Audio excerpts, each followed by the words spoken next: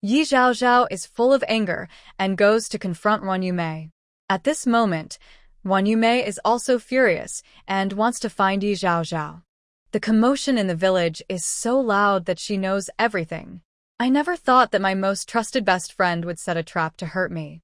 Coincidentally, the two meet on the way. They immediately start fighting upon seeing each other.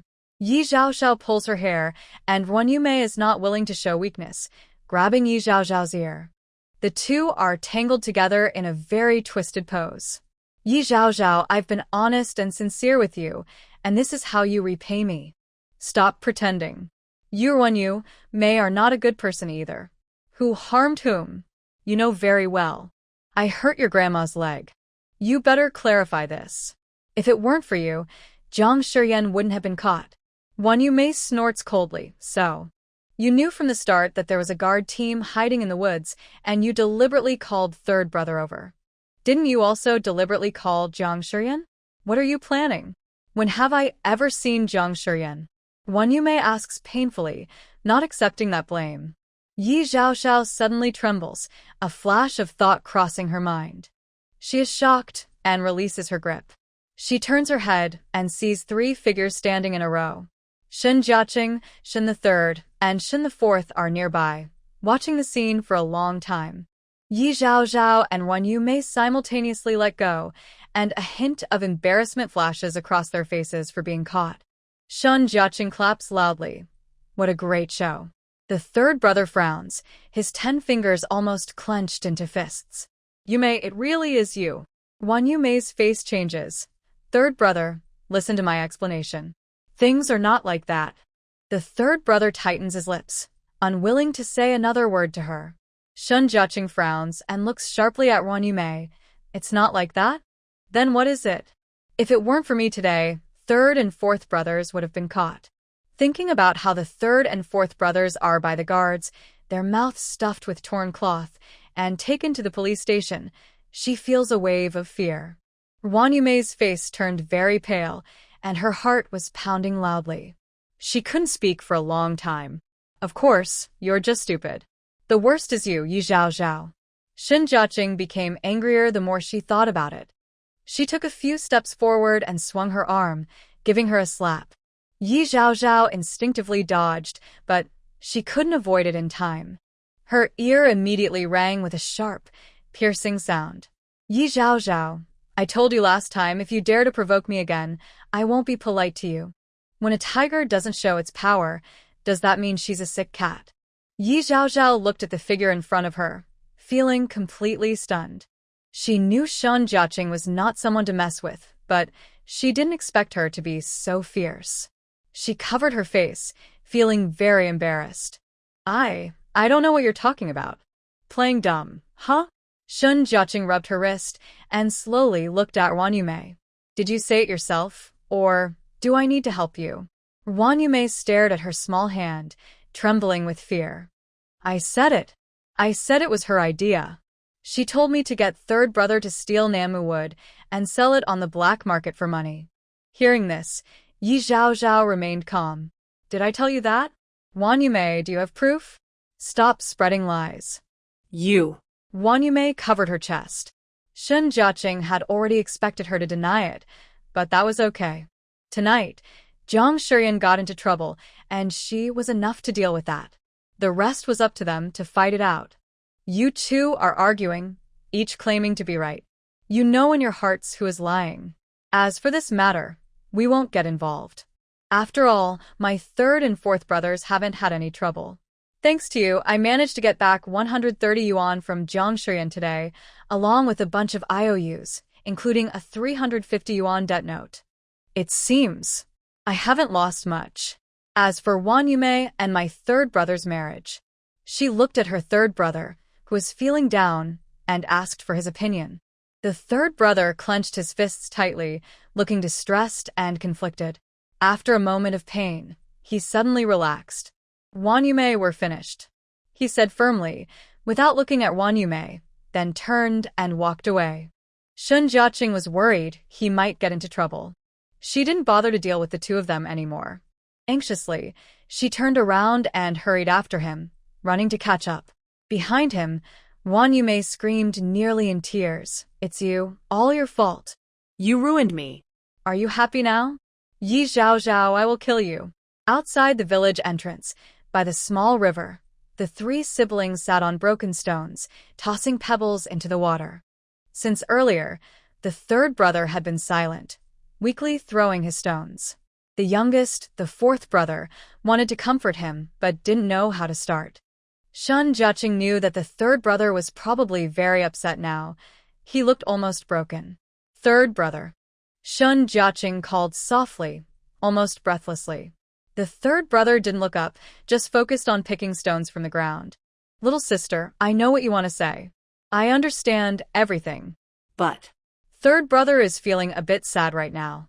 She sighed gently and opened her arms to hug him from behind. A warm hug was better than 1,000 words. The third brother suddenly felt a little better. Indeed, his little sister was the most caring.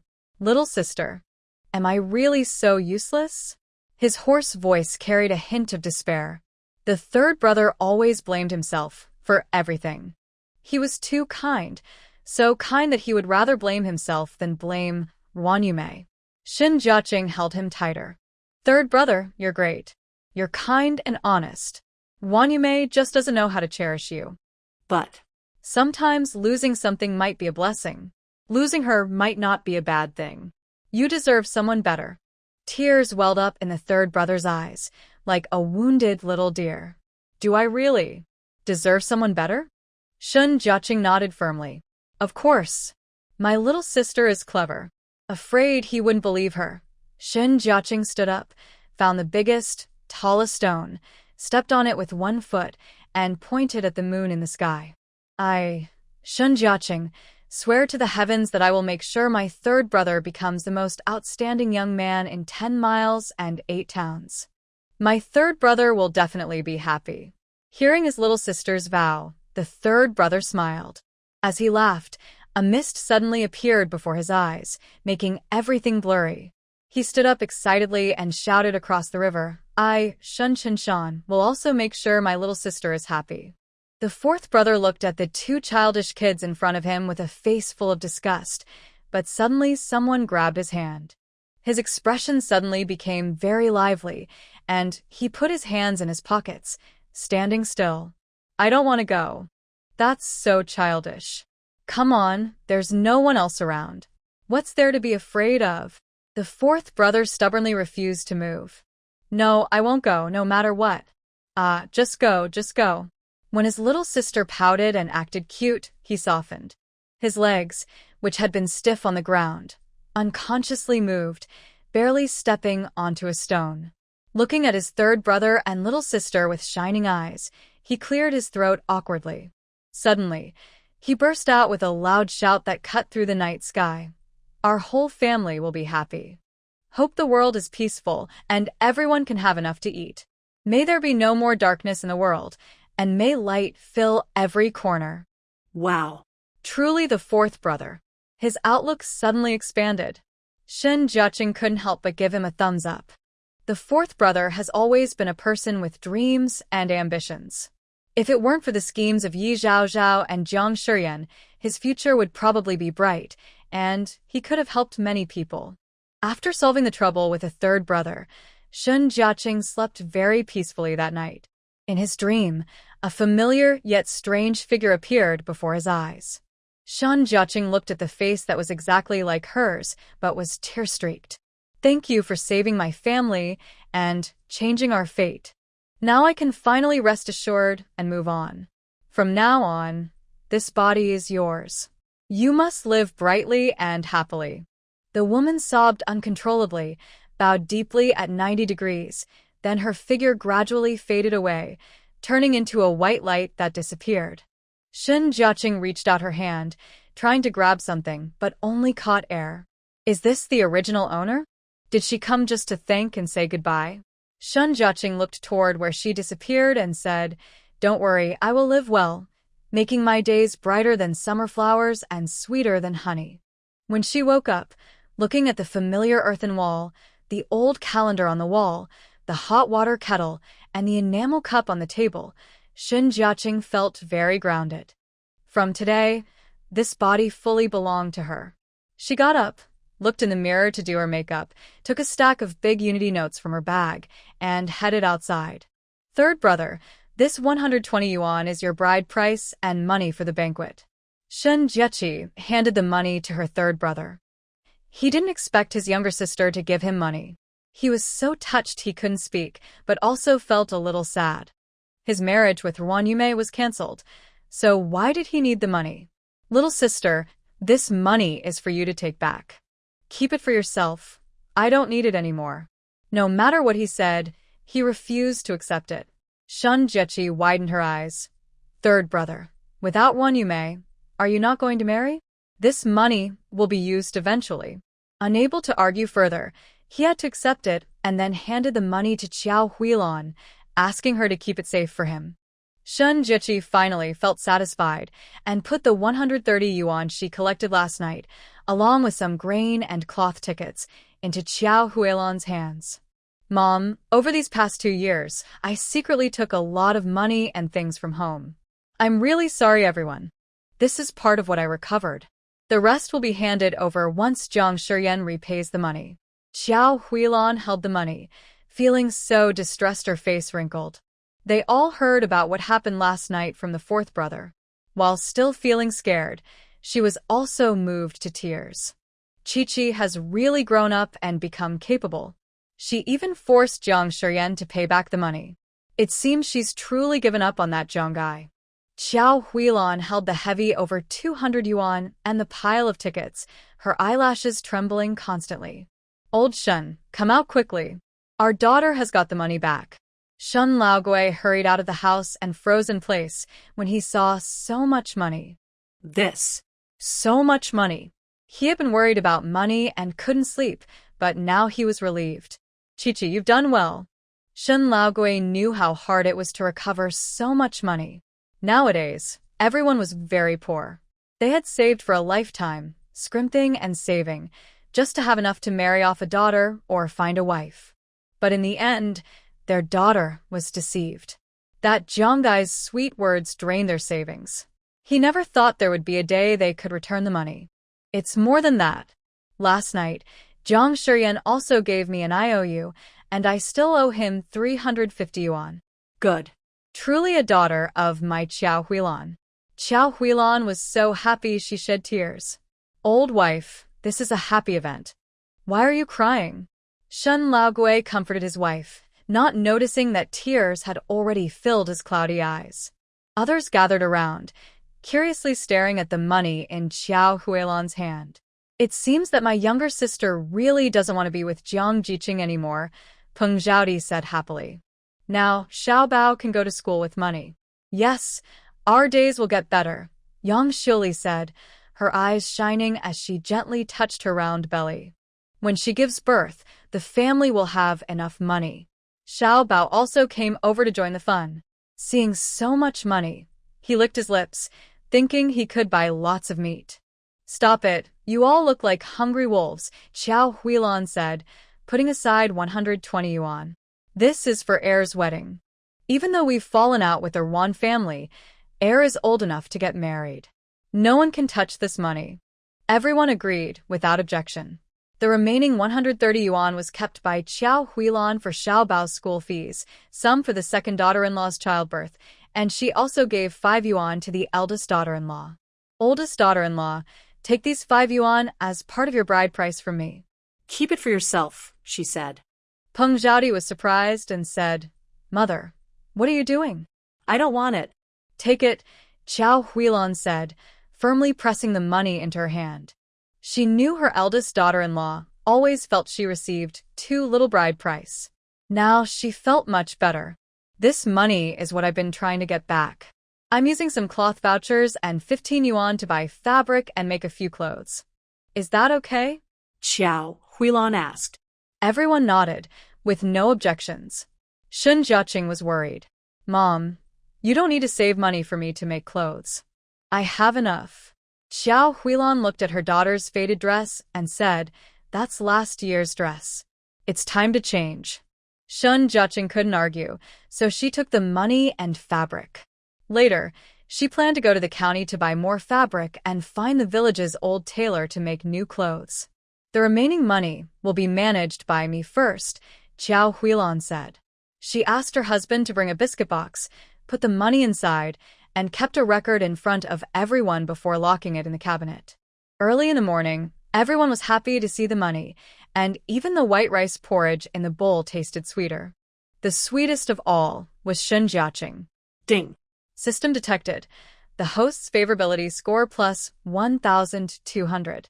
Shun Jiaqing couldn't stop smiling. What a wonderful day. After breakfast, everyone went to work. Shun Jiaqing told her sister-in-law not to prepare her lunch, as she needed to go to the city. She pretended to buy fabric, but was actually going to the black market to sell the radios and watches she had previously exchanged. Worried about attracting attention, she changed to a different black market and dressed very casually today. Unexpectedly, she ran into the auntie who had bought a pen yesterday. The auntie was also wearing a gray cloth dress and a face mask, but she recognized her immediately. Her presence was just too striking. She was elegant and poised, her hair neatly tied at the back, and her walking was lively and graceful. At the same time, she also saw Shun Jiaqing clearly. "Young girl, is that you?" Su Hui, carrying a woven bag filled with eggs and fresh pork, greeted warmly. Shun Jiaqing responded enthusiastically, "Sister, we meet again." Su Hui, who was 45, felt delighted to be called sister by someone so young. "Don't call me sister. I could be your aunt," she said quietly, observing Shun Jiaqing carefully. The girl was tall and had a good figure. Although she couldn't see her full appearance, her eyes and eyebrows suggested she was very beautiful. If her son hadn't already had a partner, she would have liked to introduce them. "Little girl, what are you selling today?" Su Hui asked curiously. She saw a black radio with an antenna and a deep brown leather strap watch in front of Shun Jiaqing. The watch was quite unique, decorated with a small diamond, simple and elegant, and very timeless. She was worried her new daughter-in-law had no gift when she moved in, and now she had one. She bent down and carefully examined the watch. "Little girl, how much do you want for this watch?" In the 1970s, the price of a watch ranged from a few dozen to over 1,000 yuan. For example, Beijing's Shuangling watches were more affordable, costing roughly between 50 and 200 yuan. Luxury items like Rolex usually start at 1,000 yuan or more. Shun Jiaqi's watch isn't a famous brand, but its craftsmanship and design from the 1970s are just as good as Rolex. Yesterday, this aunt bought her a pen, and today she's interested in her lady's watch. If she's serious about buying as a regular customer, Shun Jiaqi would offer some discount. So, Shun Jiaqi thought for a moment and honestly said, "Sister, let me tell you the truth. My watch is from a small brand, but the quality is excellent. If you don't believe it, you can try it on." Shun Jiaqi took the watch and let her try it. Seeing the detailed craftsmanship and elegant, beautiful dial, Su Hui couldn't put it down. She's experienced and knows good quality when she sees it. This watch, honestly, is better than the top luxury watches in the country. It's clearly a high-end item. "Wow, it's really nice.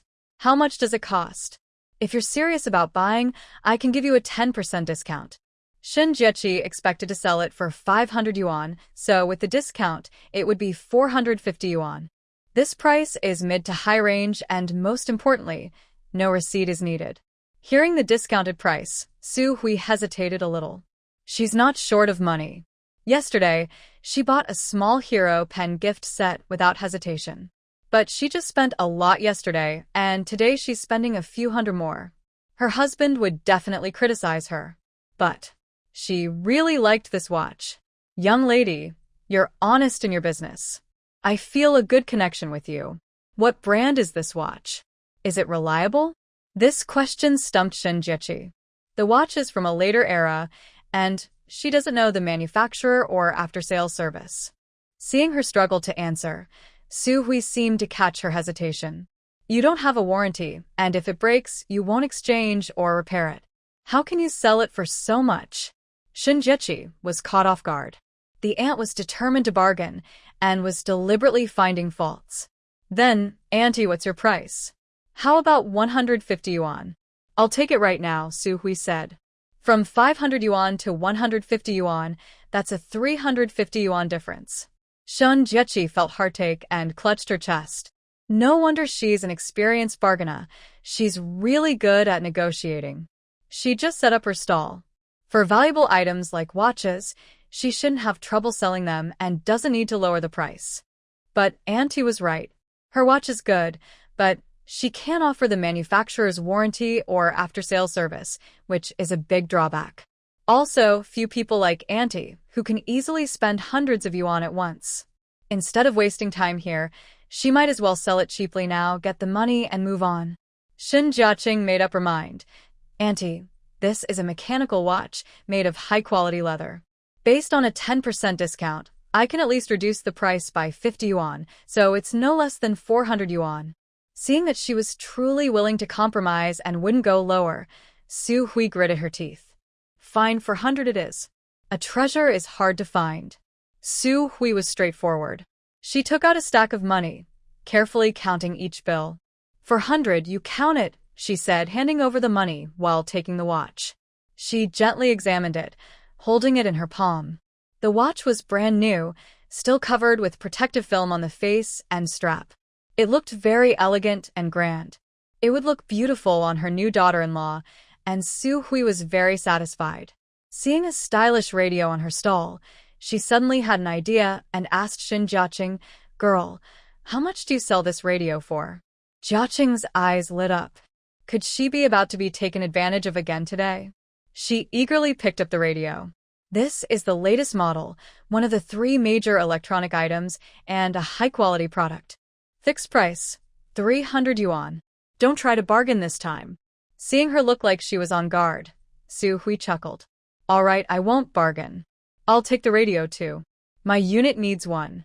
Curious, Jiaqing asked, "Which unit do you work for?" Su Hui looked at the young girl. She didn't seem malicious, so she didn't hide anything. "I work for the county cultural troupe."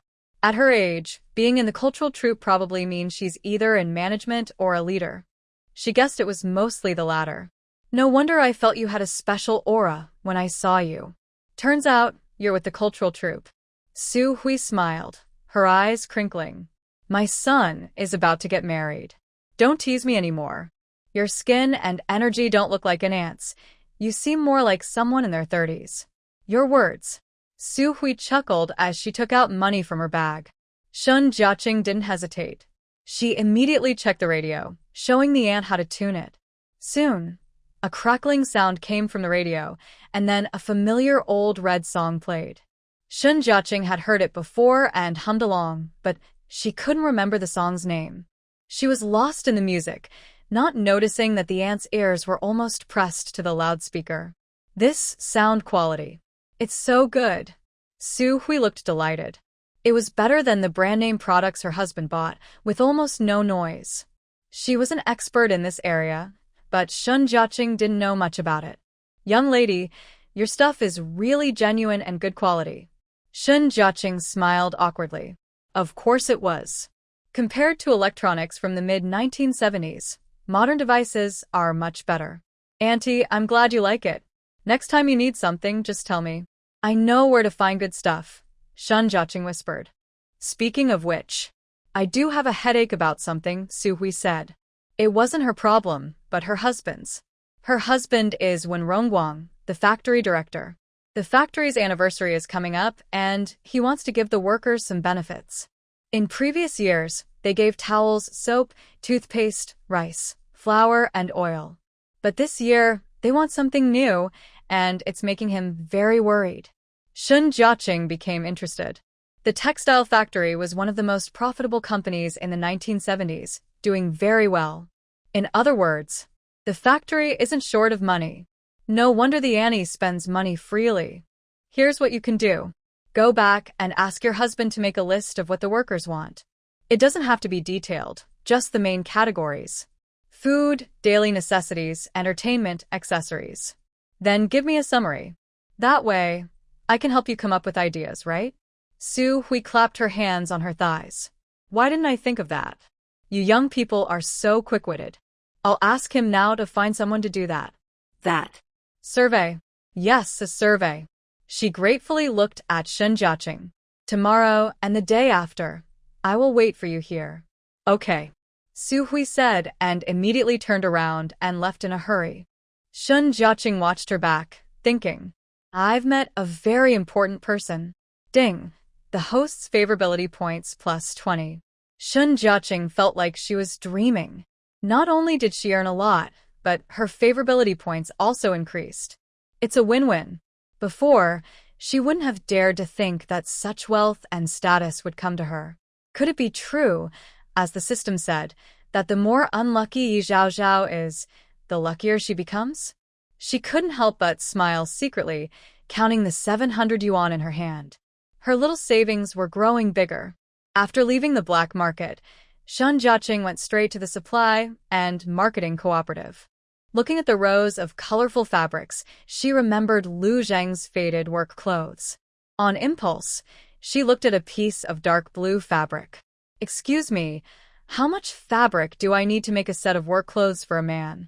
Young lady, please tell me his size. The clerk at the counter said. She didn't know Lu Zheng's measurements. His height is about 1.85 to 1.87 meters, and his shoulders are about this wide. She spread her arms to show, then felt it might be too wide, so she retracted a bit. The clerk looked at her uncertainty. Young lady, I suggest you find a soft tape measure to measure his 3 measurements and height, and also his leg length, so I can figure out how much fabric you need. Measuring his 3 measurements. Shen Jiaqing's mind flashed to how he chopped firewood.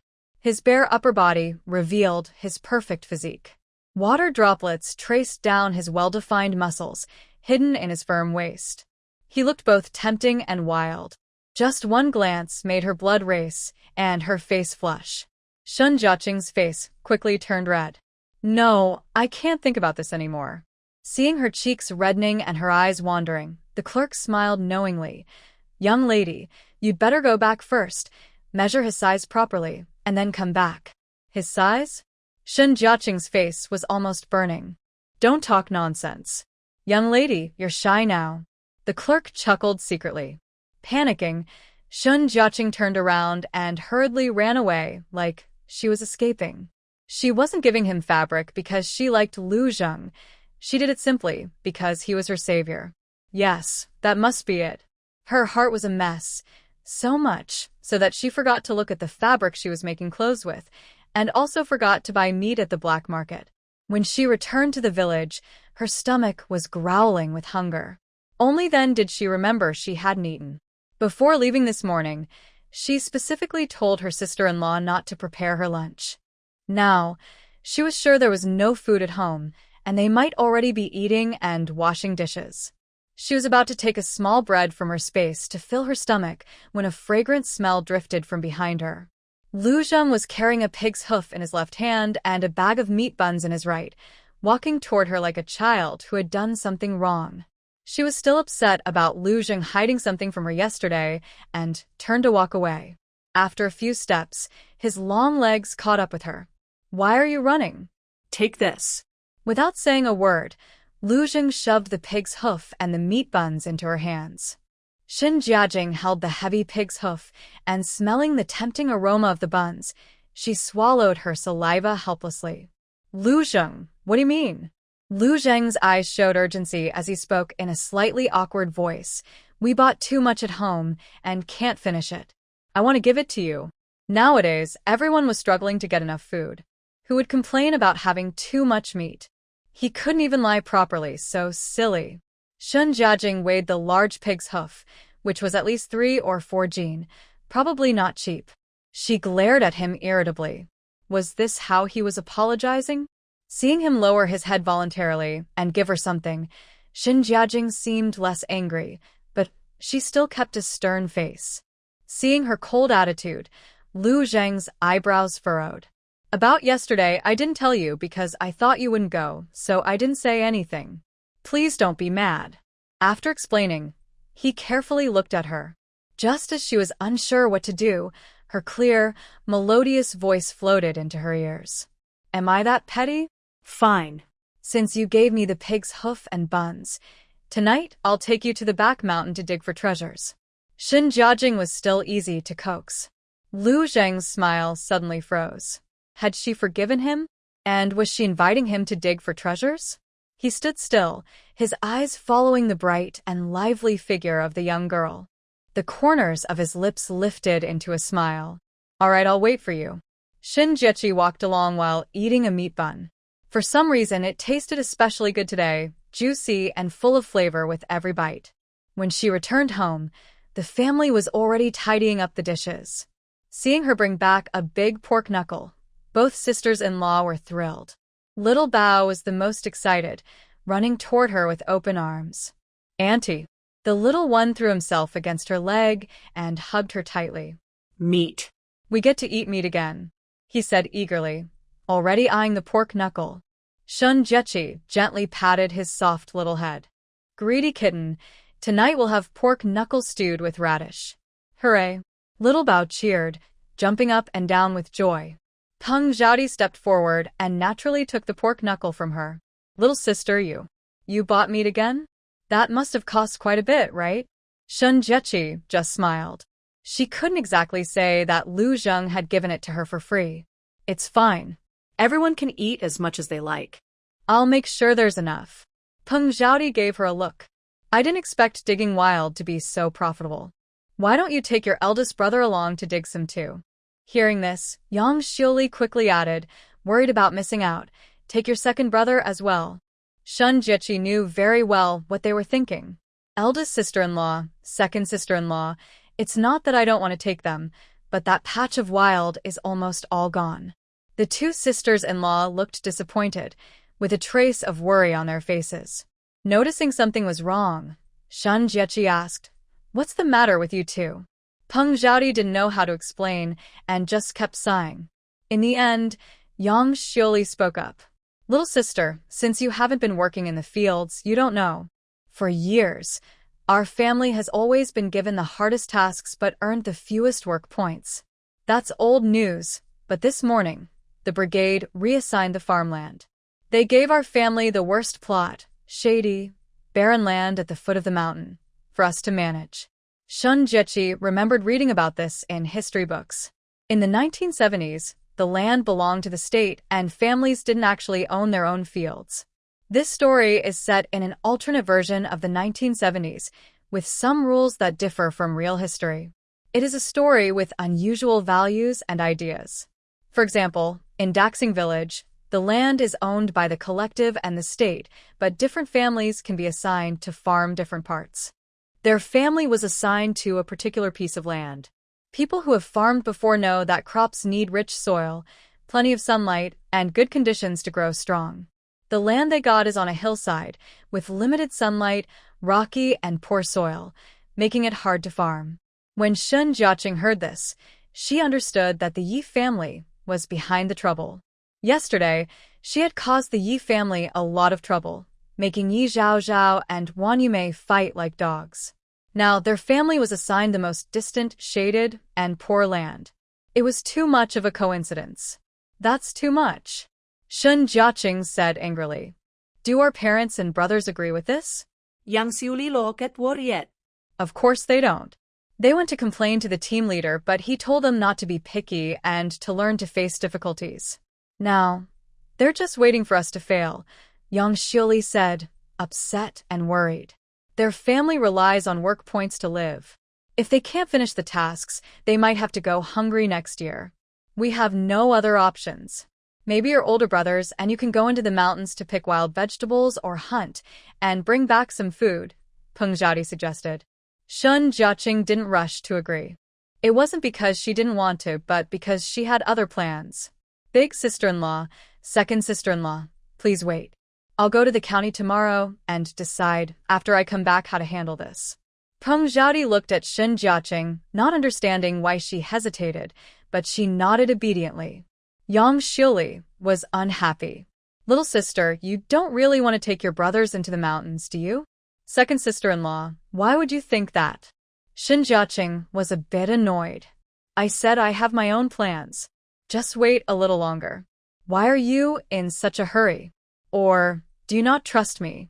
Yang Xiuli was speechless. Seeing her frown, she quickly forced a smile.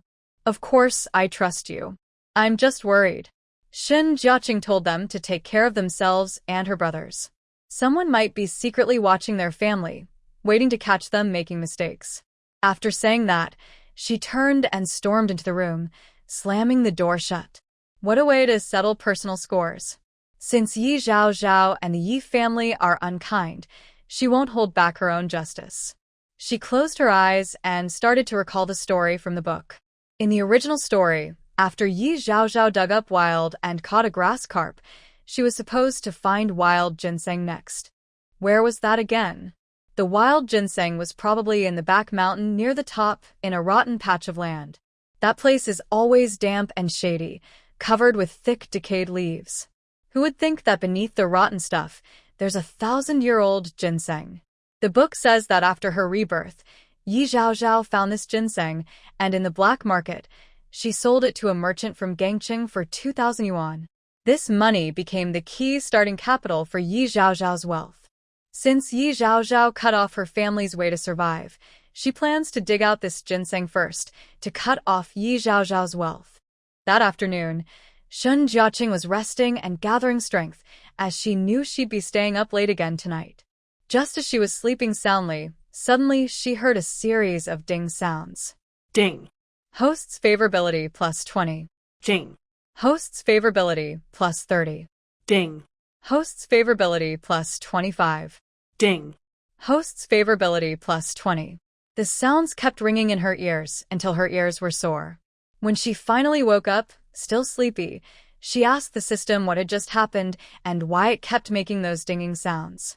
A familiar mechanical voice responded, "Earlier, it was your family members thanking you after seeing the pig's trotters." Shen Jiaqing couldn't help but laugh and cry. It sounded like she borrowed some luck from the pig's trotters, huh? How much favorability did I gain in total? She yawned and asked. You gained a total of 125 favorability points. 125 isn't bad. Then, how many favorability points do I have now?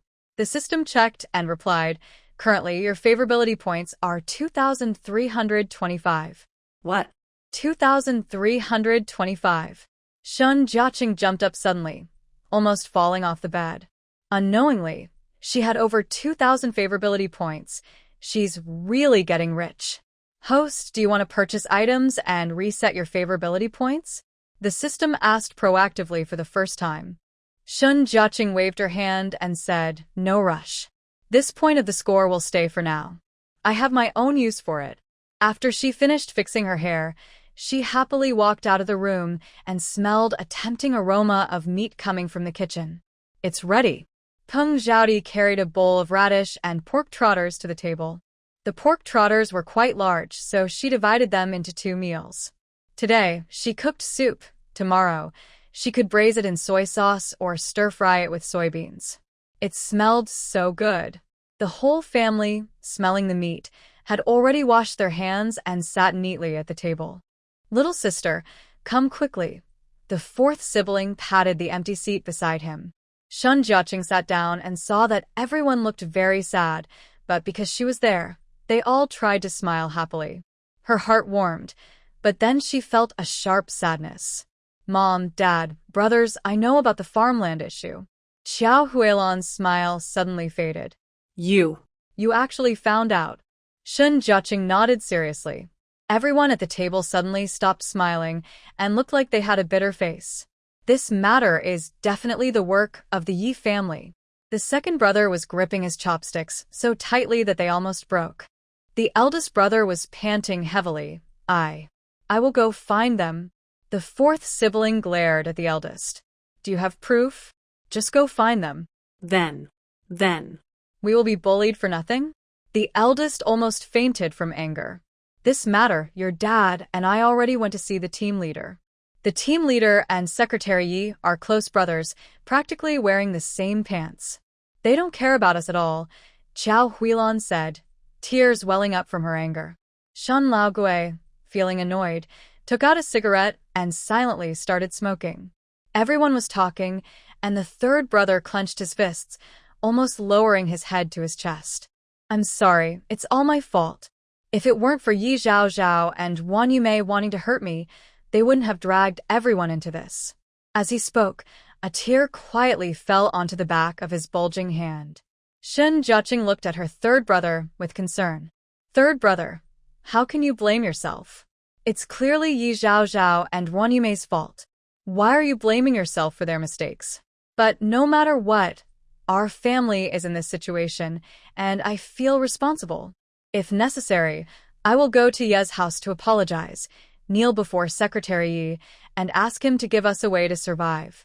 Hearing that third brother was going to kneel, a surge of anger shot up Shen Jiaqing's head. Third brother, are you crazy? Why should we admit fault to the Yi family?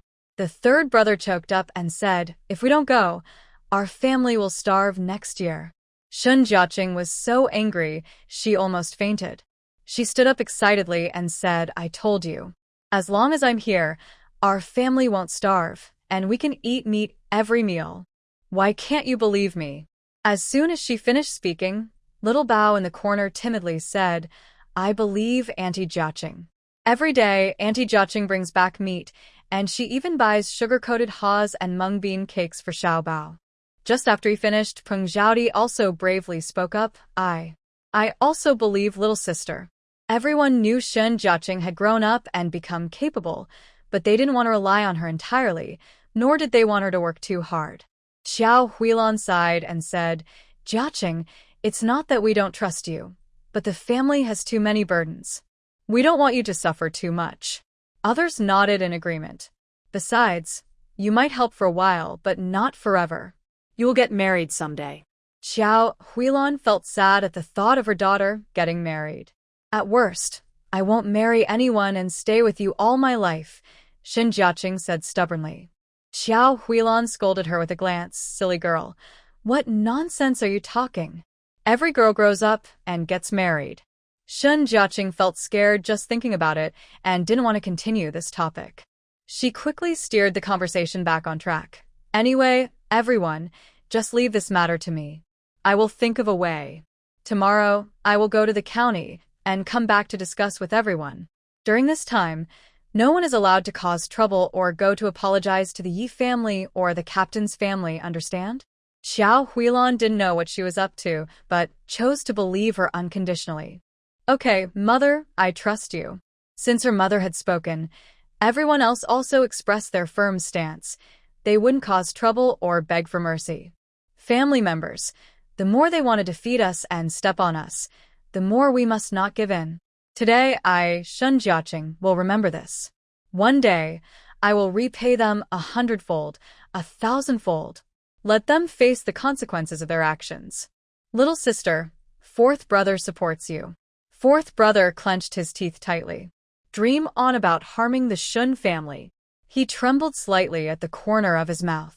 Little sister, what do you plan to do? Shen Jiechi thought carefully. Confronting them directly would only lead to both sides losing and getting into trouble. Even if she reported to the county, the team leader and the Yi family would find ways to cover it up. After all, Yi Zhao Zhao was blessed with a special aura that made her seem like the main character. For now, Shen Jiechi kept calm. Right now, we need to stay alive first, then think about revenge. She reassured everyone that she would handle this and find a way. All right, let's eat first. The soup will get cold. Her reminder made everyone pick up their bowls and chopsticks. Because they were upset, the radish and pork trotters didn't seem as tasty. Shen Jiechi stood up and served each parent a piece of meat. People need food. Without filling our stomachs, how can we have the strength to fight the wolves? Xiao Huilan nodded in agreement. Jiechi is right. Only when we're full can we keep going. The more they want to see us fail, the more we should live our lives well. The whole family united in determination, eating fiercely as if the bowls contained not porridge, but those despicable villains. After dinner, Shen Jiechi took advantage of everyone's distraction and quietly slipped away with her basket. Lu Zheng had been waiting for a while. When he heard the faint sound of the door opening, he stepped out of the alley heavily. Shen Jiechi hunched her back and tiptoed to close the courtyard door. Turning around, she saw the tall figure standing behind her like a wall. "When did you arrive?" Shun Jiechi asked almost in a whisper. Lu Zheng also lowered his voice. Just now. She quickly looked around, her big eyes like searchlights, not missing any corner. "Did you see anything suspicious when you came?" Lu Zheng's pupils shrank. He had indeed seen a shadow flash by, very much like the village troublemaker, Gengzi. "What's wrong?" he asked in a deep voice. Shun Jiechi's shoulders drooped. "You've heard about my family, right?" Hearing this, Lu Zheng's face immediately turned cold and fierce, standing gloomily in the dark. He had gone out early in the morning to work, finished the field chores ahead of schedule, and then hurried to the town's black market to buy a big pig's trotters to apologize to her. Just returned and saw a notice on the bulletin board about the new land assignment. Seeing that the Shen family was assigned to reclaim wasteland, he immediately went to the team leader. The team leader said that the Shen family had many strong workers, and Shen Lao Si was always a model worker. Since they are the toughest to handle in the village, they should be given this task. When the opportunity for the College of Workers, Farmers, and Soldiers came, he would recommend Shen Lao Si, so everyone in the village would accept it. Lu Zheng was furious right away. He didn't believe these fancy words at all. After a moment of silence, Lu Zheng finally spoke with tight lips. "Yes, I understand." Seeing no one around, Shun Jiaqing tiptoed close to his ear and whispered, "It's clear that our family has made someone angry. I suspect they might have more tricks up their sleeve. We should avoid going into the mountains together these days." A gentle breath brushed past his ear, like a feather. Lu Zheng's heart jolted, and his ears turned bright red instantly. Thinking about not being able to be with her these days, he frowned unhappily, his eyes cold and sharp. Noticing his gloomy mood, Shun Jiaqing thought he was worried about the harvest. "Don't worry, our promise still stands. No matter what treasures I find, I will share them with you." Hearing this, Lu Zheng's face, usually cold and stern, grew even darker. Shun Jiaqing shivered slightly. Did she say something wrong? Lu Zheng let out a heavy breath. "I'll watch over you from the shadows. If anything happens, use the leaf whistle as a signal." Shun Jiaqing thought for a moment and agreed. There are often wild animals in the mountains and maybe some bad people too. With Lu Zheng watching, it's better than going alone. "Lu Zheng, you're really kind. I knew I made the right partner." Her voice was sweet and soft, like she was coquettishly teasing. Looking into his clear eyes, his heart suddenly skipped a beat, losing its usual rhythm. "Let's go," he said, glancing ahead, signaling Shun Jiaqing to go first. Shun Jiaqing stayed close to the wall and hurried toward the back mountain. Behind her, a tall, handsome figure kept close but not too near, following her into the woods. Using her memory, Shun Jiaqing headed toward the shady side of the mountain. After about 10 minutes, a foul smell of decayed plants suddenly wafted through the forest. Shun Jiaqing's face lit up with joy. This was the spot. Ahead, at the foot of a tree, a thick layer of fallen leaves was piled up. Shun Jiechi carefully used A to clear the dirt and started digging around. Lu Zheng hid in the shadows, quietly watching her. Although he didn't understand why she was digging in a patch of land covered with fallen leaves, he believed she had her reasons. He was about to go help when he heard some rustling footsteps ahead. Two sneaky figures pushed aside the grass and crouched behind a large tree. "Zhao Zhao, what is she digging up?" Zhang Mimi whispered. Yi Zhao Zhao was also confused. Usually spoiled and lazy, she was surprised to see herself going up the mountain to dig wild vegetables, especially in an empty patch of land. She thought, what a fool. Dig all you want, but you'll find nothing. Yi Zhao Zhao sneered and was about to leave when she heard a sharp cry. "I found it." Shun Jiechi put down her and carefully used her hand to dig through the soil, making sure every root of the ginseng remained intact. Ginseng, such a big one. "Wait. There's more than one." Shun Jiechi was so excited her hands, covered in dirt, trembled.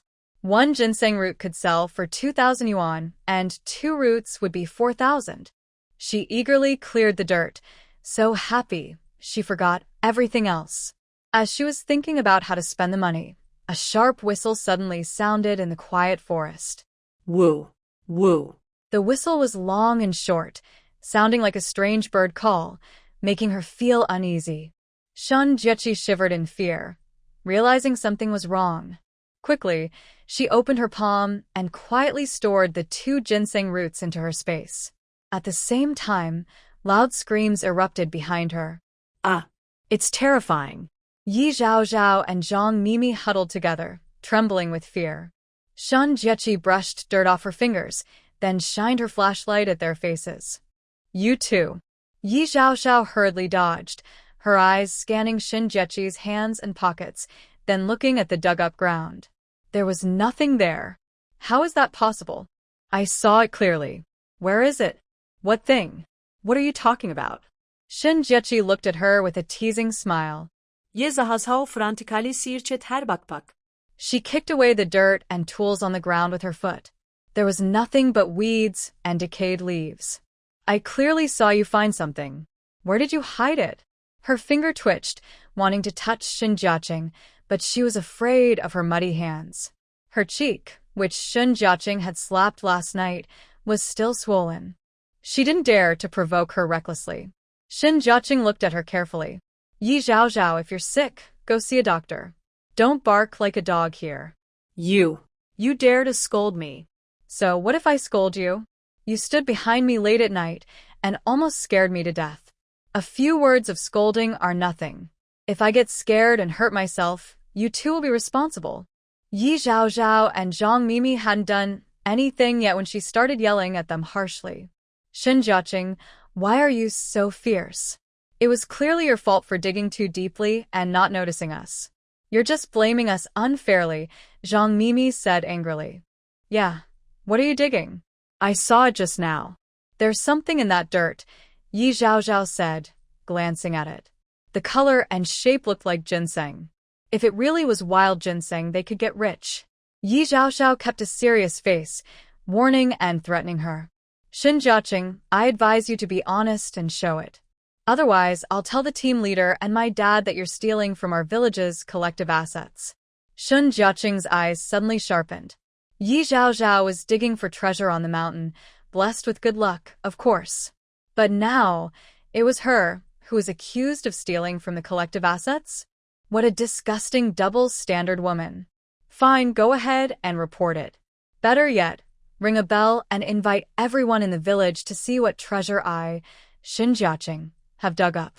But I won't just investigate me. I'll also check on you guys. Running to the back mountain late at night, digging in the small woods with and shovel in hand. Are you here to find treasure or dig up graves? Shin Jiaqing's sharp tongue left them speechless. Zhang Mimi was very angry but couldn't argue back. She was right, they were here to dig for treasure. Yi Zhaozhao was known in the village for her lucky streak. She could dig up treasures just swinging her on the mountain, and catch fat fish easily when she fished in the water. Yi Zhaozhao and Zhang Mimi borrowed all their belongings to Jiang Shiyan yesterday, and they were so poor that they jingled when they moved. They decided to go up the mountain together to look for treasures. Unfortunately, after digging all night, they only found some wild vegetables. They didn't give up, and went to catch fish in the river. They didn't catch any fish, but ended up cutting their legs on rocks. It was really unlucky. Tired out, they supported each other and were walking down the mountain when they accidentally saw Shin Jiechi digging in the soil and finding a treasure. It was amazing. People can be more impressive than luck. Since they saw her, the treasure must belong to both of them. Shin Jiechi shouldn't think she can keep it all for herself. Compared to Zhang Mimi's greed, Yi Zhaozhao felt more angry. She was furious. Tonight, she kept failing. She thought she was in the right spot to find treasure, but nothing appeared. Zhang Mimi ignored her all night. Just when she was about to lose her temper, she saw Shin Jiechi find a treasure. Even a lazy, careless person could find a treasure, but she could only find weeds. Why? In the past, she wouldn't have the courage to ask Shin Jiechi for the treasure. It was because Lu Zheng was pressuring her too much. Lu Zheng didn't know what mood he was in. He said her father could lend Jiang Shiyan 100 yuan but couldn't lend her money. He forced her to pay back tomorrow, or he would make a big fuss, reveal her and Jiang Shiyan's relationship, and ruin her reputation. Yes, he had already found out about their relationship and held her love letter to Jiang Shiyan. The most frustrating part was that the date on the love letter was before Jiang Shiyan's divorce. If the letter became public, Yi Zhaozhao would be seen as a homewrecker, a traitor to her marriage vows. Her good reputation, which she had worked hard to build over the years, and her future job at the radio station would all be ruined. And Jiang Shiyan, with this stain on her record, would lose her chance to get into university. Lu Zheng holding that love letter was like holding her life in his hands. So, Tonight, no matter what, she had to get the treasure, sell it on the black market, and pay back Lu Zheng first. Yi Zhaozhao took a deep breath and looked at Xin Jieqi with a fierce gaze. Stop making excuses. Me and Mimi came up the mountain to pick wild vegetables. Wild vegetables aren't worth much. But I think I saw you digging up ginseng. When she mentioned ginseng, Zhang Mimi's eyes nearly popped out. Zhaozhao, are you sure? Wild ginseng must be worth a lot of money.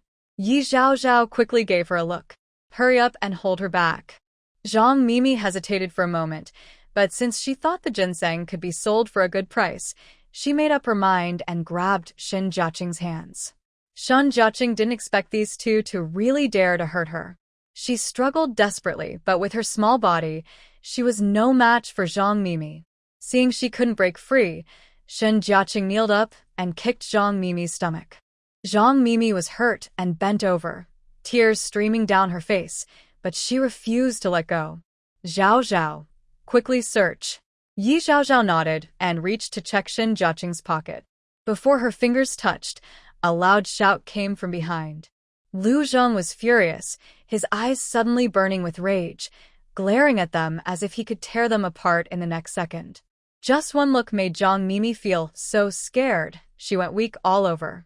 Yi Zhaozhao reacted even more strongly. Hearing Lu Zheng's shout and seeing the coldness in his eyes, she almost fell to the ground. Taking this chance, Shen Jiaqing broke free and staggered behind Lu Zheng. Lu Zheng, help me. He calmly protected her behind him, his face dark as iron. What are you doing? Yi Zhaozhao deliberately avoided his gaze.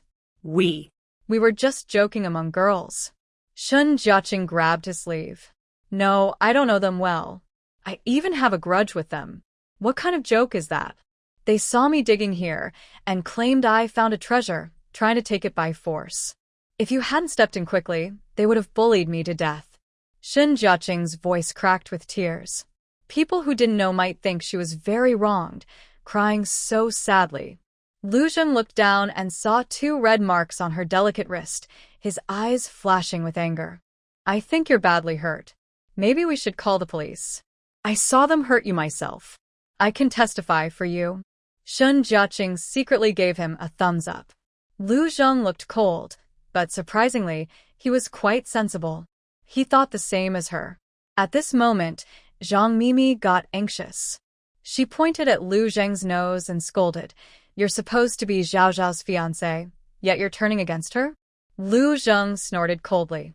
"I'm no longer involved with her. I always help justice, not family. Good riddance to those who help outsiders, but neglect their own family." Zhang Mimi gritted her teeth and said, "Zhaozhao, this cold-hearted man has already left, so you must not marry him." Hearing this, Lu Zheng did not get angry but instead smiled with a mocking look. Yi Zhaozhao was so angry she clenched her teeth. Zhang Mimi kept bringing up their marriage, as if afraid Lu Zheng might say something shocking. She quickly covered Zhang Mimi's mouth. "She's talking nonsense. Since there's nothing else, we'll leave now." Before she even took a step, Shen Jiaqing shouted angrily, "Stop. Did I tell you to leave?" Yi Zhaozhao paused and angrily looked back. "Shen Jiaqing, I advise you to stop now or else." Her warning gaze fell on Shen Jiaqing's pocket. She saw Shen Jiaqing secretly took out something valuable and was sure it was hidden on her. Hearing this, Shen Jiaqing's anger suddenly flared up. Is Shen Jiaqing afraid? "Yi Zhaozhao, you bullied me, tried to steal my things, and now you dare threaten me? Do you think there are no laws in this world?" In front of Lu Zheng, Yi Zhaozhao looked a little embarrassed. This girl was usually clumsy with her words. When did she become so fierce? She steadied herself and said, "Are those things yours?" "No, they clearly belong to our village and our team. Since you're unkind, don't blame me for being ruthless." She turned around and walked over aggressively. Shen Jiaqing was calm and unmoved, standing still as if she was deliberately waiting. Seeing she didn't dodge or run, Lu Zheng stretched out his arm to block Yi Zhaozhao. His normally cold face looked even more terrible. "Are you trying to fight?" Yi Zhaozhao was both angry and upset, no longer the gentle and pretty girl she usually was. She snapped, "Lu Zheng, we're not even officially divorced yet and you're helping outsiders? You're not giving me any face." Lu Zheng clenched his fingers into a fist, his knuckles turning white. "With me here, no one can bully her." Yi Zhaozhao's face froze in disbelief as she stared at Lu Zheng. "I know you're upset, but you can't help outsiders to bully me," she said. Hearing her call others outsiders, his expression darkened. Looking at her tense back, Shen Jiaqing could clearly feel that his patience was reaching its limit, and he might explode at any moment. Lu Zheng was willing to stand up and protect her, and she was very grateful. She didn't want Lu Zheng to be put in a difficult position, nor did she want others to gossip or criticize him behind his back. After all, he and Yi Zhaozhao grew up together. He only withdrew from the engagement unilaterally, and the formal process hadn't even been completed. If this got out, it might harm Lu Zheng's reputation, making it hard for him to find a wife in the future. Before Lu Zheng could speak, Shen Jiaqing stepped forward. "Yi Zhaozhao, in the end, you just think I found something valuable, right?" Yi Zhaozhao corrected her. "It's not just a thought. I saw it with my own eyes." "Shen Jiaqing, do you dare to let me search you?" "I have no fear, but what right or standing do you have to search me?" she replied. Yi Zhaozhao looked uncomfortable. I am a villager from Daxing village. Isn't that enough?" "Zhang Mimi, Lu Zheng, and I are all villagers from Daxing village. Now, I suspect you've stolen something valuable from the village, harming the collective interests. I demand to search you." Shen Jiaqing was amused by her. "I've seen shameless people before, but I've never seen someone so shameless." "Fine, I'll let you search, but I, Shen Jiaqing, am innocent. No one can search me without cause. If you find any treasure on me, I, Shen Jiaqing, will accept whatever punishment you give, be it tying me up or parading me around. If you don't find anything, then you must apologize to me. Write a clear apology letter explaining what happened, post it on the village notice board for 3 days, and pay me 20 yuan for emotional damages." "What?" "Shen Jiaqing, you really dare to ask for so much?" Zhang Mimi said excitedly. "Why not?" "Are you afraid?" Shen Jiaqing crossed her arms, acting like she was watching a show. Zhang Mimi was about to refuse, but Yi Zhaozhao agreed. "Fine, I accept. I won't believe it until I see it myself. Surely treasures can't just fly away, right?" Shen Jiaqing looked at Lu Zheng. "Comrade Lu Zheng, please be a witness for me." Lu Zheng nodded. "Okay." As soon as he finished speaking, Yi Zhaozhao hurriedly rushed in front of her, reaching out to feel her clothes and pants. She searched every pocket and every corner where something could be hidden. How could there be none? Yi Zhaozhao felt more and more anxious, shouting for Shen Jiaqing to take off her shoes and socks. Seeing Shen Jiaqing being searched, Lu Zheng clenched his fists tightly. Lu Zheng angrili pullet ye zahashao aside. "Don't go too far. Her shoes are so small. What could she hide inside?" Yi Zhaozhao clearly understood what was happening. She just couldn't accept that she found nothing, and she couldn't bear the consequences that might follow. To make her admit defeat willingly, Shen Jiaqing took off her shoes and shook off the mud from the soles in front of Yi Zhaozhao and Zhang Mimi. "See clearly?" she challenged, lifting her chin. Yi Zhaozhao was at her breaking point. How could there be nothing? She clearly saw it. Could it be that she was mistaken? Zhang Mimi searched her basket again, as well as the ground they had just dug up. Seeing she found nothing, she sat down heavily on the ground. "It's over." Shen Jiaqing curled her lips and slowly put on her shoes. "Yi Zhaozhao, Zhang Mimi, pay up." Zhang Mimi had no money.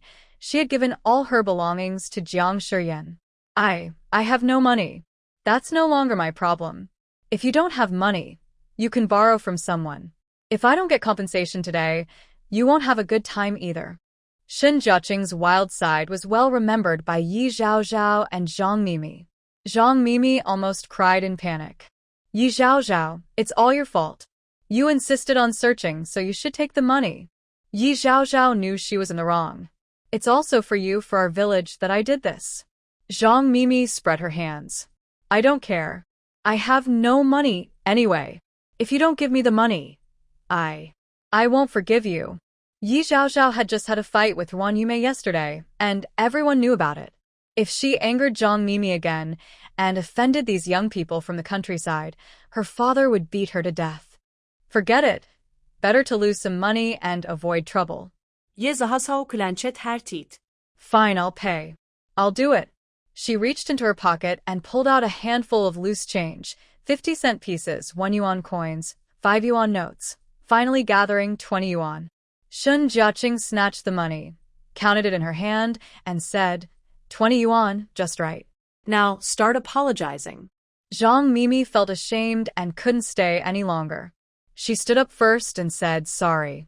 Yi Zhaozhao was standing nearby, her face turning green with anger. Reluctantly, she lowered her head and said, sorry. After that, Yi Zhaozhao hesitated and asked, can we not post the apology letter? Can we give it to you privately instead? She was the daughter of the village secretary. How could she publicly write an apology letter and still save face? No way. Shen Jiaqing rolled her eyes at her. Yi Zhaozhao, the witness is still here. Are you trying to cheat? If you can't handle the bet, don't make it. Accept the outcome if you agreed to it, understand?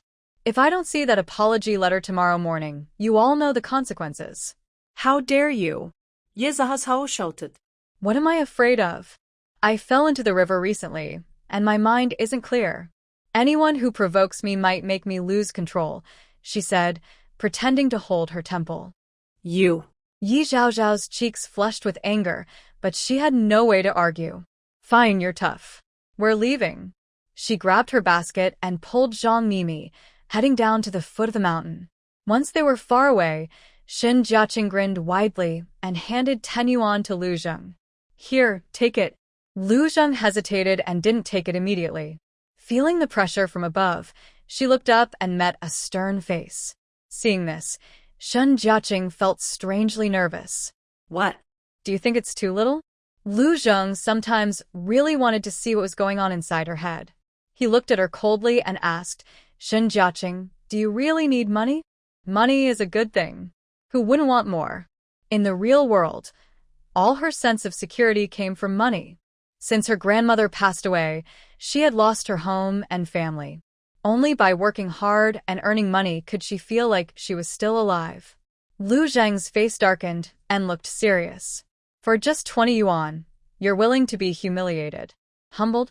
Shen Jiaqing met his gaze and said seriously, the one truly humiliated is her. She's the daughter of the sky, and writing an apology letter to me in public is worse than being killed, isn't it?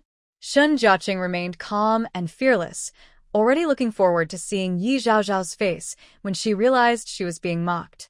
Although that was true, Lu Zheng still felt very uncomfortable in his chest, as if a heavy stone was pressing down on him. Then you also can't. He hesitated, then angrily stomped on a stone on the ground. Lu Zheng, I really am fine. Shen Jiaqing comforted him instead. This Yi Zhaozhao keeps provoking me again and again. If I don't show her some color, she won't realize that the pot is made of iron. The original owner was too stupid, too weak, and too soft, which is why she fell into Yi Zhaozhao's many tricks. But I am not the original owner. I have strength and means. When Lu Zheng heard her words, he looked into her clear, unwavering eyes. It seemed she wasn't as weak and easy to fool as the rumor said, nor was she brainless. Ding. The system detected that the host's favorability has increased by 200. Shen Jiaqing couldn't believe her ears. She had just dealt with Yi Zhaozhao, and Lu Zheng not only wasn't angry but actually liked her even more. What's going on? She looked at him carefully. At that moment, the mechanical system's sound rang out again in her mind. Congratulations, host. You have successfully seized the 1,000-year ginseng from the female lead, Yi Zhao Zhao, and gained her great luck. As a reward, the system will tell you a secret. Quick, tell me, what's the secret? The Lu Zheng in front of you is the child of destiny. Gaining his favor will increase your good impression points. Wow, Lu Zheng is actually the child of destiny. No wonder every time she was with Lu Zheng, her favorability doubled. It turns out his physique is so special. It seems she must cling tightly to the child of destiny in the future. Shen Jiaqing was happy but also secretly thought, System, you really know how to hide things. Then, why didn't I get any rewards when I repeatedly seized Yi Zhao Zhao's luck before? The host was only stealing small luck, and the system has already recorded it for you. The rewards have been given. Given to me? I didn't know that. Host, haven't you noticed? Your recent favorability points only increase and never decrease. Shen Jiaqing froze in place.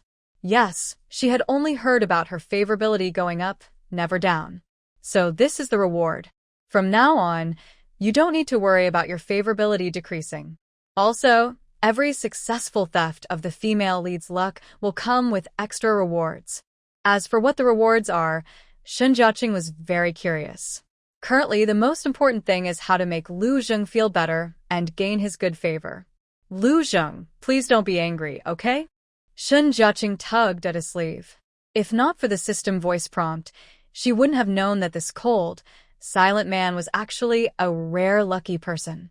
Just as she guessed before. Seeing that Lu Zheng was still very serious, she smiled warmly and moved closer. I know. You care about me, but I'm really fine. Those who bully me won't get good results. I will fight back 100 or 1,000 times harder, and I won't suffer losses. Oh, stop frowning like that. Shen Jiaqing kept acting cute and pretending to be spoiled, catching him off guard.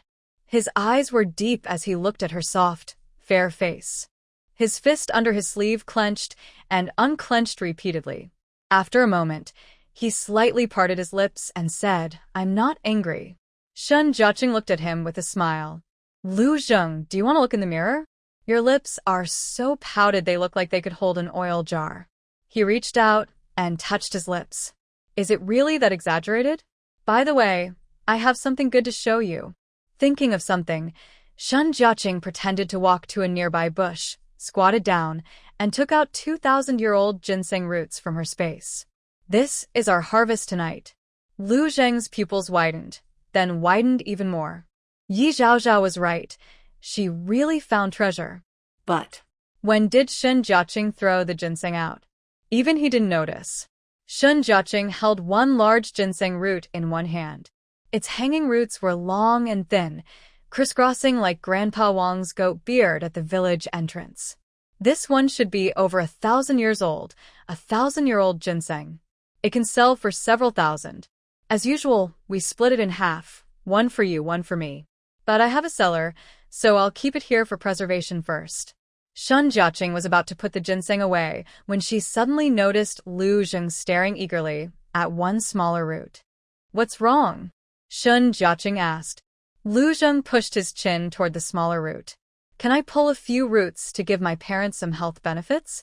Shen Jiaqing's heart sank. How could she forget about that? Lu Zheng's father had broken his leg a few years ago and couldn't work. Her mother was also in poor health and bedridden most of the time. Shortly after Lu Zheng's engagement was called off, his mother passed away. His father, overwhelmed with grief, was so upset that he jumped into a well. If only 1,000-year-old ginseng could keep them alive longer, perhaps his mother would have lived a few more years, and his father wouldn't have lost hope. Thinking of this, Shen Jiaqing took out a small ginseng root. Take this home, dry it, and keep it safe. You can slice it and brew it for your parents to drink. Lu Zheng looked at the whole ginseng.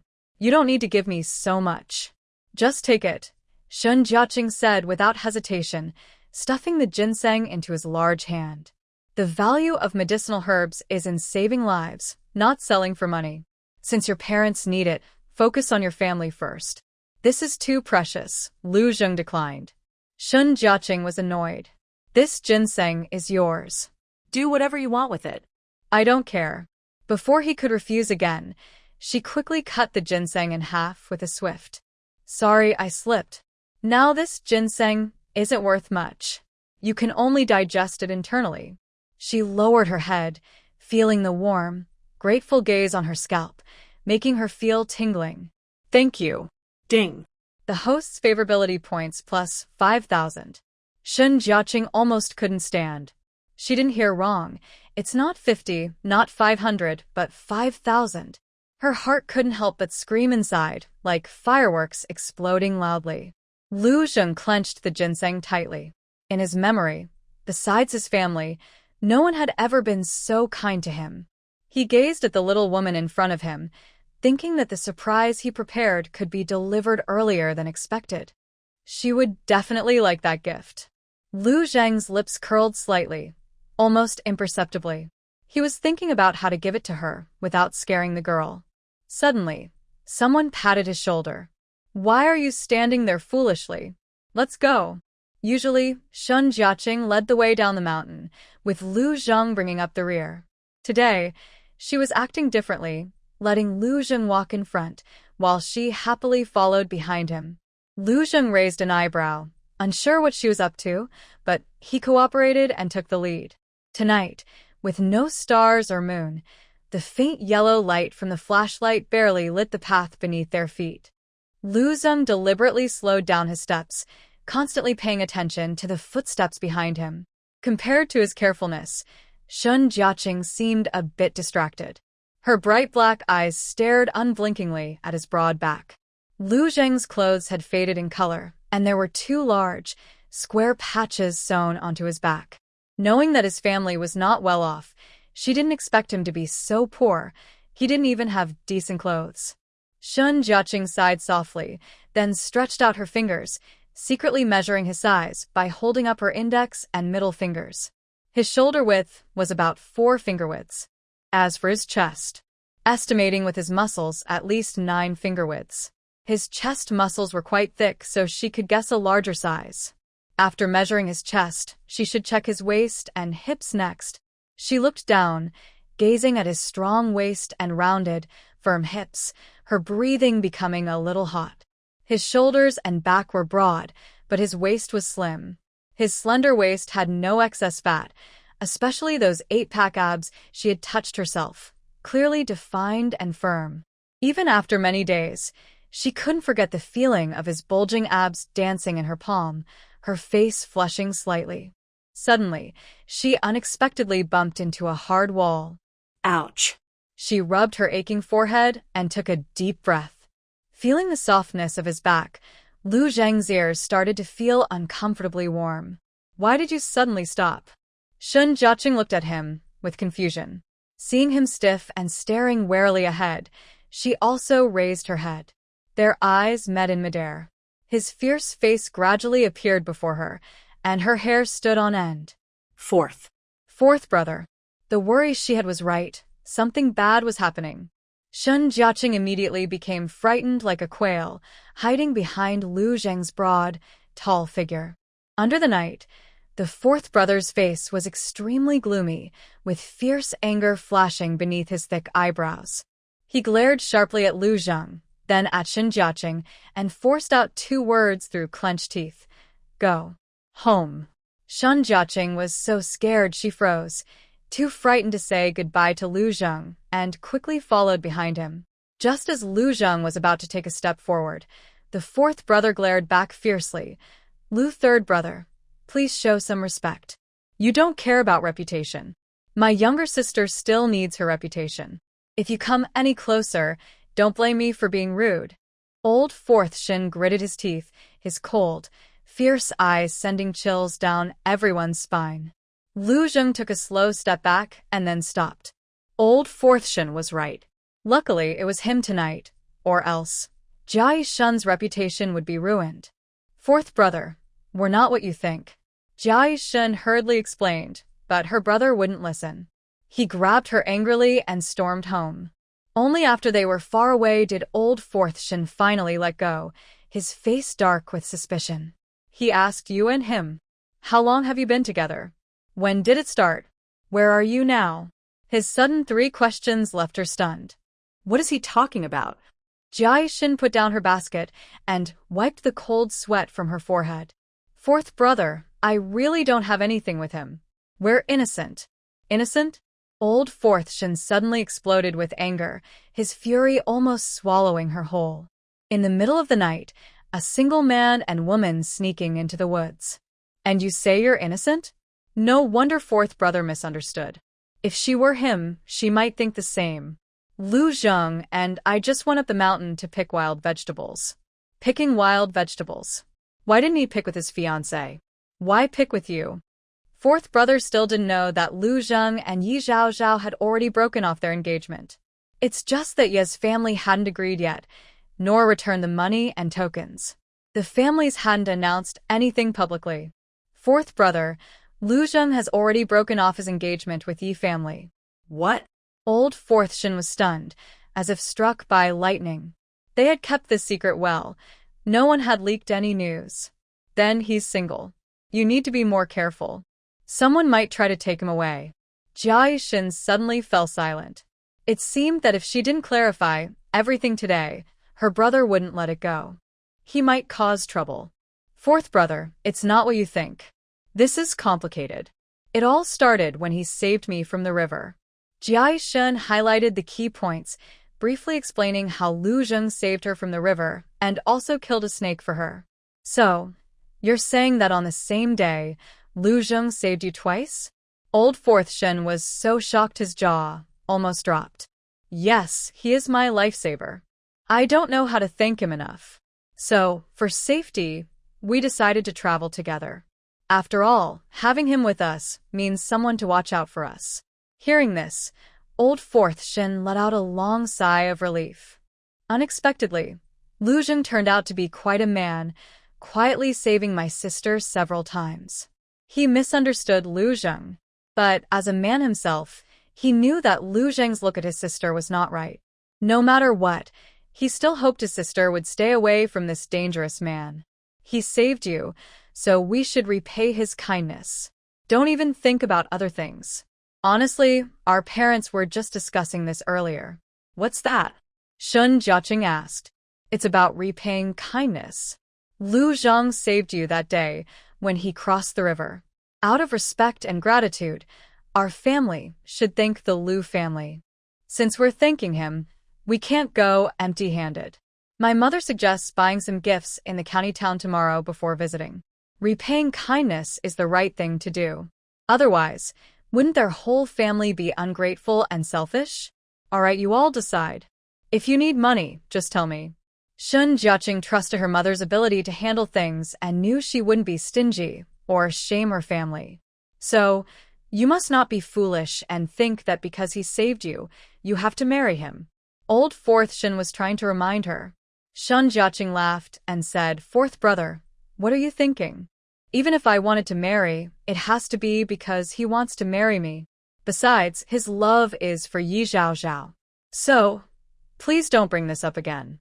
Old Fourth looked at his sister carefully. He doesn't want to. Uft, Yi Zhaozhao can't compare to you. My little sister is beautiful, kind-hearted, smart, and clever. You can't find another like her in 10 miles around. To me, you're the best. Yes, yes, yes. Shun Jiaqing happily linked her arm with his and coquettishly said, So, fourth brother, can you keep my secret? He hesitated for a moment but couldn't resist her pleading. All right, but... Old Fourth suddenly changed the subject. From now on, when you go into the mountains with him, you must take me along. Otherwise, I'll tell our parents and lock you at home every day. Shun Jiaqing clenched her teeth, thinking about all the treasures and wild game on the mountain. She was so angry she pinched him. Fine. If you want to take it, then take it. The next day, Shun Jiaqing left home as usual, planning to visit the black market. Today she woke up a bit late. Her father and brothers had already gone to work, and her mother had left early for the supply store. She grabbed a plain steamed bun and hurried out the door. Just as she reached the alley entrance, she heard the clear sound of bells behind her. She looked back and saw Zheng riding a brand-new bicycle quickly toward her, stopping steadily right in front. Today, Lu Zheng looked very impressive, shining all over. Shen Jiaqing was amazed, her eyes wide open. Where did you get this bicycle? Look at this brand new frame, shiny handlebars, and the soft cushion on the back seat. Really nice. Lu Zheng supported the ground with one foot and brushed dust off the seat. I just bought it. It's a gift for you. He said it casually, but Shen Jiaqing was suddenly nervous. You're giving me this? Yes. Lu Zheng admitted openly. Shen Jiaqing looked at him and the bike, feeling a bit overwhelmed.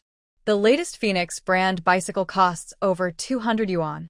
No, ordinary people can't afford that, and they need a bicycle ticket to buy it. Where did Lu Zheng get the bicycle ticket? And where did he get the money to buy the bike? Could it be that he emptied his family's savings? Shen Jiaqing kept a serious face. Lu Zheng, this gift is too expensive. I can't accept it. Lu Zheng had expected her to refuse and spoke calmly. Last night, you gave me 1,000-year ginseng. To reciprocate, I give you a bicycle. Don't worry, I bought this bike with my own savings. Although it's not worth as much as the ginseng, I can be your driver, free labor. This is both a gift of a bike and a service. Shen Jiaqing was clearly a bit tempted, but she thought it might be too showy to carry around openly. She was about to refuse when Lu Zheng seemed to sense her hesitation and took a deep breath. I know a small path to the county town. There are almost no people on it. Seeing her still hesitant, Lu Zheng looked at the sky.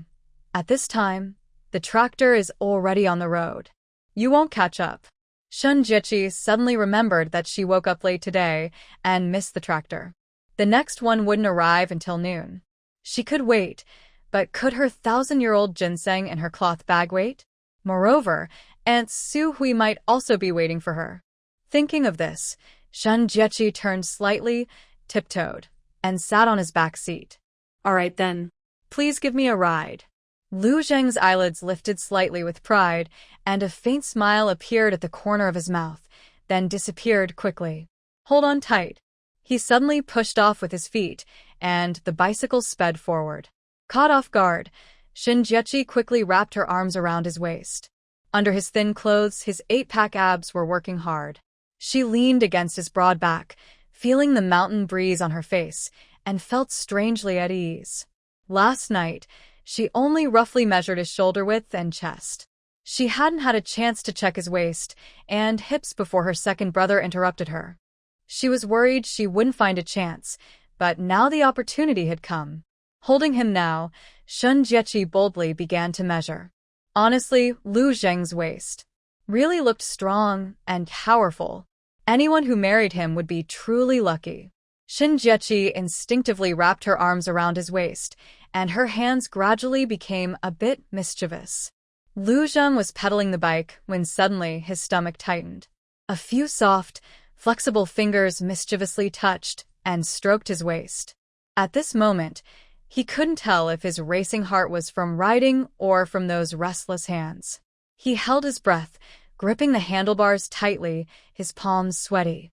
Although he was burning with heat, his limbs felt as if frozen by ice. He didn't even notice the large potholes on the ground, letting the wheels sink in. The bike jolted violently, almost throwing Shen Jiaqing off. In a split second, she instinctively hugged Lu Zheng tighter, her body crashing into him due to inertia. The soft, intimate contact quickly reddened both their faces. Lu Zheng's heart involuntarily trembled, as if a feather had nudged it. He instinctively pressed his hand against his chest. The soft thing that had just bumped into him. His trembling hands clenched slightly, and large beads of sweat rolled down his cheeks. Shen Jiaqing was still shaken and thought they might fall. Luckily, Lu Zheng stabilized the car in time, using his foot to steady the uncontrollable vehicle. Otherwise, she would have already fallen to the ground. Are you okay? Lu Zheng asked in a deep voice, but he kept his neck stiff and didn't dare turn his head. I'm fine. What just happened? His Adam's apple moved as he mumbled. The road isn't smooth, there are potholes. That was close. We should be more careful. Realizing that his body was tense like a steel bar and that his breathing was a bit difficult, Shen Jiaqing relaxed her grip slightly. It's okay, take it slow. I'm not in a hurry. Safety first when you're outside. She gently patted his back to comfort him. This tender gesture instantly eased his tension and guilt. Before, whenever he didn't do what Yi Zhaozhao wanted, she would yell at him and belittle him constantly. Lu Zheng, you can't even handle small things. What's the use of having you? You're lucky to have a marriage arranged with me. Otherwise, which woman would want to marry you? A cold and heartless, no sense of romance, can't do anything right. No money, no culture. You're just a rough worker, and only I, Yi Zhaozhao, am willing to bother with you. He had heard these words since he was young and thought all women were like that. But unexpectedly, there was a girl in this world who treated him so gently. He couldn't quite describe the feeling. It was as if, since she appeared, his frozen and suppressed heart was starting to melt. On the rest of the journey, he was completely immersed in this warm embrace, riding carefully. Shun Jiechi leaned on his back, feeling sleepy. When they reached the county town, and the car hadn't stopped yet, she heard someone shouting loudly, "Comrade Shen, I finally found you." She immediately perked up. Zhang Tao. Zhang Tao ran over excitedly. "Comrade Shen, the wild you sold us has great scientific research value. Our leaders approved, and we're going to Daxing village to develop some experimental fields." "Really?" Shun Jiechi was so excited, she jumped up. Zhang Tao nodded firmly. Because of this, he was praised by the leaders, and even the experimental fields were entrusted entirely to him. "It's true. The funds have already been approved. I came to see you mainly to ask for your help in connecting with your team. We want to rent some land that is shady, poor in nutrients, and moist." Shady, poor in nutrients, moist. Isn't that just the wasteland recently allocated to her family? Shun Jiaqing clapped her thigh excitedly. What a coincidence. I have land that meets those conditions. Zhang Tao also got excited. That's great. Tomorrow, I will take my team members to see the land. If it fits the standards, we can discuss renting it with the team. No problem. I'll be waiting for you in the village tomorrow. Shun Jiaqing was worried about the wasteland at her home. She planned to sell her ginseng first, and then visit the Agricultural Research Institute to ask about experimental fields. Unexpectedly, Zhang Tao came to her door voluntarily. It's like falling asleep and someone hands you a pillow. So lucky. Shun Jiaqing's face lit up with joy, unable to hide her happiness. At this moment, she wished she could grow wings and fly home quickly to share the good news. By the way, Zhang Tao looked a bit troubled. Comrade Shun, there's one more thing. Shun Jiaqing immediately perked up, her big, clear eyes shining as she looked at him. What is it? Just tell me directly. Zhang Tao sighed softly. Well, our team is short of people. Besides me, there's only one female team member going to the village. To avoid gossip and for her safety, I was wondering, could she stay with you? I could rent a separate room outside. She thought it was no big deal, just a small favor. Don't worry, I'll handle this. She has a separate room at home, quite spacious. Later, she can set up a small bed for the female team member. They can have a curtain between them, look out for each other, and still have their own private space. Perfect for everyone. Thank you. You've really helped me a lot. Of course, we won't stay for free. We'll pay you rent. No need to be so polite. Shun Jiaqing smiled so much her eyes almost disappeared. Thinking about just the two of them managing such a large piece of land, her mind quickly became active. By the way, do you need a few more helpers? Zhang Tao looked at her with eyes that seemed to light up like a few 100-watt bulbs. Yes, you're right. I'm glad you reminded me. We do need to find 2 people to help watch over the fields. It's not easy to find such people. They need to be skilled farmers from your village, able to read and understand our instructions, and follow the plan carefully for watering, fertilizing, and recording. Shun Jiaqing involuntarily looked at Lu Zheng beside her. Are you able to read? Lu Zheng nodded. I went to high school, but I dropped out after the first year. That's great. Shun Jiaqing pushed him forward. Comrade Zhang Tao, the person in front of you is a skilled farmer who has also studied. There's no doubt about Lu Zheng's abilities. When selling before, Lu Zheng's mental math was faster than their abacus calculations. And he was precise, not missing a single detail. At that moment, he seemed quite capable, not like an ordinary farmhand. Who would have thought he had attended high school? Without saying much, Zhang Tao reached out and shook Lu Zheng's calloused hand. Comrade Lu, our County Agricultural Research Station sincerely invites you to help manage the experimental fields. Would you be willing? People like them, who are scholars, tend to speak very formally. Lu Zheng politely shook his hand, always looking calm. What conditions can you offer? Zhang Tao asked. May I ask how many work points you earn each day? Sometimes more, sometimes less. On average, about 13 work points, Lu Zheng replied casually. Really? You can earn so much. Zhang Tao was amazed. As expected, this big guy is quite capable when working. He admired him. Compared to Zhang Tao's surprise, Shun Jiaqing remained quite calm. Lu Zheng's skill at work was no secret. In Daxing Village, an adult man can earn about 10 work points a day.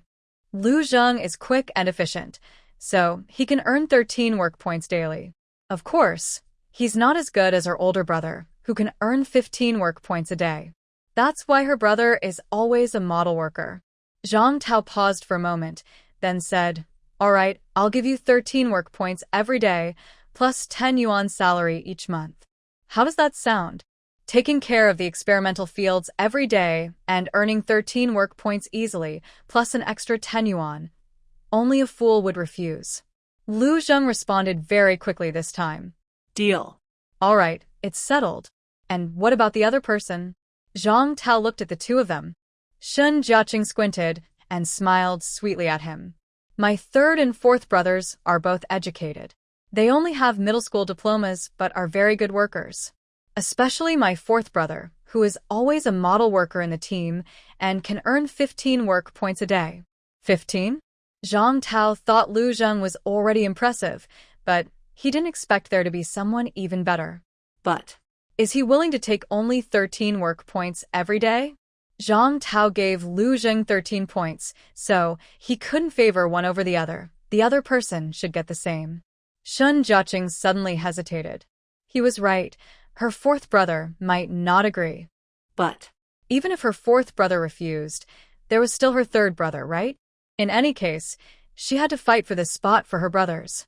After all, good opportunities shouldn't go to outsiders. This matter isn't urgent. Wait until you go to the village and see for yourself before making a decision. All right then. The few of them discussed this big matter on the street. It was clear that Zhang Tao was very pleased and was already eager to get started.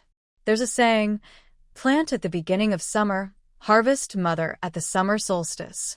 In this saying, mother refers to the plant, meaning the mother or seed. Now, a few days have passed since the beginning of summer, and if they don't act quickly, it will be too late. Zhang Tao was more anxious than anyone else, running all the way to the office. Shun Jiaqing couldn't help but feel that life in this era was really good. Most people are quite sincere and have a strong enthusiasm for work and contribution. All right, let's go to the black market. Inside, there was a 1,000-year-old Ginseng. Lu Zheng pushed his bicycle, acting like a loyal protector, silently walking beside her. Ding. The system detected that the host's favorability has increased by 300. Shun Jiaqing was surprised, and then she heard his deep, magnetic voice. Thank you for finding me a good job. You don't mind me meddling, right? Besides, you're already very talented. Otherwise, even if I boast all day, Zhang Tao wouldn't pay attention to you. Despite saying this, Lu Zheng always felt that everything was thanks to her efforts. Since saving Shun Jiaqing, his luck has been surprisingly good, getting better and better. Everyone in the village says that Yi Zhao Zhao is lucky. In his eyes, Shun Jiaqing is the real lucky charm. He stares at Shun Jiaqing without blinking and follows her all the way to the black market. It's almost noon now, and there are fewer people in the market than in the morning. Shun Jiaqing, with her face covered, walks around inside, but doesn't see Su Hui's figure. Could it be that Su Hui left before she arrived? Or maybe she never came at all. Feeling uncertain, Shen Jiaqing wants to find Su Hui at the art troupe, but is worried about being too abrupt. Just as she hesitates, she hears a burst of chatter in Cantonese. Go home now, someone is selling ginseng here. She suddenly turns around and sharply looks at the two men beside her, wearing floral shirts, jeans, and frog glasses. Their outfits look like they are from out of town, just like big stars on posters. When she hears them mention ginseng, Shen Jiaqing immediately realizes that the plot is about to unfold. She quickly turns around and steps forward, saying, "Please wait, gentlemen." The slightly older man with a big bald head sizes her up and awkwardly asks in Mandarin, "Miss, do you need something?" Shen Jiaqing quietly steps closer and says, "I overheard you talking about looking for ginseng. I happen to have some. Would you like to see?" They exchange a look showing some surprise. "Can you understand what we're saying?" She confidently smiles and replies, "A little." Remember, she used to watch Hong Kong dramas with original sound. Although she can't speak, understanding everyday conversations is easy for her. Hearing this, the two men relax and switch back to Cantonese, whispering among themselves. They are telling her that the ginseng they want is not ordinary. It must be at least 100 years old. Ginseng less than 100 years old is not worth showing off. Seeing their arrogant attitude, Shen Jiaqing chuckles softly. "Is that all? You guys are really lacking ambition." The man with the frog glasses doesn't get angry, but shows a hint of disdain, teasing, "You're still young, but your tone is quite bold. Do you really have good stuff?" Shen Jiaqing opened the cloth bundle in front of the two men, revealing a glimpse inside. Inside lay a plump and solid ginseng, shaped like a spindle, almost resembling a human figure, with graceful limbs and long, intact root tendrils. The two men stared wide-eyed, the air around them seeming to freeze. With just one glance, Shen Jiaqing quickly closed the bundle again. The slick-haired young man shook his companion with thick glasses in excitement. "Boss, that's the king of ginseng. The king of ginseng." The man with glasses was still stunned, unable to recover from the shock. The ginseng they had just seen was large and full, its skin glowing with a rich golden hue, its roots long and smooth, something that could only grow after centuries of refinement. It was truly worthy of being called the king of ginseng. His attitude changed completely. He hurriedly pulled out a business card, bowing slightly as he offered it with both hands. "Miss, I sincerely apologize for my ignorance and arrogance just now.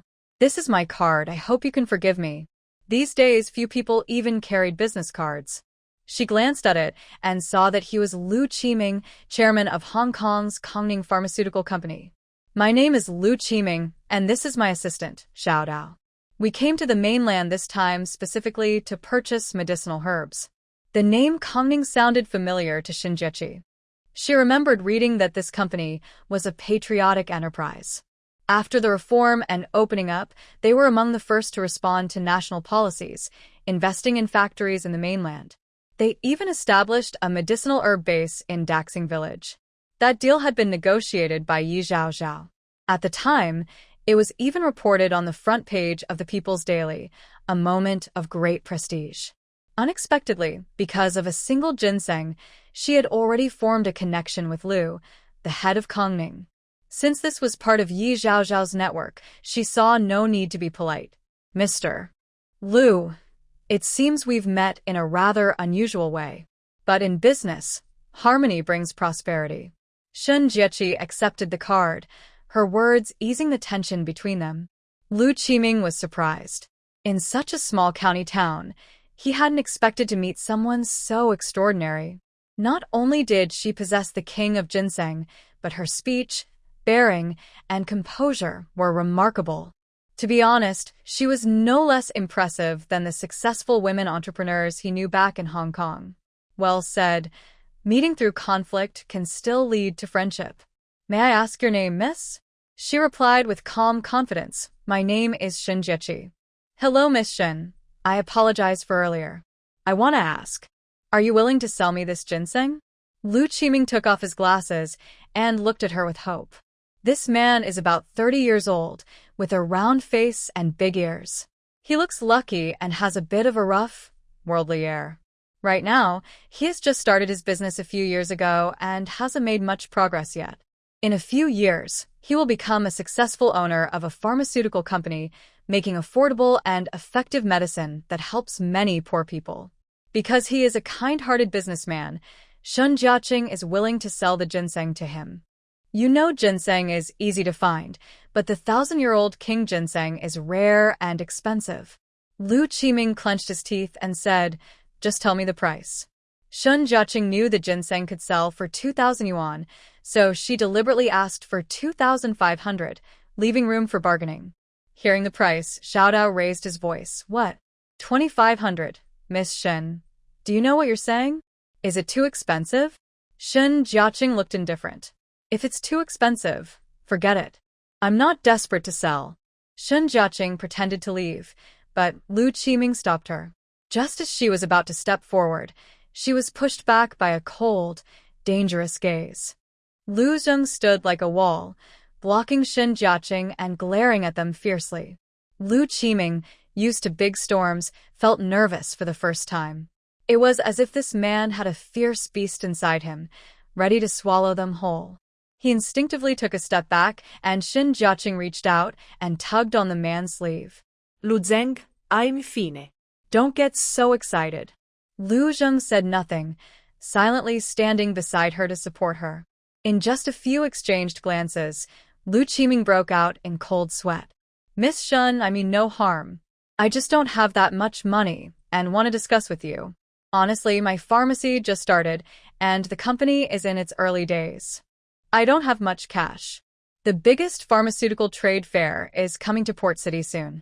He needs a treasure to boost his reputation, and if he can buy this King Ginseng, it will help him shine at the fair." Seeing his sincerity, Shun Jiaqing agreed. "All right, tell me, what price can you accept?" Lu Qiming raised, 2,200. "This is my limit." 2,200. Shun Jiaqing was stunned. This was 200 more than she expected. She was doing well. She tried to calm her breathing and swallowed hard. Deal. Until they exchanged money and goods, Lu Zheng still hadn't recovered from the shock. One ginseng sold for 2,200 yuan. What does that mean? It's like a normal worker's 5-year salary. Shun Jiaqing finally understood what it meant to count money until her hand hurt. So much money, almost filling a bag. She noticed the looks people around her were giving her. As the saying goes, it's not the thief you fear, but the thief's attention. For safety, she put the money into her bag, then gently waved her hand inside, and all the money was stored in her space. She patted her empty bag, finally feeling at ease. Next to her, Lu Qiming lovingly held the king of ginseng, not wanting to let go. "Miss Shun, my phone number and address are on my business card. If you find any good herbs in the future, remember to call me or write to me." "No problem." Shun Jiaqing waved goodbye to him. Just after the two wealth gods left, she boldly took out a big unity token. "Comrade Lu Zheng, shall we celebrate together? Today is truly a day of 4 happy events. First, her family's land will soon become a test field. Second, Lu Zheng and her brother got new jobs. Third, her room rental is about to turn into a full lease. Fourth, she sold the king of ginseng at a high price." Lu Zheng's lips unconsciously curved upward. Seeing her happy, he also felt inexplicably joyful. He wanted to celebrate with her, but there was something more important waiting for him to handle. Lu Zheng frowned, his slender fingers gripping the steering wheel tightly. "Sorry, not today." Her raised arm quietly lowered, a hint of disappointment in her eyes. "Is something the matter?" "Yeah." He made a muffled sound in his throat. "What's so urgent that you don't even have time for a meal?" Lu Zheng pursed his lips, but refused to say a word. Not inviting him to eat, asking about his affairs without telling him anything. Could he be upset? Shun Jiaqing looked at him with a playful glare. "You wouldn't be mad at me, would you?" Lu Zheng frowned and looked at the delicate face with some confusion. "Because I earned over 2,000 yuan, I didn't share the bonus with you," Shun Jiaqing said half-jokingly, also wanting to test her partner. After all, it was a large sum of money. There is a saying, people die for wealth, birds die for food.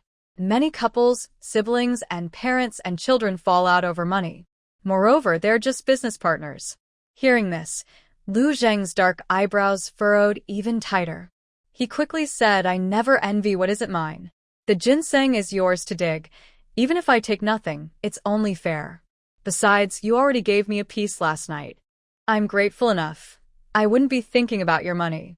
Lu Zheng is usually quiet and honest, not greedy or possessive. He is a clear-headed person. She indeed chose the right person. Don't be nervous. I trust you. Sun Jiaqing smiled brightly. Her sincere and warm smile suddenly entered his world, and his tense heart relaxed. Then, Shall we go back together? Lu Zheng lowered his eyelids, hiding his feelings. Sun Jiaqing sensed something. Are you in a hurry to go back? Yes, Lu Zheng replied softly.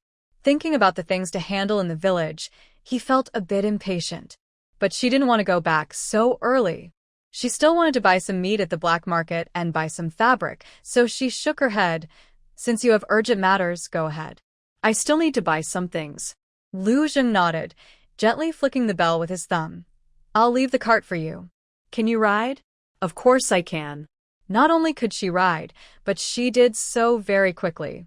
Since she needed to buy many things later, it was also convenient to avoid crowded tractors.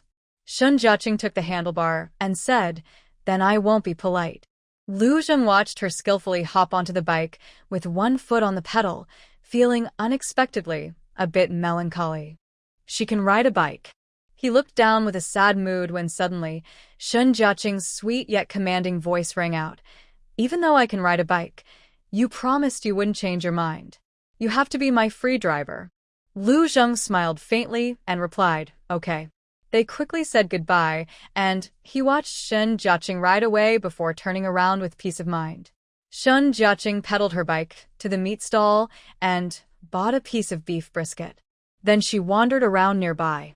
A bike stopped at a clothing stall, and she stared at a dark blue menswear suit. The stall owner was a fashionable young woman with short hair who greeted her warmly. Young lady, shopping for clothes? I have many styles. Feel free to choose. Sun Jiaqing pointed at the suit. Sister, do you have a larger size of that one? How big? Do you have the size? In her mind, Sun Jiaqing pictured Lu Zheng's sculpted body, gesturing with her hands. He's about 185 to 188 centimeters tall, shoulders about 4 fingers wide, chest about 9 fingers, waist so broad. The young woman smiled widely. Your boyfriend's figure is amazing. You're really lucky. No, he's not my boyfriend. She glanced at the young woman and gave her a knowing look. I want that size. I'll find it for you. While the young woman searched for clothes, Sun Jiaqing also picked out a skirt, not noticing the 2 sneaky men standing behind her. San Mao, is that Sun Jiaqing your cousin's girl? She looks so fresh. One tall, thin man with a sharp face and a lecherous smile stared at Sun Jiaqing with a creepy look. Look at that slim waist and round, firm hips. She looks like she can have children. Next to him, a broad-shouldered man named Cheng Sanmao slapped him. You dare to think about my woman? Zheng Zi covered his burning face. Yes, you're right, Sanmao. I should hit him. Cheng Sanmao, with a face full of flesh and a big mole, looked tough and intimidating. He was a butcher who loved to fight when drunk. Recently, he accidentally killed his wife and had been looking for a new wife. His cousin, Yi Zhaozhao, heard about it and approached him, offering to introduce him to a second wife, without asking for a bride price. He was happily waiting for his new bride to come in, but then he heard that the plan was cancelled. The main cause was Sun Jiaqing. She not only ruined his marriage but also bullied his cousin and extorted a lot of money from his aunt's family. He originally wanted to vent his anger on his cousin, but unexpectedly, Sun Jiaqing turned out to be so beautiful, even more attractive than his cousin Zhao Zhao. At first, he just planned to give her a hard time, but he ended up with an unexpected gain. Not only does she look good, but just now she sold a large ginseng root and earned quite a bit of money. Cheng Sanmao whispered to Gongzi. Later, we will do this. Gongzi couldn't help but give a thumbs up. Sanmao, you're the best. Really impressive. Sun Jiaqing was completely happy choosing clothes. She waved her little hand and bought 3 dresses for herself and bought a set of work clothes for Zheng. Since they had some, her family should have some too. She bought new shirts for her father and 4 brothers, new dresses for her mother and eldest sister-in-law, a maternity outfit for her second sister-in-law, and a cute sailor shirt for little Bao. The young lady smiled so happily she couldn't close her mouth. She had found a big customer. She quickly folded the clothes and tied them with a string onto the back of her bicycle. "Young lady, I often come around here. If the clothes don't fit when you go back, you can come and exchange them anytime." "That's great." Shun Jiaqing was worried about the size not fitting, but now she had no more worries. "If they fit well, come again next time. I remember you, and I'll give you a discount. Miss, you really know how to do business." Just as Shun Jiaqing was about to pay, she was suddenly bumped hard. When she came to her senses, her bag was gone, only a thin cloth strap hanging on her shoulder, cut very neatly. "Oh no, young lady, your bag." The young lady called out anxiously. Shun Jiaqing turned her head to look at the running figure, still holding her bag. She was about to chase after him but saw that the man had slowed down and looked back at her. Seeing her standing still, he simply stopped and seemed to be waiting for her to come forward. "Young lady, what are you waiting for? Hurry up and chase him." The young lady urged her, but Shun Jiaqing felt something was wrong. This person is suspicious. This man doesn't seem like an ordinary petty thief. He is skilled and clear about his goal. He dares openly to bags in the black market, so he must be a repeat offender who knows the nearby roads very well. Shun Jiaqing immediately knew without thinking that she was probably targeted when she was selling ginseng. Normally, this person just wanted money. After grabbing the cloth bag, he would definitely try to run away, afraid of being caught.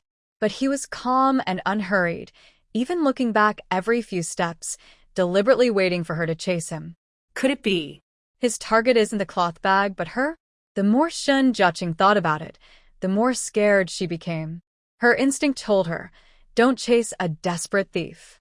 Luckily, she had foresight and put all the money into her space. Otherwise, even knowing the danger, she might have risked her life to chase after the 2,000 yuan. She looked at the masked man in the gray cloth clothes through the crowd. Go ahead and steal.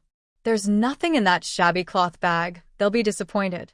She stayed calm and looked like she was unbothered, which made the girl selling clothes very anxious. The bag was gone. What would the girl use to pay now? The money was just about to slip away. Girl, you really aren't worried at all. Shun Jiaqing turned around and looked at her with a puzzled face. It's just an empty cloth bag. Why should I be worried? Empty? The girl immediately smiled happily. No wonder. That's good, that's good. She reached into her pocket and pulled out several large banknotes. Let's settle the bill. Behind her, in a dark corner, Third Mao, crouching, held a fragrant towel in his hand, furious, and kicked the wall. That nasty woman's bag was stolen, yet she showed no reaction and even paid without changing her face. He originally planned for Gongzi to go first and the bag. That bag held a lot of money. She would definitely chase after him, leading him into a quiet alley. When she left, he would go and take her bike. Then he would ride after her, knock her out, and bring her down. And once the plan was set, she wouldn't refuse. He would get 2,000 yuan, a big bike, and maybe even win her over. Just thinking about it made him eager. But that nasty woman didn't fall for it. Third Mao was so angry his beard curled up, and his face was trembling with rage. There were many people and a lot of noise here. He didn't dare to openly go forward and steal from others, so he had to give up. Fortunately, they didn't come back empty-handed. They managed to get over 2,000 yuan. With the money, he could have any woman he wanted. Third Mao glared at her in anger and walked away quickly. He arrived at the meeting spot they had agreed on earlier. Gongzi had just arrived too, looking exhausted and sweating heavily, leaning against the wall and gasping for breath. Brother Mao, that girl didn't even chase after us. Third Mao snatched the torn cloth bag with rough edges. She's lucky. Considering the money, I'll let her go today. As he spoke, he opened the cloth bag. When he saw what was inside, He froze for a moment. He roughly dumped the bag out and everything spilled onto the ground. There was a pencil, a small notebook, a hair tie, a few black hairpins, and a roll of toilet paper. All gone. Third Mao, acting like he was crazy, reached inside and fished around. Then he crumpled the bag into a ball and threw it forcefully at Gengzi's face. Where's the money? My money? Gengzi also looked stunned, standing still like a wooden figure. Yeah, where's the money? Third Mao didn't hesitate. He grabbed Gengzi, lifted him up like a chicken, and asked, Tell me, where did you hide the money? Gengzi's throat suddenly tightened, and he almost stopped breathing. No, it wasn't me. He struggled desperately, stammering repeatedly that he didn't take the money. Seeing his face turn pale and his lips turn purple, Third Mao loosened his grip and threw him to the ground like a broken rag. Gengzi rolled his eyes and coughed painfully, almost losing his shape, still trying to explain himself. Brother Mao, I really didn't steal the money. Even if I had 10 guts, I wouldn't dare swallow that much money. In his anger, Third Mao finally calmed down. Gengzi was right. He didn't have the courage to secretly take that money. So, They had been played by that girl. There was no money in the bag at all. No wonder her bag was ignored during the theft. She had already moved the money somewhere else. With a loud rip, Chung Sanmao tore the cloth bag in half, glaring fiercely at the torn pieces, as if through them he was looking at the bag's owner. Shunjiechi. If I don't beat you, my name, Chung Sanmao, will be written backwards. Just wait and see. Shunjiechi hummed a little tune happily as she pedaled her bike toward the village. Having just experienced a bag, and with Lu Zheng not nearby, she didn't dare take the small path. Instead, she took the busier country road, with more people and vehicles. When she reached the village entrance, she saw a returning tractor. Xiao Huilan was carrying big and small bags, standing on the tractor and exchanging glances with Aunt Lu. They had a long-standing dislike for each other. Every time they met, they argued, neither willing to back down. Seeing Xiao Huilan buy so many things, Aunt Lu immediately felt jealous. People like her just love to show off. As soon as she has a little money, she can't sit still. Her family can't even fill their stomachs, but she still buys these cookies and canned food to look good. Such wastefulness. Xiao Huilan's anger surged. Just as she was about to scold, a clear voice came from beside her. Aunt Lu, if you're jealous, maybe your son and daughter can also buy things for you. Coming to town with nothing in your hands? You probably don't have enough money for rice and meat, huh? you. Aunt Lu looked up angrily. Seeing what was happening, she was even more furious, her temper flaring.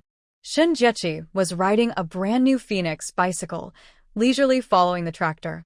Everyone on the tractor was excited when they saw her. Shungirl bought a new bike, huh? Still the latest Phoenix model. Even with money, you can't buy this. Yeah, this bike is quite rare. In our village, not many people have bikes. I think even the secretary's family doesn't. Your Jechi is really something. Xiao Huilan's anger instantly disappeared. She looked at her daughter's bike in surprise, equally amazed. Although she didn't know where Jechi got the bike, it didn't matter now. A proud smile spread across her face, her eyebrows full of pride. Of course. My Jechi is my precious. Even if I wanted the stars in the sky, I would pick them for her. A bike? That's nothing. Shun Jiaqing angrily glared at her mother. Mom, I know you spoil me, but be careful. If you're not careful, you might hurt someone's feelings. Just look at Aunt Lu. Her face is all twisted with anger. I heard that Aunt Lu has been trying hard to get a bicycle. Unfortunately, it's been years, and she still hasn't found it. It's really upsetting her. Aunt Lu's face was pale with a hint of red, and her nose and mouth were twisted with anger. Most people wouldn't usually point out others' faults, but Shun Jiaqing thought Aunt Lu was asking for trouble.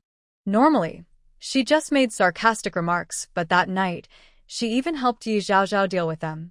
It seemed her good days were over, and she wanted to experience some hardship. If that's the case, Shun Jiaqing wouldn't spoil her anymore. Ha! It's just a bicycle. Why are you so proud? Aunt Lu snorted coldly. No matter how capable you are, you still got dumped by a man. Chasing Zheng Jiqing for 2 years without success, what a waste. Looking at you, you're not a young girl anymore. If you don't prepare some dowry, which man would marry a broken shoe? As the saying goes, don't hit someone on the face. Aunt Lu's words weren't just a slap, they were like rubbing Shin Jiaqing's face into the ground. This was clearly spreading false rumors. Everyone in the village knew Shin Jiaqing was shamelessly trying to get close to Zheng Jiqing every day. But she was rejected and overwhelmed by she almost drowned herself in the river. She had just escaped death, and now Aunt Lu was talking nonsense and ruining her reputation. It was too much. Su Hui, upon hearing this, slammed her basket down and grabbed Aunt Lu's hair. Lu, I've given you face, but you dare to spread rumors about my daughter. Aunt Lu cried out in pain and grabbed Su Hui's hair in return. Did I say something wrong? Your daughter is shameless, and you don't want people to talk about her. Spouting nonsense, I'll tear your mouth apart. The two women started fighting and scratching each other on the carriage. Hearing the commotion, Niu Daong, who was driving, immediately braked sharply. What's going on? Shin Jiaqing also got out of the car quickly and went to help. Stop fighting, stop fighting. Everyone hurriedly tried to separate them. Aunt Lu had a tuft of hair pulled out. Her face was swollen and bruised, and there was a half-inch scratch across the corner of her eye. In contrast, Su Hui looked almost unscathed, except for a bloodstain on the back of her hand, and she had hardly been hurt. It was clear who was stronger in the fight. Obviously, Su Hui won this round. Why did you start fighting all of a sudden? Niu Daong was too loud at the front and didn't hear the argument happening behind him. At this moment, everyone was talking about what happened, full of dissatisfaction with Aunt Lu. Aunt Lu, you're so old. Is it right to spread rumors about the young girl? Niu Daong glared at her. Her sharp tongue was really harsh. The people in the car also agreed. Yes, Aunt Lu, if you say that, aren't you forcing Shinyata to die? Don't you know how important a girl's reputation is? Your broken mouth keeps talking, and the girl's innocence is gone. That's really unkind. Everyone started criticizing Aunt Lu, holding a loud debate. Aunt Lu got angrier the more she listened. Her chest rose and fell rapidly, and she stubbornly said, I told you. What's wrong with me talking? My mouth is on my face, so I can say what I want. Ah, you old woman. Su Hui was about to speak when suddenly her hand felt cold. Her daughter, not sure when, had grabbed her hand and was gently wiping the bloodstain with concern in her eyes. Fortunately, it was just a scratch on the surface, not affecting her muscles or bones. Shin Jiaqing gently lowered Su Hui's hand, then looked up with cold, piercing eyes at Aunt Lu. This look was colder than the coldest winter ice, making people feel a chill. Aunt Lu had never seen such a terrifying gaze before and trembled unconsciously. Aunt Lu, spreading rumors can land you in jail. If you want to die so badly, I don't mind helping you along. After saying this, Shin Jiaqing turned to Niu Daong. Brother Daong, please turn around and go to the county police station.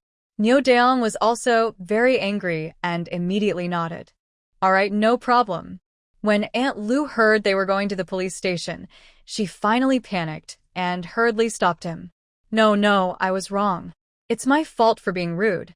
I was just joking. Why make such a big fuss and take it to the police? Joke? You call spreading rumors a joke?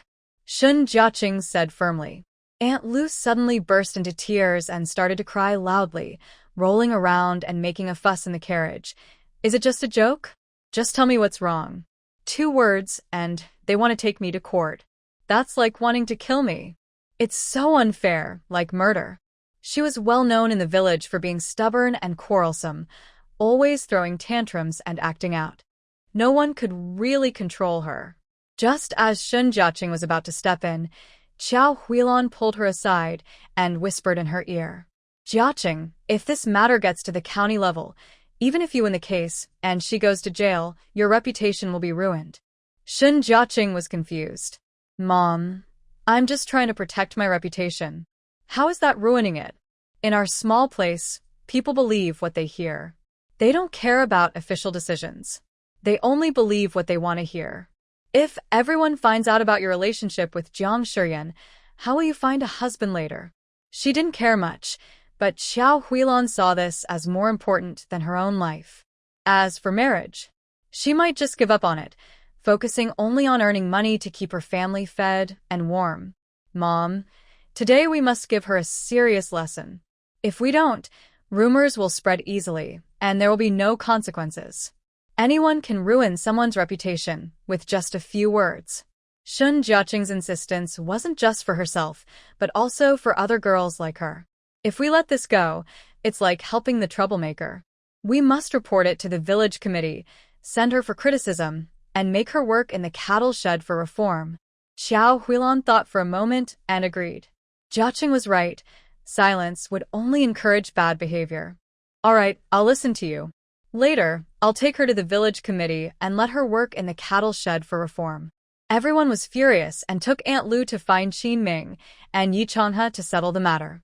Hearing about Aunt Lu's foolish actions, Yi Changhe and Qin Ming shook their heads.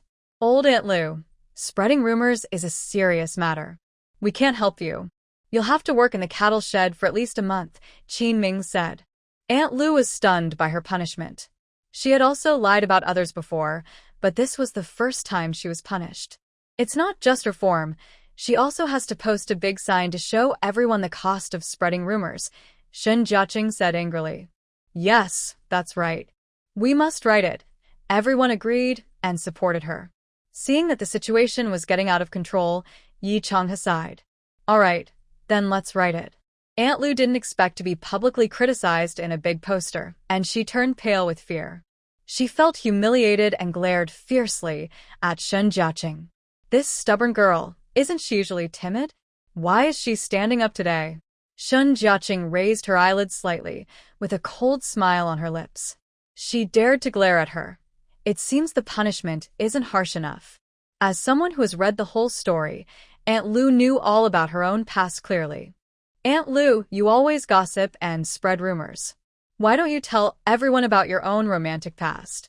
Aunt Lu's face suddenly changed color. What do you mean? I heard that when you were young, you tried to steal your best friend's boyfriend. You got him drunk, took off your clothes, and climbed into his bed.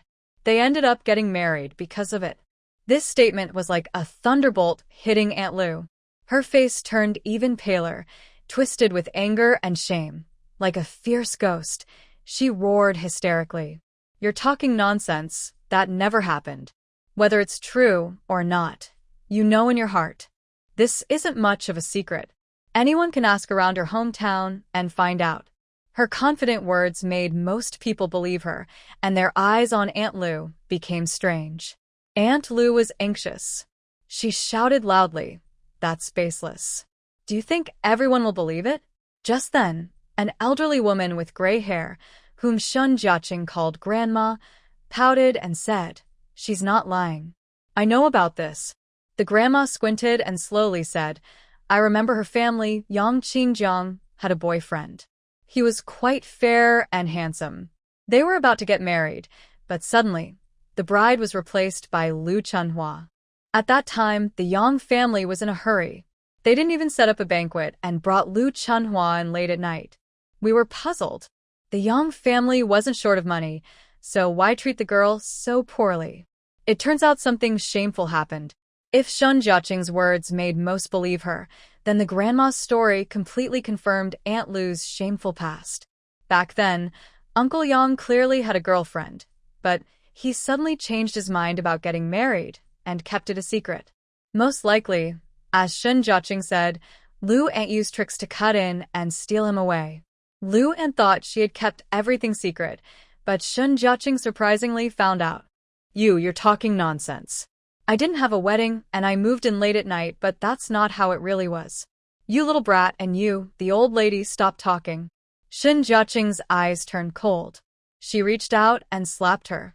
It's okay if you curse me, but how dare you insult my family? I'll give you a slap on behalf of my family. Lu Aunt was stunned and felt her head buzzing. As she recovered her hearing, Shun Jiaqing sarcastically said, You say I'm talking nonsense. Do you dare to bring someone to confront me? Lu Aunt suddenly couldn't speak. Of course she didn't dare. Confronting someone would be asking for trouble. You. Lu Aunt trembled with anger, her fingers numb. Seeing her lose her temper completely, Shun Jiaqing patted her shoulder. Lu Aunt, actually over these years, life hasn't been easy for you, right? Especially after your good friend lost her husband, Uncle Yang kept finding excuses to visit them. Let me tell you the truth. Last year, Uncle Yang managed to get a bicycle ticket through connections, but before he even used it, he gave it to your good friend. Her son is now riding the bicycle Uncle Yang gave. Right now, Uncle Yang is probably having lunch at your friend's house. If you go now, you might even get a seat at the table. What? Lu Aunt suddenly felt dizzy, almost fainting. Her son was engaged last year. The girl's family was well off and didn't ask for much, just wanted a bicycle to get married. But because they couldn't get a bicycle ticket, her son's wedding fell through, and he's still single. Only their family knows these things. How did Shun Jiaqing find out? And she explained everything so clearly.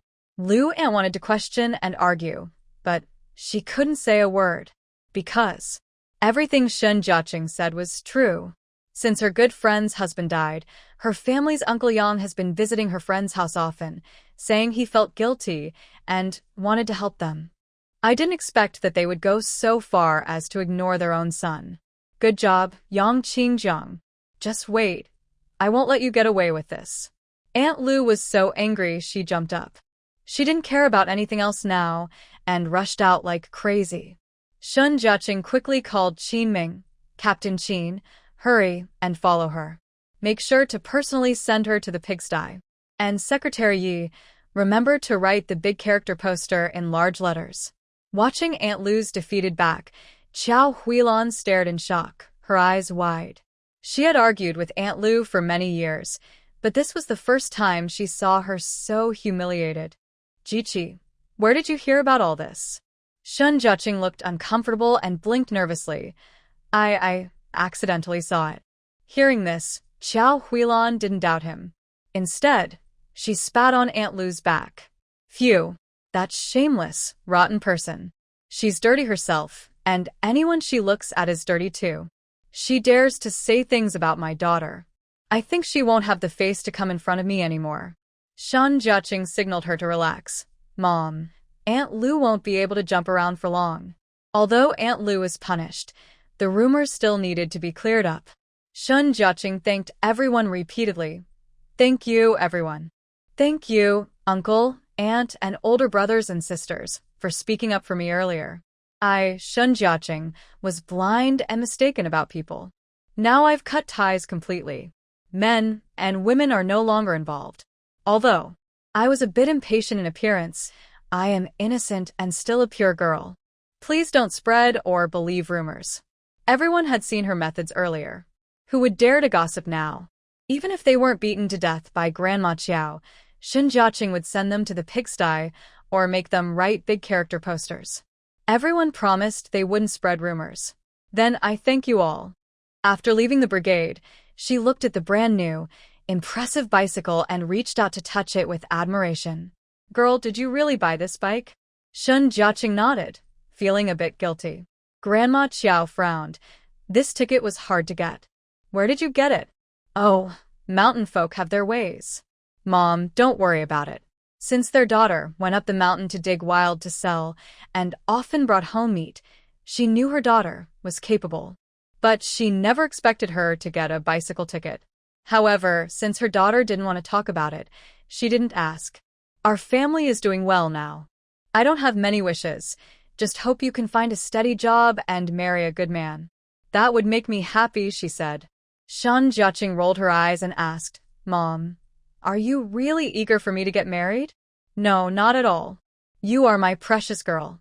I wish you could stay single longer, her mother replied. Shun Jiaqing hugged her mother's thin shoulders and smiled. Then I'll stay single longer. Maybe I won't marry at all, and you can raise me forever. All right, I'd be happy to raise you all my life, her mother said. The mother and daughter pushed the bicycle and slowly walked home. As they entered the yard, they heard a loud wow. Wow. A bicycle. Dad, big brother, second brother, and fourth brother. Come see. My sister bought a bicycle. The third brother was so excited, he jumped around the house. He ran to the bicycle, touching the handlebar, pressing the seat, then squatting down to turn the pedals. He listened to the chain clatter and kept smiling foolishly. In the kitchen, the oldest brother and little Bao were helping Peng Zhaodi wash and cut vegetables. The second brother was inside giving his wife a massage on her calves. Old Guishan and the fourth brother were chopping firewood in the backyard. When everyone heard the noise, they all put down their work and rushed to the yard. Seeing the shiny bicycle standing proudly in front of them, the whole family was stunned. Am I seeing things? The oldest brother blinked.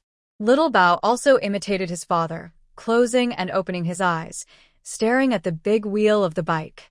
Peng Zhaodi exclaimed, "Boss, you're not seeing things. That's really a bicycle." The second brother grabbed Yang Shili's hand and pinched her cheek hard. It hurt. "Wife, I really am not dreaming," he said. Maybe feeling Yang Shili's emotional change, the baby in her belly kicked her. "Jianan, it's true. We have a bicycle now," he said. The calmest in the family was old Guishan and the fourth brother. They only appeared calm on the surface, but inside they were already overwhelmed with shock and amazement, unable to find words to describe their feelings. "What's going on?" Old Shen asked, snuffing out his cigarette. Shen Jiai quickly gave a vague answer, and everyone was filled with happiness, with no suspicion at all. Except for the fourth brother. He couldn't be happy at all. Instead, he looked at his younger sister with a dark face, full of suspicion. His little sister's abilities were something others didn't know, but he understood very well. Recently, she had changed a lot and had made quite a bit of money digging for treasures on the mountain. But buying a bicycle ticket wasn't something money alone could buy. His sister didn't have that kind of skill. The only possible explanation was Lu Zheng. The fourth brother suddenly slammed his fist into his palm. That Lu San, he already had Yi Zhaozhao, yet he still dared to think about his sister. He truly thought Shen Huiqing was easy to fool. His face darkened, as if he had made a decision, and a fierce light flickered in his eyes. Shen Jiai was busy dealing with everyone, and didn't notice that her fourth brother behind her was shrouded in a cloud of gloom. "This beef brisket is fresh, I just bought. It's so tender. Tonight, we're having potato stew with beef." Shen Jiai smiled warmly as she handed the beef to her eldest sister-in-law. Peng Zhaodi carried the bright red, tender beef, estimating it wasn't cheap. She sighed deeply. "What kind of life are we living? We can eat meat every meal." Yang Shili touched her rounded belly. "Yes, just a few days ago, I wouldn't have dared to think about this." Fortunately, she didn't listen to Yi Zhaozhao's family separation plan, or she wouldn't be living such a blessed life. Not only could she eat well every day, but she also enjoyed good food at every meal. Every meal included eggs or meat, plus malted milk. She had only been back a few days, and her waistline had already expanded quite a bit. Even the little one in her belly seemed more energetic than before. Apart from the meat, there are also these new clothes. Shen Jiai untied the bundle tied to the back seat, holding a bunch of colorful clothes. There were at least a dozen sets of clothes. Yang Shili looked at them with envy, her face full of longing. "Pure cotton fabric, and look at these beautiful prints. Little sister, you bought so many. Do you think you'll be able to wear them all?" Everyone thought these clothes were bought for Shen Jiai herself. Even little Bao looked at them with starry eyes, full of envy. After all, each person at home only has 2 or 3 sets of clothes per season. When they wear them out, they sew and patch them for another 3 years. Only when the clothes are completely worn out and beyond repair do they go to the supply and marketing cooperative to buy fabric and make new ones. Such ready-made clothes are usually quite expensive, and they wouldn't even dare to think about buying them. But my younger sister bought more than 10 sets at once. Is she planning to open a clothing store? Listening to my second sister-in-law's tone, I could tell she was starting to feel jealous. "Second sister-in-law, what are you thinking? I can't wear so many clothes by myself. These are for everyone. Everyone has one." "What?"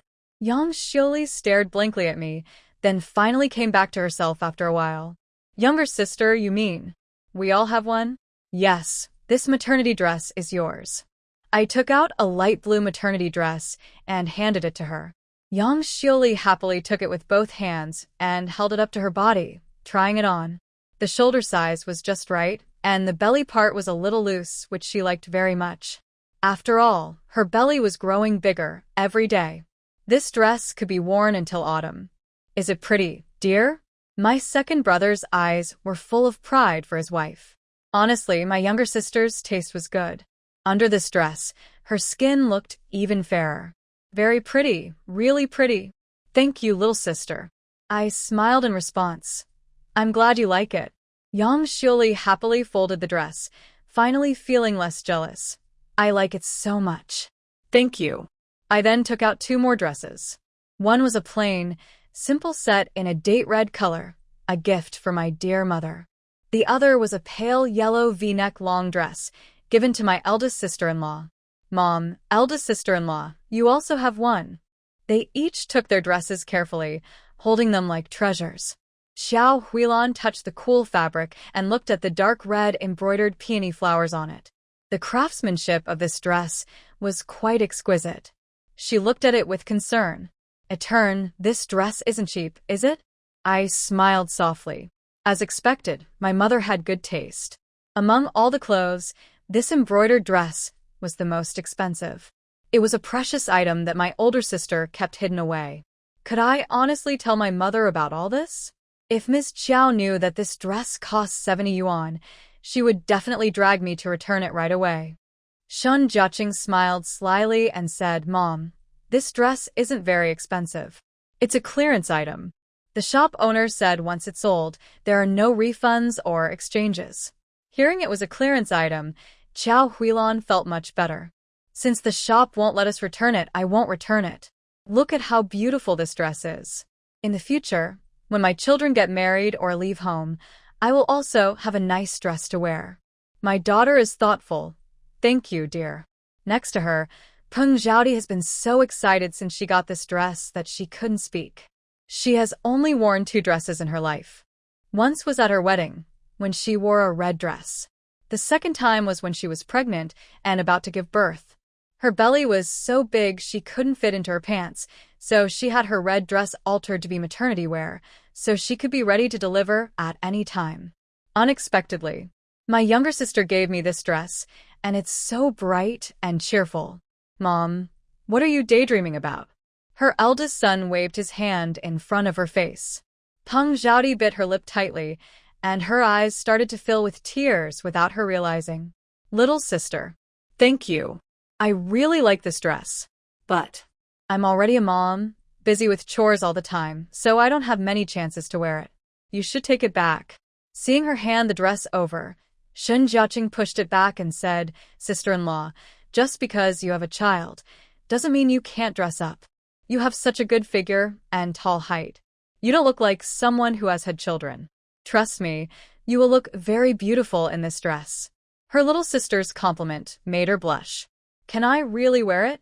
Shun Jiaqing gave her older brother and little Bao a quick look and said, If you don't believe me, ask them. The older brother and little Bao nodded eagerly. Mom, you're so beautiful. Little Bao's bright eyes blinked happily. Yes, my mom is the prettiest. Peng Zhaodi's heart was filled with joy. It was the first time someone had praised her for being pretty. All right, I'll take it then. Seeing her mom had a new dress, little Bao couldn't wait to come closer. His big, round eyes looked at his aunt with hope and anticipation. Shun Jiechi gently stroked his little face with affection. Don't worry, little cousin. No matter who I forget, I will never forget little treasure. When she took out the blue and white striped sailor shirt, little treasure eagerly accepted it with both hands, happily dancing around. Auntie, Annie is the best. Little treasure has new clothes to wear now. And it's a style that other children don't have. The collar is decorated with a small white tie, which looks very nice. Little treasure couldn't wait to wear the new clothes and was watched by the children. At that time, he wanted to tell everyone that he had a good auntie, and she bought all these for him. Auntie loves him very much. After distributing the women's and children's clothes, Shun Jiechi began handing out the work uniforms for the men. In this era, most work uniforms are similar in style, cut from the same mold, with only slight differences in color. They come in various dark shades like gray, blue, light blue, green, military green, and more. She chose a dark gray uniform for her father, which looks mature and steady. The four brothers are about the same height and size, so to tell them apart easily, she picked different colors. Eldest brother has light gray, second brother has blue-gray, third brother has dark green, and fourth brother has military green. This way, even if their clothes are washed together, they won't get mixed up. Each of them held their own uniform, touching and admiring it happily, constantly thanking her. "Little sister, you're so kind." The third brother couldn't wait to try his on. Everyone was chattering happily, lively, like a New Year celebration. Seeing everyone so happy, Shinjechi also couldn't help but feel joyful. Ding. Host's favorability increased by 200. It's rising again, climbing higher. Shinjechi couldn't help but laugh out loud, but her smile didn't reach her eyes. Xiao Huilan quickly noticed that she was still holding a large-sized blue uniform. "Jechi, whose is that?" "That one." Shinjechi took out the clothes. "I bought it specifically for." Before she could finish, Xiao Huilan interrupted harshly. "You bought it specifically for Jiang Shiryan, right?" "Buying for Jiang Shiryan? That scoundrel doesn't deserve it." Shinjechi was about to explain, but Xiao Huilan, impatient and angry, grabbed that uniform. "Jichi, you've only been sober for a few days. How could you be so foolish again? You and Jiang Shiryan have already broken up. There's no hope left. Listen to your mother, and let it go. Don't think about that handsome guy anymore.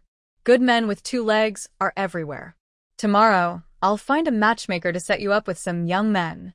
Xiao Huilan speaks kindly, worried that her words might upset her daughter. Her careful tone makes Shin Jiaqing feel a little sad inside. Parents really love their children. Xiao Huilan truly loves her daughter very much. She's so worried, she almost cries but doesn't dare to say harsh words. Maybe she's afraid Jiaqing might do something desperate again. Shun Jiaqing sighs softly and says, "Mom, this dress isn't bought for Jiang Shiryan. If not him, then who could it be?" Xiao Huilan narrows her eyes, full of suspicion. Besides Jiang Shiryan, has Jiaqing even looked at any other man in the village? This new dress must be for that handsome guy. Shun Jiaqing knows her mother doesn't believe her, so she lets the facts speak. She doesn't argue but instead opens her work shirt, holding the shoulders to show everyone. "Mom, look at the size. Can that skinny guy Jiang Shiryan wear this?" She shows the dress confidently, holding it against her chest. The hem reaches her thighs, enough to be a skirt. Not only Xiao Huilan, but everyone else is stunned. The size of this dress is even bigger than what her four brothers wear. With Jiang Shiryan's thin, bony frame, he could wear this and look like he's in a play. This dress definitely isn't for Jiang Shiryan. The whole family is guessing who this dress is for. Only the youngest brother is secretly grinding his teeth, almost spitting blood from anger. He thought his little sister had finally escaped Jiang Shiryan and would meet a good man. But now, she's gone from one danger to another. Can't she like a honest, normal man? "Jiqi, who is this dress really for?" Xiao Huilan looks happy. whose boy is he? Shun Jiaqing answers quickly, "Lu Zheng." "Lu Zheng." Xiao Huilan almost choked to death in one breath, and her smile gradually disappeared. "Jiqi, what are you doing?" "Mom, Lu Zheng saved me. He's my benefactor. I bought this outfit to thank him." Once she said that, everyone except the fourth child visibly relaxed. Xiao Huilan pointed at the pile of gifts on the table. "I've prepared thank you gifts. Why do you? Those gifts are from you and Dad. This outfit is my own choice. If it weren't for Lu Zheng, I might still be wandering around somewhere." "Spit, spit. Don't talk nonsense. My daughter is lucky. She has good fortune." Shin Jiaqing held Xiao Huilan's hand and softly said, "So, your daughter's life is precious. Giving thanks is only right. Don't you think?" Xiao Huilan nodded. "You're right. Sai, Jiqi is beautiful and kind-hearted. always grateful. Let's eat quickly, then go to Lu's house after dinner. Mother gave the order, and everyone happily put their new clothes away and started eating. Today's lunch was soybean stewed with pork hocks, served with soft white steamed buns. Ever since Jichi brought money and meat home, the family's meals improved a lot. The men ate well and felt energized to work. The women looked healthy and rosy, and their hands and feet no longer felt cold. Especially little Bao, whose thin face now looked fuller and meatier, and his complexion changed from pale yellow to a healthy pink. Everyone knew this was all thanks to the little sister. Ding. Host's favorability plus 80. Shun Jiaqing choked a little. Even though she was chewing pork hock meat, it felt like she had eaten honey. She silently thought, system, how much favorability do I have now? Your current favorability is 7,905. Wow, over 7,000. She felt happy inside and was planning her next move when suddenly she heard a faint noise outside the door. Who's there? The third child, closest to the door, quickly rushed over. As he opened the courtyard gate, he saw a frightened little face. The boy was about 17 or 18, very thin, with a face covered in dirt and black fingerprints, squatting at the door playing with some firewood. Ego Don? Shun Jiaqing put down her bowl and looked at the pile of scattered firewood. What are you doing? Gooden nervously adjusted his clothes and hadn't spoken yet when the third brother said, Oh. So the bundle of firewood at the door yesterday morning was from you. Third brother, what firewood? Shun Jiaqing asked. The third brother told her that early yesterday morning, they opened the door and saw a bundle of firewood placed outside, with a note on top that said, Thank you. Hearing this, Shun Jiaqing understood everything. Gooden, what are you doing? Gooden hurriedly bowed to her. Sister Shun, thank you for helping our family. I don't know how to repay you, so. I just brought some firewood. Please don't mind. Before she could speak, he blushed and ran away quickly. Looking at the pile of firewood, although it wasn't worth much, it was Gooden's way of showing kindness. He was a good boy who knew how to repay kindness. Shun Jiaqing didn't bother to explain and immediately got up to chase after him. As she passed through an alley, seeing no one around, she opened her hand and exchanged some rice, flour, and 20 eggs from her space. Gooden, wait. Unexpectedly, Gooden almost fell when she caught up. He just stopped, and suddenly a heavy woven bag was placed in his arms. Gooden instinctively hugged the bag, and a fresh scent of rice hit his nose. He looked down and saw it was a bag of rice. Big, white, plump rice grains. Gooden couldn't remember the last time he saw such white rice, as if it had just been harvested from the fields, giving off a tempting sweet aroma. Sister Shun. He looked at the bag in disbelief. Shun Jiaqing, exhausted and panting, placed the flour bag on the ground. Why are you running? I almost died from exhaustion. Gooden stood there like a wooden puppet. Seeing Shun Jiaqing so tired, he panicked.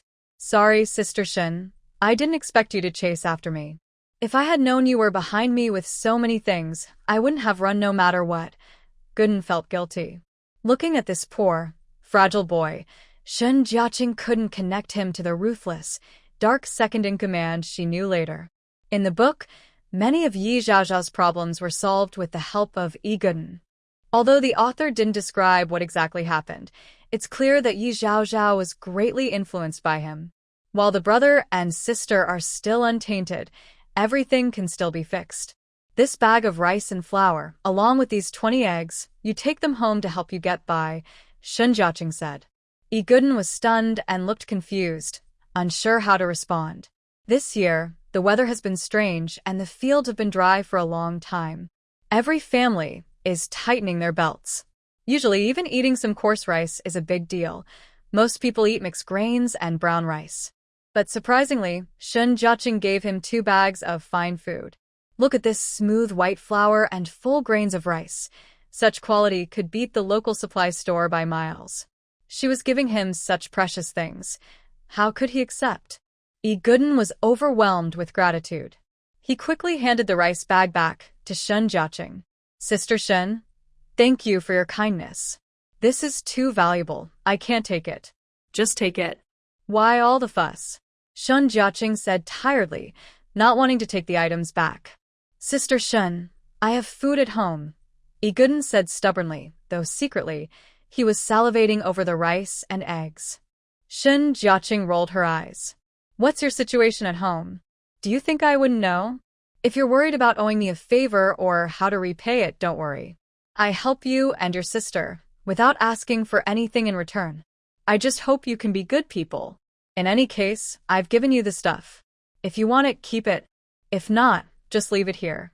I have other things to do, so I'm leaving now. Shun Jiaqing gently placed the eggs on the ground and turned decisively to leave, not giving him a chance to refuse. Shun. Iguden watched her back, feeling a warm feeling inside. Sister Shun, thank you. Your kindness and help, Iguden, will never forget. I will repay you someday. Iguden carried the big bag of rice on his shoulder and held the flour and eggs in one hand, walking slowly home. His rice jar was almost empty. Besides the wild and brown sugar Shun Jiaqing gave him, there was nothing left to eat. Originally, he always planned carefully. Tonight, he intended to steal some grain from the village warehouse, hoping to earn money and then make up for it. Now, with Sister Shun's relief grain, he no longer needs to steal. Not only will he not steal tonight, but he also won't steal in the future because Sister Shun said she hopes he can be a good person. Ding. Host's favorability increased by 70. As soon as Shun Jiaqing entered the door, she heard this happy news. That poor boy, Iguden, only had a little rice, flour, and eggs, yet he gained so much favorability. It seems she should care more about the two siblings in the future. When Shun Jiaqing returned home, she tidied up a bit, then left with her parents, carrying big and small bags. It was midday, and the sun shone so brightly that the ground looked like a big steamer, rising with heat. Xiao Huilan led the way, taking Shun Laogui and Shun Jiaqing to the edge of the village. Lu Zheng's house was a standalone property, located on the outskirts of the village. Behind it were rolling hills and small woods. It should have been very quiet, but now it was noisy, as if people were arguing. Lu Zheng, if you want to break off the engagement, I will do it. Why did you bring it up first? Look at your family's situation. Sick mother, crippled father, widowed sister with a child, and a pair of younger siblings who don't earn work points. Who gave you the confidence to break off the engagement with me? Yi Zhaozhao was furious, her sharp voice piercing the air. Shun Jiaqing immediately became interested. Just as she was about to step forward, her parents had already pricked up their ears and were leaning against the gate. These two old folks were even more gossip-loving than she was. In the yard, Yi Zhaozhao and her parents, a whole family, were loudly confronting Lu Zheng. Behind him stood the sickly elderly couple and young brothers and sisters. No matter how Yi Zhaozhao scolded and insulted him, he remained patient. But when she mentioned his family, Lu Zheng could no longer hold back. His eyes widened with rage as he stared at Yi Zhaozhao. Come at me if you have something to say. This has nothing to do with my family. Yi Zhaozhao sneered mockingly. Fine, since you won't mention it, I won't either. You want to break off the engagement? Fine. Give me back my letter, and I will immediately find someone to witness the breakup with you. Lu Zheng pressed his fingers against his pocket. All right, but you have to return my things exactly as I gave them to you. Lu Zheng, are you really a man? How can you ask me for things? Yi Zhaozhao has faced many setbacks lately. She doesn't even have a penny in her pocket. To raise money to cancel the engagement, she dug out an old antique ceramic bowl, but unexpectedly, she broke it in the black market. Later, she tried to provoke Yang Xiuli, but the Shun family searched her thoroughly. To get revenge on the Shun family, she set a trap in the woods, but instead of catching the Shun brothers, she ended up sending Jiang Shiyan in, and even made her father pay 100 yuan. Next, she planned to steal a treasure that Shun Jiaqing had found, but she was turned around and scammed out of 20 yuan. Right now, her pockets are cleaner than her face. She wants to tease Lu Zheng first, hoping to delay as long as possible and find a way to get that love letter. But Lu Zheng misbehaved and insisted on breaking off the engagement. If she doesn't agree, he'll cause trouble in the village. Breaking off the engagement is already embarrassing. If others find out she wrote love letters to Jiang Shiyan, Her reputation will be ruined. When Lu Zheng heard this, he didn't blush but said in a serious tone, "Our family's money and things didn't come from nowhere." Behind him, his younger brother Lu Heng couldn't hold back and said, "Yes, Sister Yi, you also said our family isn't well off.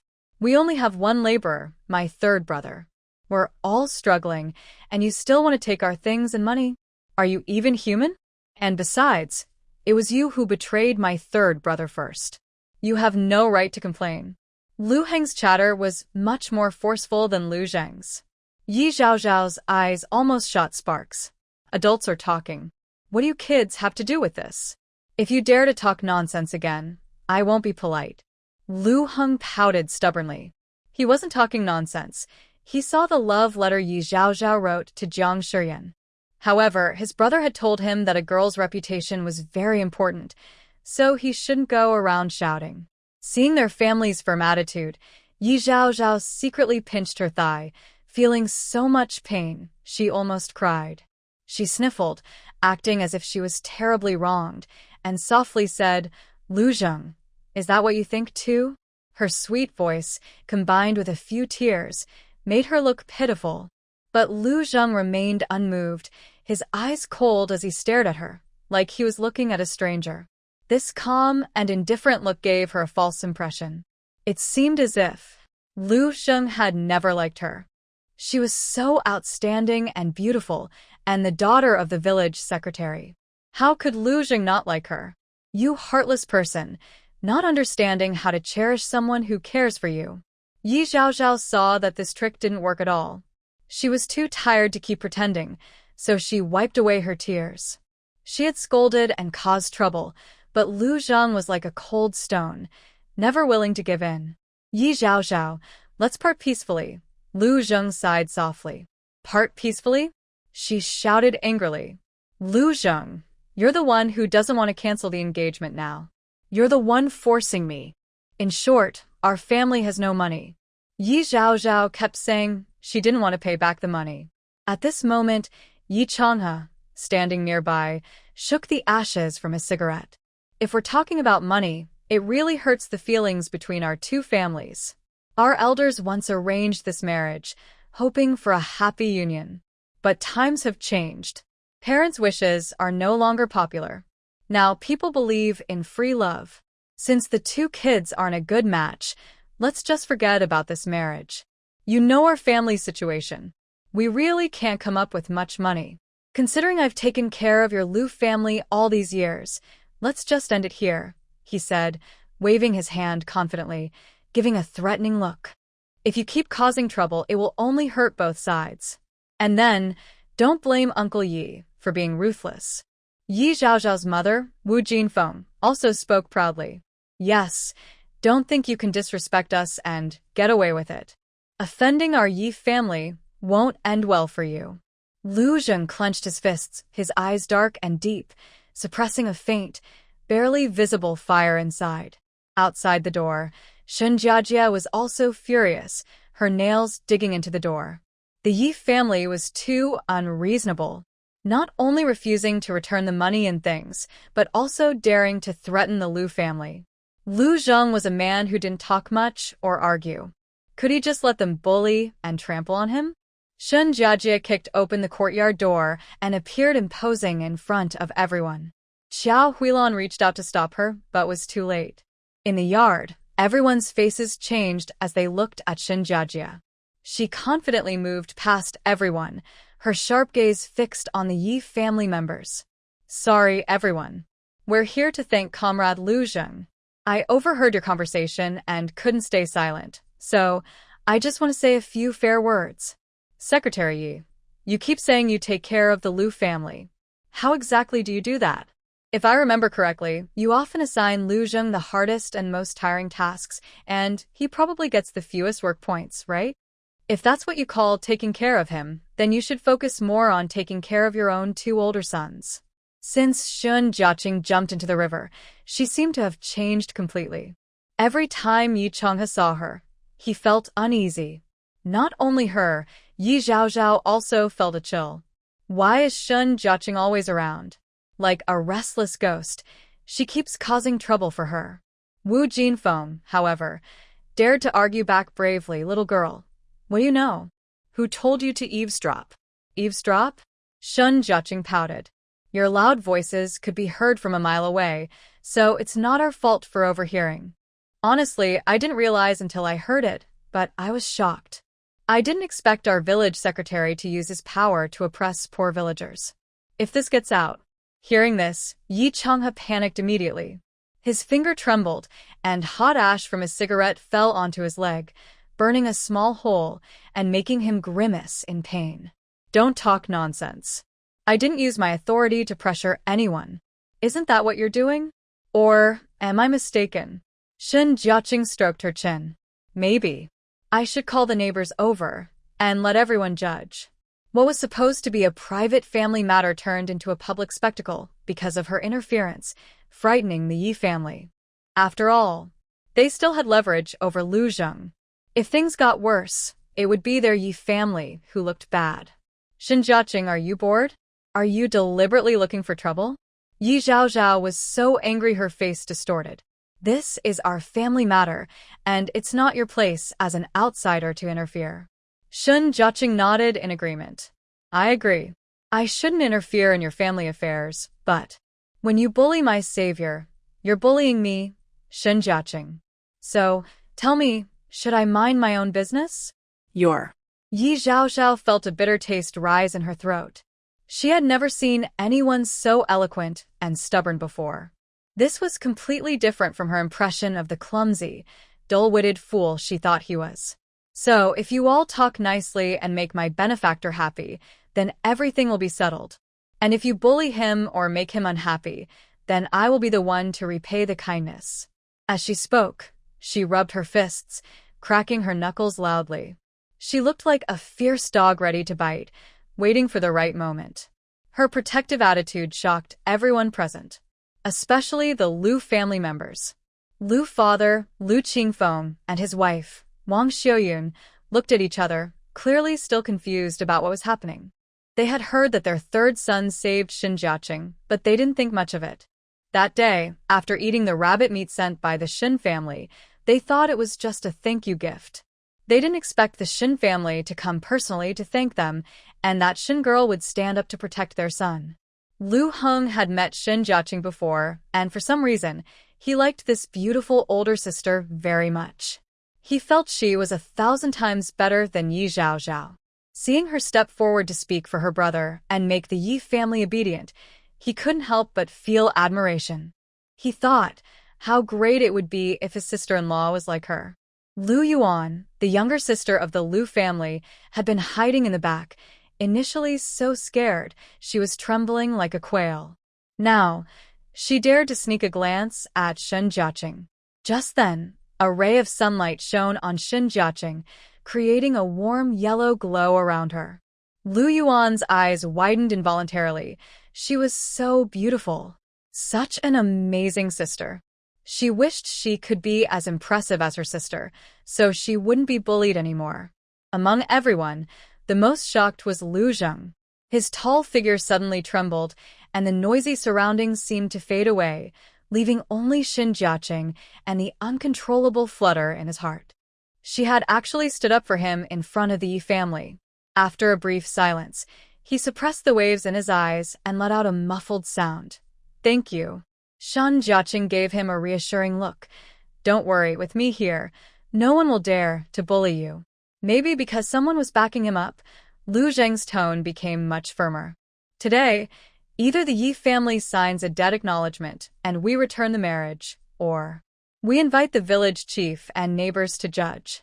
You choose. Shin Jiaqing secretly gave a thumbs up. Lu Zheng finally stood up for himself. Hearing this, Yi Zhaozhao was furious and glared at him fiercely. Good, very good, Lu Zheng. You just have money, huh? Don't regret it later. She took out a notebook and pen from her shoulder bag, stubbornly scribbling on the paper. Every word was written with force, as if she hated the notebook. When she finished writing the last, she tore the page loudly and threw it at Lu Zheng. Are you satisfied now? Lu Zheng casually raised his finger and easily caught the paper. He glanced at the crooked handwriting. 200 yuan. This amount of money is far less than what he had given over the years in gifts and notes. It's barely worth mentioning. After all, the Yi family is already struggling financially. This 200 yuan will give them a headache for a while. Lu Zheng held the thin paper and didn't bother to argue with the Yi family, because his real goal today was breaking off the engagement. The reason he forced them to write an IOU was just to save face. Seeing this, Wu Jinfeng stepped forward a few steps. When she saw the IOU written for 200 yuan, she was so angry her eyes darkened. 200, it's really killing me. No, it can only be 50 at most. Wu Jinhua refused to give up. She tried several times to the IOU, but Yi Zhaozhao pulled her away forcefully. Mom, let's stop here. Others might not understand, but Yi Zhaozhao knew very well. Compared to Lu Zheng's efforts over the years, this little bit of money was just a drop in the bucket. Lu Zheng didn't mind and was willing to return the letter to her. That was already showing kindness. If he pushed her too hard, he might do something reckless and turn against her. Now, she hadn't even received the love letter. She had to endure Lu Zheng for now. When the letter was back in her hands, what would he still be so arrogant about? Yi Zhaozhao glared at Lu Zheng with resentment. You've already given me the IOU. What about my letter? Lu Zheng didn't want to delay any longer. He took out a leather envelope from his pocket and handed it back to her. She snatched it eagerly and hurriedly opened the envelope. After confirming the letter inside, she shot a confident look at her parents and then tore the letter into pieces. Finally, there are no more worries. With no evidence to hold her back, Yi Zhaozhao's confidence grew again. She said loudly, "Please witness this. My marriage to Lu Zheng is over. From now on, men and women go their separate ways, completely cut off." Lu Zheng looked expressionless, showing no happiness or sadness. He calmly returned the tokens of their engagement from years ago.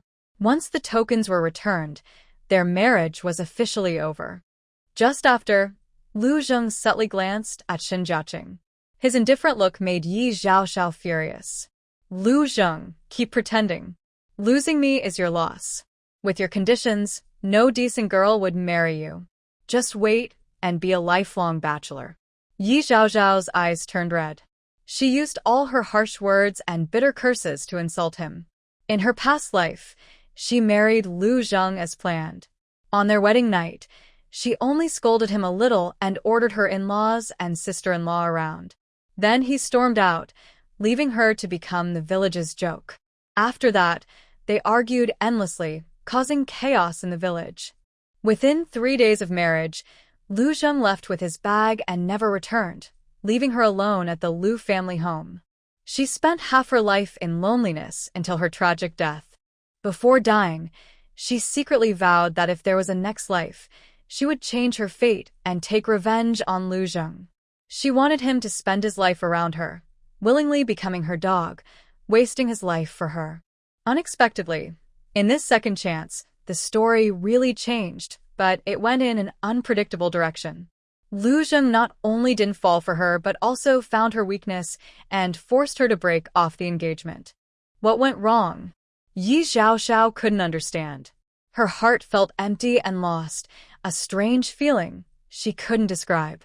Since she was a child, Lu Zheng had always quietly stayed by her side. When she was hungry, he hurried to bring her food. When she wanted to eat meat, he tried every way to buy it for her. When she wanted a new dress, Lu Zheng worked hard to earn points and brought her fabric tickets. She thought Lu Zheng would stay with her forever, ready to serve her anytime. But she never expected there would be a day when he would break free from her control. This strong feeling of losing control made her feel suddenly scared, as if she had lost something very important. Yi Zhaozhao's chest hurt faintly, feeling heavy and almost making it hard to breathe. She didn't want to stay in this terrible place even for a moment longer. "Mom and Dad, let's go." Yi Zhaozhao helped her mother and glared angrily and unwillingly at Lu Zheng until they left the house. Such strong resentment. Shen Jiaqing fanned the air in front of her. Seeing the heroine in the book being rejected by the second male lead and feeling humiliated as she signed a debt note was really satisfying. In the original story, after Yi Zhaozhao was reborn, she kept hanging around Lu Zheng until he protected her from danger and died, ending his life sadly. Now that Lu Zheng has suddenly realized the truth and stopped wandering around Yi Zhaozhao blindly, does this mean his fate is also starting to change? Maybe he won't have to risk his life for Yi Zhaozhao anymore? Shun Jiaqing was thinking about this when suddenly she heard a congratulatory message. Ding. Congratulations, host. You have successfully taken the heroine's luck and received a life extension pill. Successfully taking the heroine's luck. What does that mean? Feeling her confusion, the system explained, by interfering with the plot where the heroine's engagement is broken off and helping the second male lead succeed, you have altered the story's course. This is also a way of taking luck. Shun Jiaqing finally understood. It turns out Lu Zheng was able to say those things because of her intervention. Her involvement changed the situation between Yi Zhaozhao and Lu Zheng, altered the story, and so she received an extra reward. A life extension pill, meaning a magical medicine that can save someone seriously ill or in danger of dying, right? This is a really good thing. Thanks. I didn't expect that watching the drama could also give me equipment and make me rich. Shun Jiaqing pursed her lips, secretly happy, while the light in front of her dimmed a little. Lu Zheng's tall figure blocked the light above, and he looked down at her. Suddenly, a hot feeling made her snap back to reality. I broke off the engagement, Lu Zheng suddenly said, leaving her confused. I saw that. Congratulations. Shun Jiaqing was still excited about her loot, and also felt happy for Lu Zheng. Everyone else there was stunned. Lu Zheng broke off the engagement, and she still said congratulations? Is that normal? Especially the second elder of the Shin family, whose face was very pale. Their daughter was talking nonsense? Did she not fear being scolded? Xiao Huilan smiled happily, planning to smooth things over for her daughter, when she saw Lu Zheng's usually stern face. A faint smile appeared. It was a light, cheerful, and happy smile. Xiao Huilan was a bit surprised. What was going on? She felt that Lu Zheng and Qi seemed very familiar with each other. They kept exchanging glances, which felt strange and wrong. Lu Mu, Wang Xiuyun, also noticed the oddness. She knew her son's usual behavior very well. He had been cold and distant to Yi Zhaozhao since childhood, like a big block of ice. No wonder Yi Zhaozhao didn't like him and preferred the charming Jiang Shiyan. But just now, she saw clearly that her son's eyes were almost glued to Shin Girl. He had just broken off the engagement, then immediately went to show off his single status in front of the girl. However, judging by Shin Girl's expression, she probably hadn't realized anything yet. Seeing this, Wang Xiuyun cleared her throat to break the strange atmosphere. Shin younger brother, Qiao's sister, sorry about today. Our family is a mess, so please don't mind. Cough, cough, cough. Wang Xiuyun was in poor health, easily coughing when she caught a breeze. This was a lingering illness from childbirth, a chronic condition that couldn't be cured. It was a lifelong trouble, always bothering her. Seeing her cough again, her daughter Lu Yuan kindly helped her put on a coat. Xiao Huilan looked at her fragile body, which could be blown away by a gust of wind, and felt distressed. Sister Xiuyun, what you said. It's not your fault. We came at the wrong time. As she mentioned this, Xiao Huilan finally remembered their purpose for coming and quickly placed the gifts on the table. Brother Lu, Sister Xiuyun, today we came specifically to thank you. Thank you for your third son saving Qi. We are grateful beyond words. Xiao Huilan held onto Shin Laogui and Shun Jiaqing, and the whole family was about to kneel. But Lu Zheng, quick and sharp, pulled them up. What are you doing? Lu Zheng's face was so dark it seemed like it could drip water. Of course, I thank you. Thank you for saving my daughter's life. A life-saving favor should be repaid with gratitude. It is proper to kneel and thank them. Uncle Shun, Aunt Qiao, you shouldn't do this.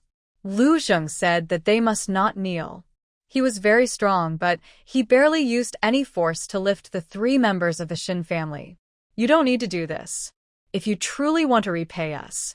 Lu Zheng looked directly at Shun Jiaqing, about to speak, but was interrupted by his mother. Repaid? Third brother, I think you're a bit confused. Wang Xiuyun scolded sharply. How do I usually teach you? Wang Xiuyun usually speaks kindly, but today she was very angry. Her serious expression was like an approaching storm, making people feel afraid. Lu Zheng was stunned for a moment. What's wrong with my mother?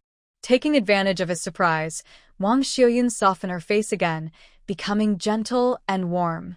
Brother Shen, Sister Qiao, my third son only did a small favor. Please don't take it to heart. We appreciate your kindness. These days, everyone is having a hard time. You've also had it tough. Please take back the gifts. The Lu family was struggling so much, yet they still thought of others. This moved Qiao Huilon deeply. Sister Xiuyun, your words are too distant. Anyway, what I give, I don't take back. You must accept these gifts, or I won't feel at peace in my heart for the rest of my life. That's not right. The two pushed and pulled, arguing for a while. In the end, the Lu family gave in and reluctantly accepted the gifts. Please sit down and have some hot water, Wang Xiuyun signaled, and Lu Hum quickly went to prepare cups. No need to be polite. We have to get to work soon. We need to hurry. Next time, maybe, Qiao Huilon, impatient, stood up to leave. Their mother had spoken, so Shun Jiaqing couldn't sit still. She also straightened up and prepared to leave. Uncle and Aunt, we'll be going now. Take care of yourselves, Shun Jiaqing politely said goodbye.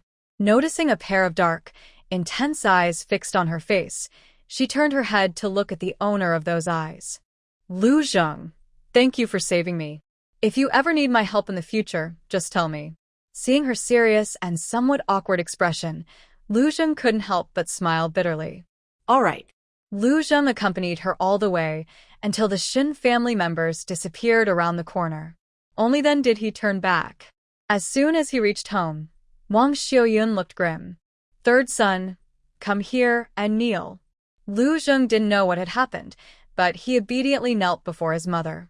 Since he was old enough to understand, his mother had never made him kneel before.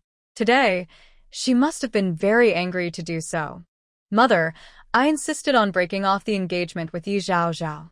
If you punish me, I accept it, Lu Zheng said firmly, standing straight with no regret for his actions. Wang Xiuyun's lips trembled with anger. Is it because of Yi Zhao Zhao? She clutched her chest and took deep breaths several times. That Yi Zhao Zhao looked down on you. She's also a troublemaker. If you broke off the engagement, I'm actually glad. At least we didn't marry that troublemaker into the family. Lu Zheng was stunned for a moment. Then, you mean? Wang Xiuyun sighed. I punished you because you had inappropriate thoughts, trying to use kindness to get Xinyadu to marry you. As soon as she finished speaking, Lu Zheng's face changed completely. A faint glimmer appeared in his eyes. Mother is right, isn't she? Wang Xiuyun suddenly coughed uncontrollably, her face turning red. After finally catching her breath, she advised him earnestly. Child, don't blame your mother. I interrupted you earlier because I didn't want to see you act impulsively, nor did I want you to ruin an innocent girl. After you broke off the engagement with Yi Zhao Zhao, you immediately wanted Xinyadu to marry you. People who know might scold you for changing your mind and being unfaithful. Those who don't might secretly plot against Xinyadu. Moreover, do you think you can easily get Xinyadu to agree just because you proposed suddenly? Even if she agrees out of gratitude, she might still harbor resentment. Then, you two would argue often, and life would be chaotic. Wouldn't that ruin her life? Wang Xiuyun spoke rapidly, while Lu Zheng sat quietly kneeling on the ground, his fists clenched tighter and tighter, his knuckles turning pale. Just in case, even if Sister Shen liked you and happily married you, our family's conditions can't allow someone to marry and just to eat plain food, right?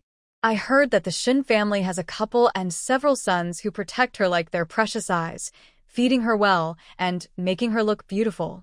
Why should a girl from a happy family suffer to come to our place?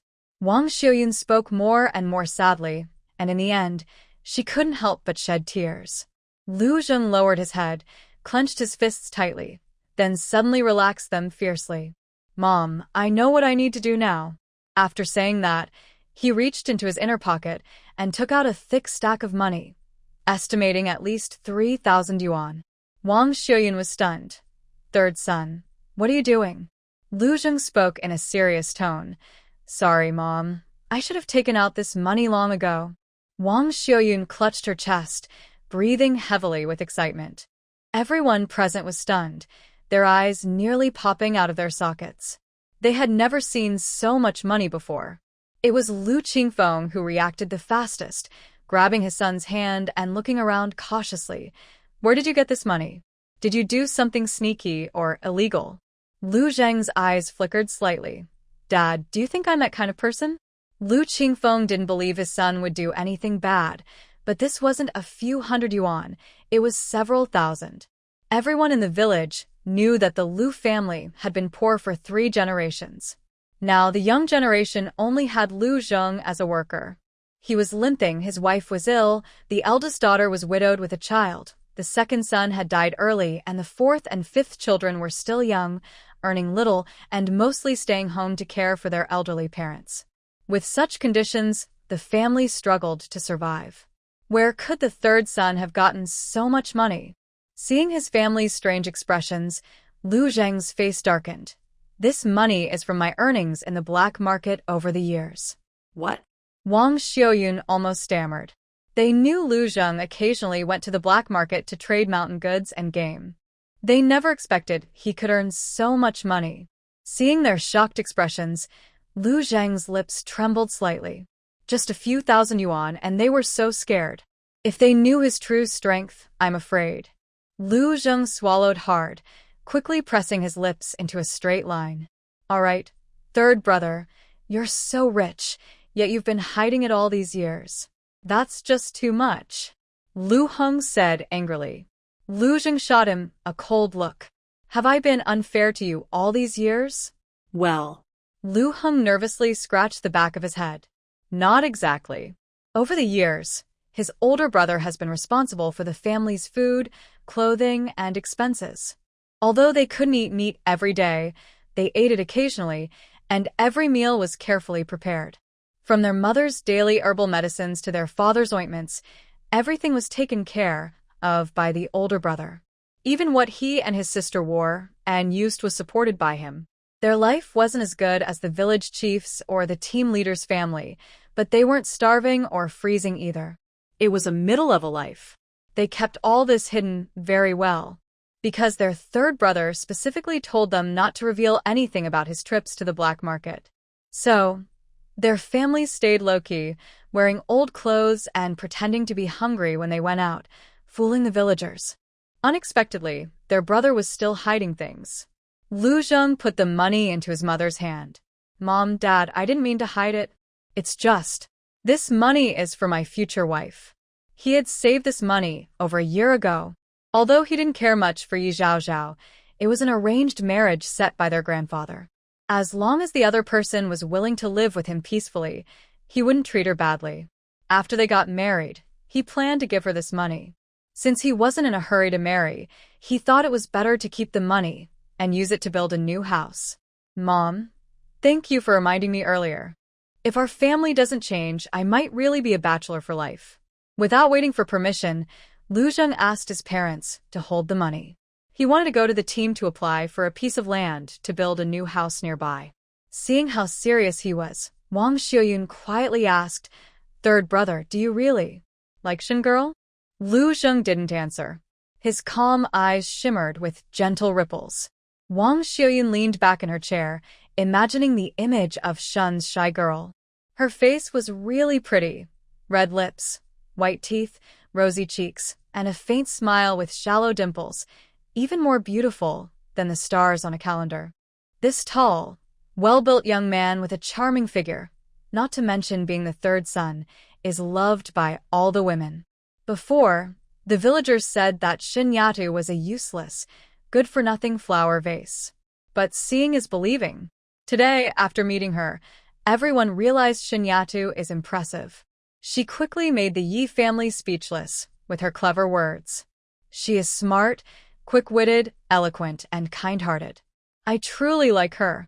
If she were my daughter-in-law, I would be so happy I couldn't sleep for 3 days and nights. But I feel like the third son doesn't deserve her. Wang Xuyan reached out and gently patted Lu Zheng's shoulder. Son, if you want to marry a beautiful wife, you need to work harder. We'll support you in building a new house. Mom supports you. Dad also supports you. Shen Jiaqing didn't do anything special. She just quietly walked along the road, but her mind was constantly busy. Ding. Host's favorability plus 100. Host's favorability plus 100. Favorability plus 100. Plus 100. In just a moment, her favorability score increased by 1,200 points. Could it be that the lucky son of destiny is boosting her favorability again? She absent-mindedly thought about this, when suddenly, she bumped into a soft back. Xiao Huilan turned around and looked at her daughter's distracted state. Could it be that she has really fallen for that young man from the Lu family? Shen Jiaqing. Her mother suddenly called her full name, making her shiver all over. This must be a big deal, right? Mom, I'm sorry. I didn't mean to bump into you. Shen Jiaqing apologized, sticking out her tongue. But Xiao Huilan crossed her arms, her sharp eyes scrutinizing her daughter from top to bottom.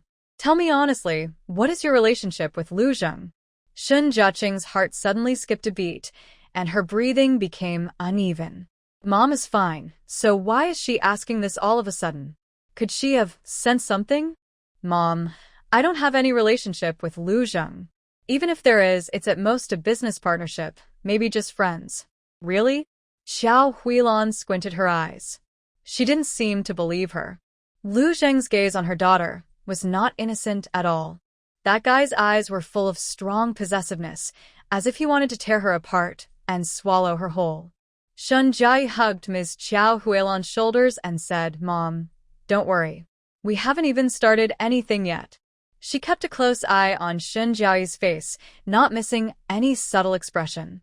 Seeing her so relaxed and calm, it seemed she might have been overthinking. Or maybe Lu's young man was just being wishful, and Jiayi didn't like that dull guy at all. She frowned worriedly. Jiayi, I don't mean you shouldn't date, but I'm worried you'll fall for someone like Jiang Shiyan again. Shen Jiayi's smile gradually disappeared. Mom, don't worry. As the saying goes, learn from your mistakes. I was blind before, but now I've learned my lesson.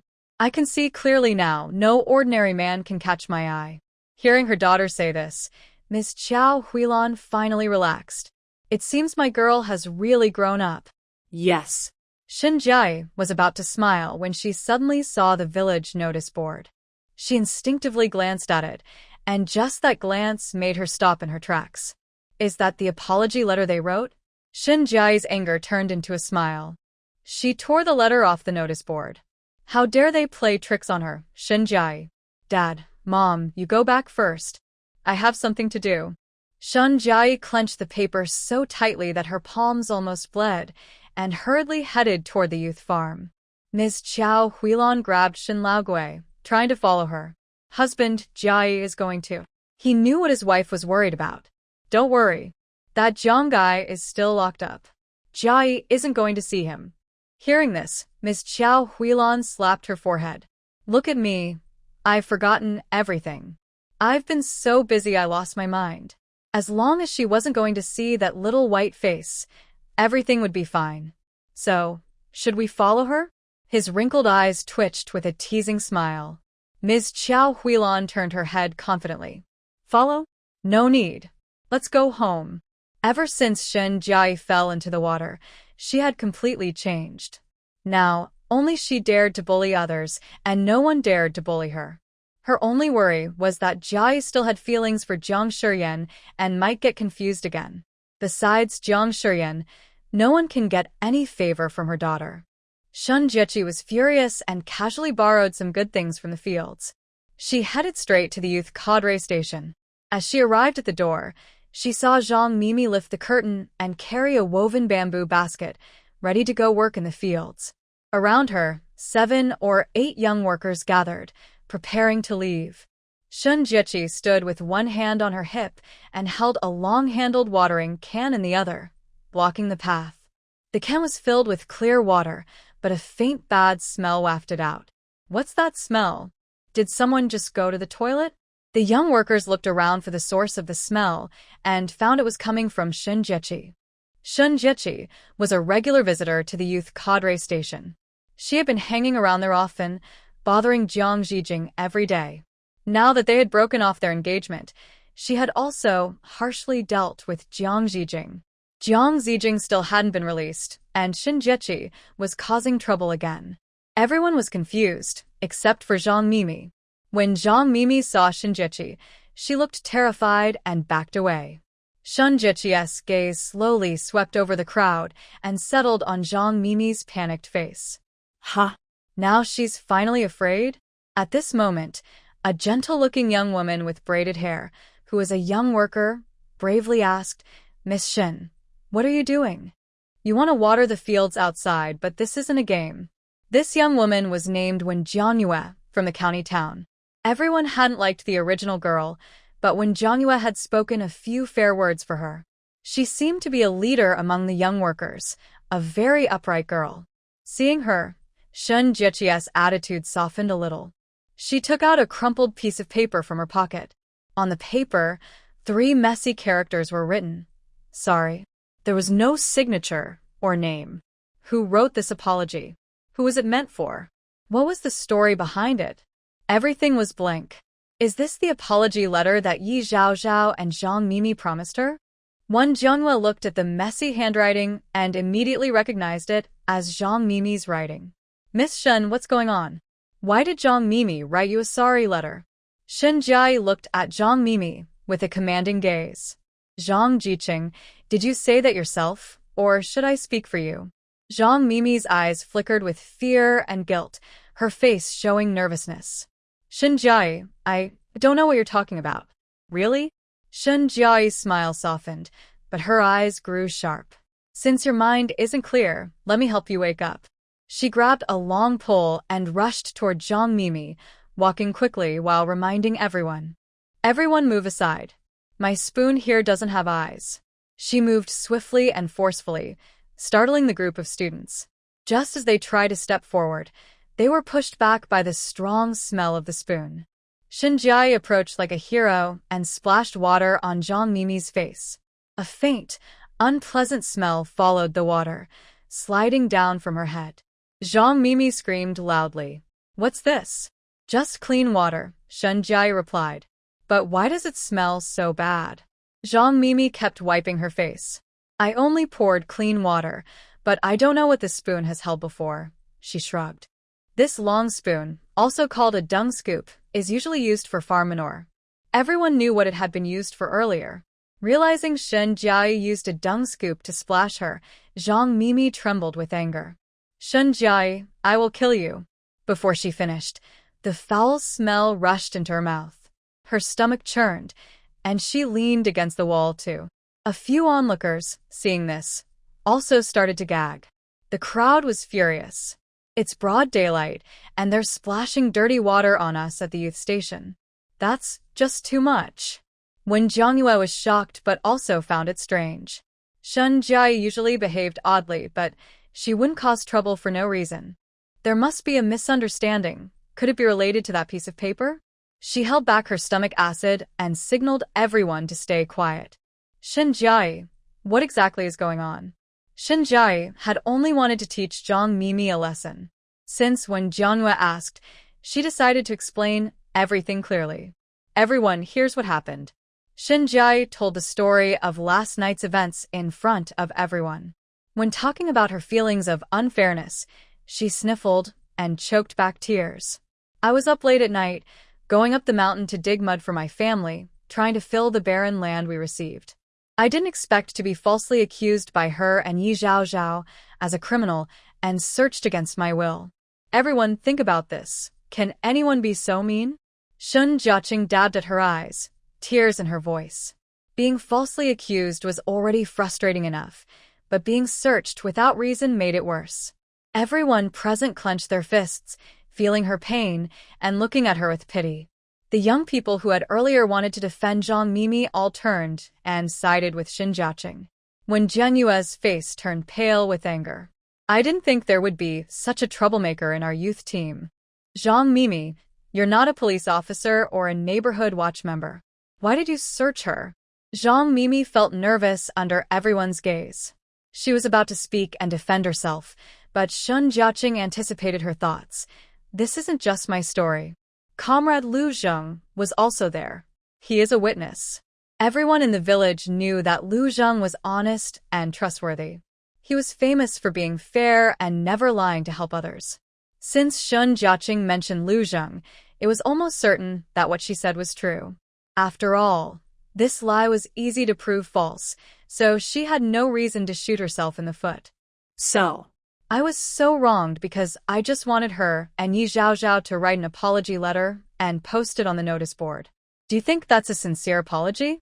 Shun Jiaqing said this while opening her hand to show the paper. The sloppy 3 big characters clearly looked like they were written carelessly. This is just insulting people. She played me like this, so I splashed water on her. It's only fair. Do you all think I went too far? Her words were firm, and everyone around looked at each other, then fell silent. Hearing this, Wen Jiangyue was also very angry. Zhang Youth, at this point, are you still not telling the truth? Zhang Mimi was soaked and stinky, almost breaking down. She was a city girl and had never been so humiliated before. When Jiangyue didn't comfort her, but instead questioned her loudly. She couldn't hold back anymore and burst into loud tears. When Jiangyue, you're on my side. How can you defend her? She was already covered in dirt and tears, looking even uglier now. When Jiangyue looked away, unable to bear the sight. If I wasn't on your side, why would I ask you? Just tell the truth, or I can't help you. Zhang Mimi looked nervously at Shun Jiaqing, then at the long-handled spoon in her hand, trembling suddenly. I didn't want to do this. It was all Yi Zhaozhao's idea. Yes, her idea. She was the one who told me to go up the mountain yesterday, and she told me to search Shun Jiaqing's belongings. Even this apology letter, she made me write it. Am I innocent or not? Zhang Mimi cried bitterly, gasping for breath, almost overwhelmed by her own distress. The truth was revealed, and everyone looked at Zhang Mimi with disdain. When Jianyue's face turned red with anger. So it was really you. And you still have the nerve to complain? No, it wasn't me. It was all Yi Zhaozhao. Shun Jiaqing stood still, a mocking smile on her face. You do whatever she tells you. Are you her dog? And if she told you to eat dirt, why don't you go eat it? ugh. It was already disgusting, and now it was even more nauseating. But, to be fair, her words made sense. When Zhang Mimi heard eat dirt and thought of that strange taste in her mouth, she nearly fainted. Seeing this, Wen Jiangyue quickly stepped in to mediate. Shun Jiaqing, this is indeed Zhang Mimi's fault. You've scolded her and splashed her. Can we just let this go?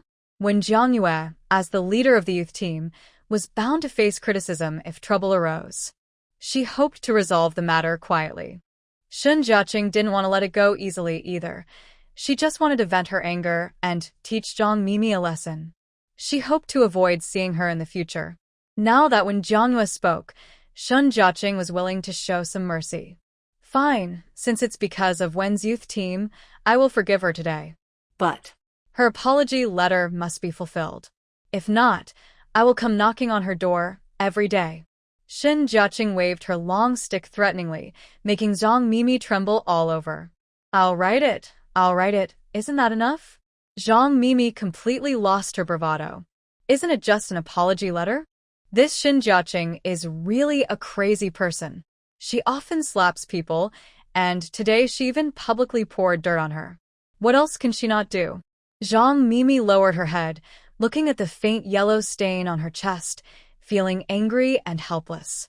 Clearly, Yi Zhaozhao is the real culprit. Why should she bear all this, while Yi Zhaozhao remains safe and sound? Thinking of this, she clenched her teeth and said, Shun Jiaqing, what right do you have to talk to me? If you have the guts, go find Yi Zhaozhao. Are you afraid of Secretary Yi? Are you scared? ha, Using provocation. Shun Jiaqing slightly raised the corner of her eye. How dare this clueless fool, Zhang Mimi, play tricks in front of her. She looked at Zhang Mimi with a sneer and said mockingly, "Don't worry, what you have, Yi Zhaozhao will have too. Neither of you can escape." Thinking about Yi Zhaozhao also getting dirt poured on her, Zhang Mimi seemed less upset. All her petty tricks were seen clearly by Shen Jiaqing. Trying to use her to do harm? Zhang Mimi is still too naive. Who is borrowing whose knife? That's uncertain. Shen Jiaqing endured the foul smell, took a few steps closer to Zhang Mimi, and deliberately lowered her voice. "Zhang Mimi, you probably don't know. Your good friend is dating Jiang Shiyan." What? Zhang Mimi was so shocked she couldn't close her mouth. You're talking nonsense. How is that possible? I don't know anything about it." Shen Jiaqing gave her a sympathetic look and sighed softly. "Zhang Jiqing, you should be more careful." Sure enough, hearing this news, Zhang Mimi started to panic. No way. You're lying to me. I need to ask clearly." Before anyone could react, Zhang Mimi ran straight to the Yi family. "Why are you just standing there? Chase after her." Wen Jiangyue shouted loudly. But everyone else remained still, their faces showing more or less disdain. "Captain Wen, if you want to chase, go ahead yourself. We can't afford to lose face over this. Besides, we still have work to do. You guys." You. Wen Jiangyue couldn't say much, feeling pretty embarrassed herself. But if she didn't go, what if something unexpected happened? She was hesitating when a clear, crisp voice suddenly sounded nearby. "Student Wen Jiqing, I'll go with you," Shen Jiaqing said with a bright smile. "Okay." Wen Jiangyue seemed to grasp a lifeline. "Thank you, Shen girl."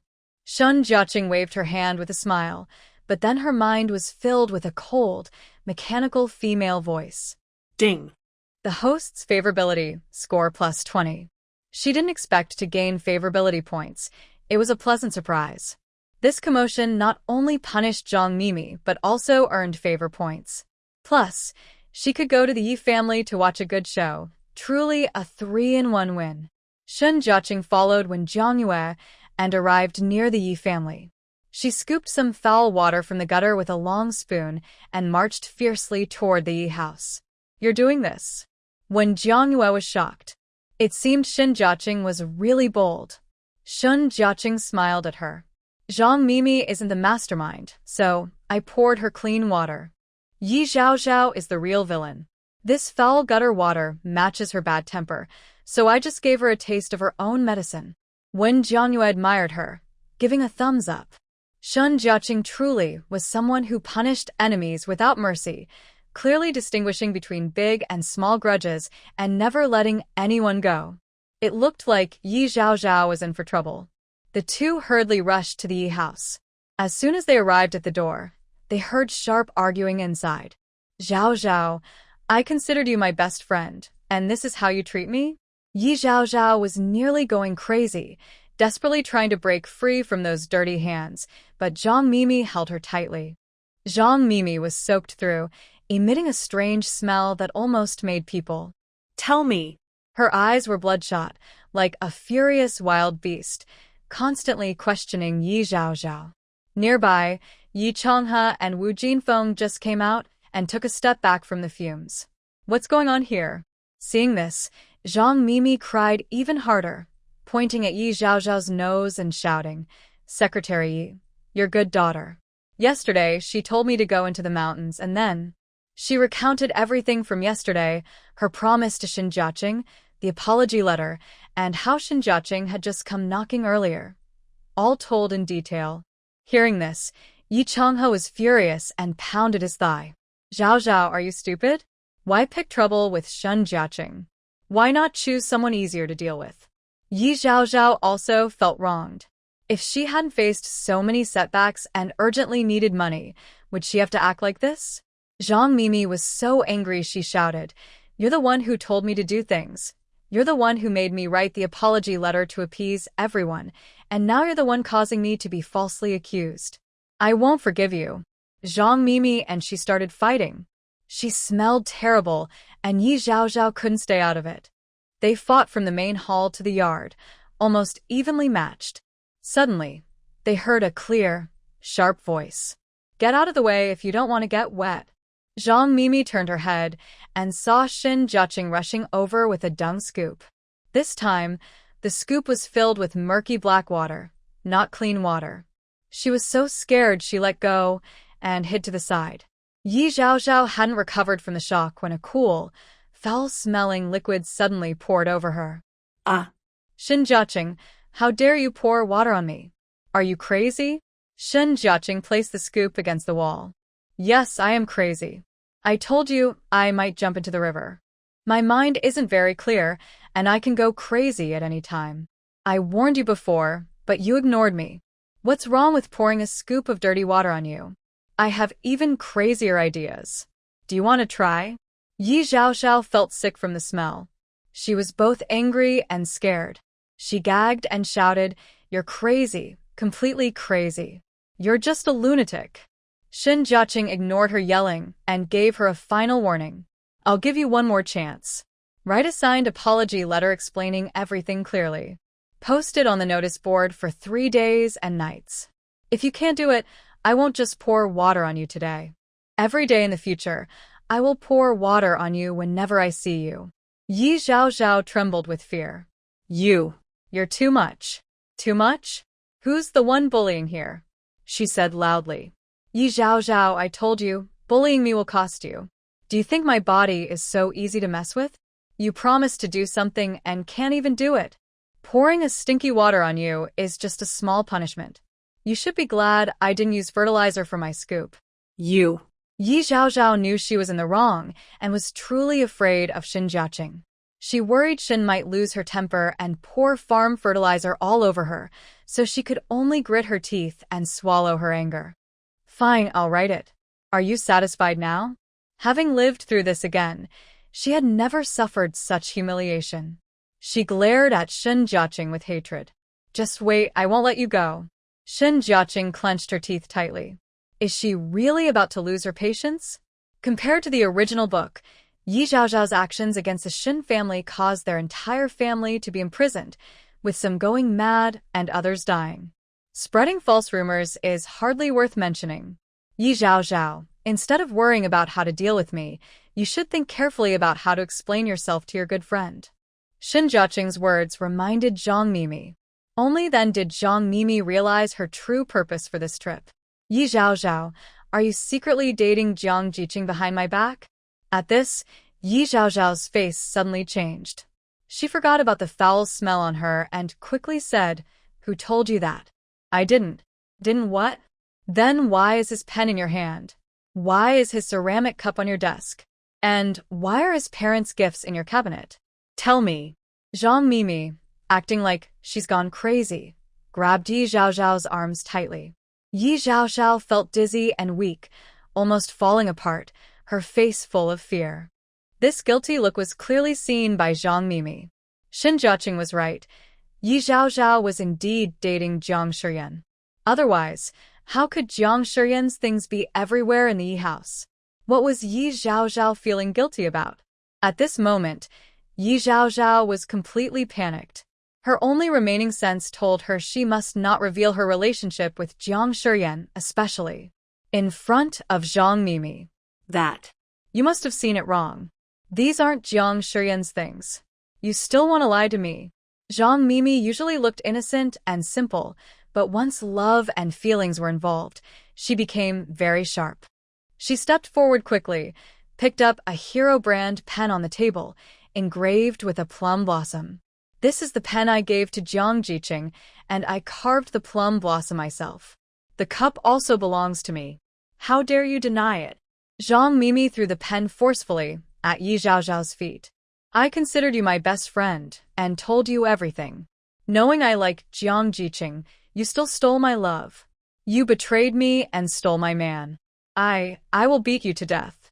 The two of them started fighting again, hitting each other fiercely. One Zhangyue was anxious to step in and stop them but was pulled back by Shin Jiaqing. What's the rush? She hadn't enjoyed this exciting dogfight yet. The two elders of the Yi family stepped forward to stop the fight, but instead of calming the situation, they also got hit a few times and cried out in pain. After the two exhausted themselves and were left gasping, Shin Jiaqing let go and said, When's hiking? It's your turn to step in. When Zheng looked at the two wild women with messy hair and foul smell, and suddenly felt a bit scared. She really didn't want to clean up this mess. Shun Jiechi saw her difficulty and patted her shoulder, pointing to a clear solution. Jiqing and the village secretary's daughter are fighting. As the team leader, you can't just stand by. Go quickly and ask the village head to come. This reminder woke up when Jiang Yue, and she nodded gratefully. You're right. This isn't something I can handle. The village head must come. Shun Jiechi smiled and waved her hand. Exactly, go now. Remember to run there quickly. When Jiang Yue obediently started walking and hurriedly ran out. Just as her figure disappeared from sight, the system voice sounded again. Ding, host's favorability plus 50. Shun Jiechi couldn't help but smile. When Jiang Yue, she only did a small favor, it's nothing. 10 minutes later, when Jiang Yue arrived hurriedly with the village head, Qin Ming. Shun Jiechi looked at the middle-aged man with a square face, wearing a white tank top, and called loudly, Hello, village head. You finally arrived. If he hadn't come soon, she would have been melted by the sun. What's going on? Qin Ming asked, just then noticing the chaos in the yard. He shouted angrily, What are you two doing? Let go now. In the countryside, it's common to have arguments or even fights, so this wasn't unusual. But today was different. The village secretary's daughter was fighting with a village youth. What kind of thing is this? Zhang Mimi sat on the ground, crying so hard she could hardly breathe. Village head, please help me. Yi Zhaozhao also refused to back down, crying to Yi Changhe, Dad, you have to help me too. Yi Changhe supported the wall and stood up dizzy. Old Qin, you're here. These two young girls are upset and actually fighting. It was clearly her, Yi Zhaozhao, who caused me to be falsely accused and also tried to steal my boyfriend, Jiang Jiqing. Why did I hit her? Yi Zhaozhao was anxious. You're talking nonsense. Don't listen to her lies. Lie? Zhang Mimi pointed at herself. Then tell me, why does your family have so many things from Jiang Jiqing? Yi Zhaozhao also got nervous. Seeing the team leader and Wen Jianhua present, with many villagers outside, she turned pale with fear. After all, she just canceled her engagement at noon, and now her new relationship is about to be exposed. Wouldn't that ruin her reputation? But Zhang Mimi insisted that she was definitely dating Jiang Shiyan, otherwise, why would Jiang Shiyan give her such expensive gifts? At this moment, Yi Zhaozhao calmed down and quickly thought of a way out. That was my dad paying Jiang Jiqing 100 yuan to settle a debt. I didn't know it was from you. Do you think I'll believe that? You're such a liar, Zhang Mimi said. She got up from the ground and was about to rush forward, but Qin Ming stopped her. Qin Ming sniffed her and almost vomited at the smell. He quickly turned his head away. What's going on? Who did this? It was me, Shun Jiaqing said openly, not hiding anything. She looked proud and smiled with a mischievous glint in her eyes. Seeing her causing trouble again, Qin Ming and Yi Changhe both felt helpless. Why was Shun Jiaqing everywhere? Qin Ming looked at her sternly. What are you doing? Why did you splash dirt on others? Of course. She did it herself, Shun Jiaqing said, pointing to Wen Jianhua. This matter, Wen Jiqing knows. Let her tell you. Suddenly, when Jianhua was called out, facing the sharp eyes of the team leader, she was so scared she told everything. When Qin Ming heard that Shun Jiaqing was suspected and searched, his face turned pale with anger. Old secretary, look at how you raised your daughter. She's throwing dirt everywhere and even dared to search people. That's too much. This unfair accusation was well-deserved. However, he also scolded Shun Jiaqing, saying that if there was a problem, she should ask the team for help. She shouldn't act impulsively next time. Shun Jiaqing nodded perfunctorily. Don't worry, as long as they keep their promises, I won't go crazy. But right now, the people you should be persuading are them. If you don't clear this up today, they might even start fighting. After Shun Jai finished speaking, she looked at them with a playful smile. Seeing this, Qin Ming glared at her and said, Miss Shen, are you the one causing trouble? Shen Jai hid her smile and quickly looked serious. Captain, how can you say that? I am also a victim. Qin glanced at her. You? A victim? In the past, he might have believed her lies. Since that night, when they caught the thief stealing wood and captured Jiang Shiyan and Xinjiai played tricks on them, he realized Xinjiai was not as dull as rumor said. She is clever. She pretended to be innocent to trick him, then used his help to get back what Jiang Shiyan owed her openly. Xinjiai is really good at tricks, making him, the captain, look like a fool and everyone around him confused. The most frustrating part is that he couldn't find any fault with her, only to swallow his anger. Even if she didn't cause today's trouble, she was definitely stirring things up. Qin mind was clear. They are causing so much trouble, and you're satisfied? But it's just the beginning. Xinjiai pouted, giving him a strange look. Captain, they are fighting each other. What does that have to do with me? Your words are so strange. Qin was speechless. He knew it was her doing, but he felt helpless. It seemed every time he met her, he lost out, as if she was deliberately trying to defeat him. Before he could think more, there were sharp cries from the ground. Yi Zhaozhao and Zhang Mimi, as she said, started choking each other again, without warning. Qin hurriedly helped Yi Chang'e pull them apart. Enough. Are you still trying to embarrass us? Yi Chang'e grabbed his daughter's hand, his face full of shame. Meanwhile, Zhang Mimi was pressed against the wall by Qin. Both of you, stop now. Qin shouted angrily. If you don't stop, I'll tie you up with a rope. Seeing his serious tone, Yi Zhaozhao and Zhang Mimi finally calmed down, looking like wilted eggplants. Yi Zhaozhao touched her injured cheek and said, Dad, Uncle Qin, look. She scratched my face. Yi Chang'e looked at his daughter's face with concern and reached out to touch it. Zhang Jiqing, if you don't give me an explanation today, I won't let this go. At this moment, Zhang Mimi gradually calmed down. Hearing that Yi Chang'e was angry, she shrank back behind Qin. This isn't all my fault. Blame Yi Zhaozhao for being unkind. She splashed water on me and stole my true love. As she spoke, she sniffled and started crying again. I finally waited for Jiang Jiqing to break off the engagement, thinking I had a chance. But she was faster than me, Yi Zhaozhao. I even considered her friend and treated her sincerely. And this is how she repaid me? Besides, she still has a marriage agreement with the Lu family. She's openly messing around, and no one stops her? Hearing this, Yi Zhaozhao's face turned pale and purple, and her teeth clenched tightly. Because so many people were present, she couldn't lose her temper. She quickly clarified, Zhang Mimi, stop talking nonsense. I have already broken off the engagement with a Lu family. As soon as she said this, everyone was shocked. She actually broke off the engagement? When did that happen? Ye chanche sikhet angrili. It was just today at noon. We exchanged tokens back. From now on, the Yi family and the Lu family have no marriage agreement. The marriage is off.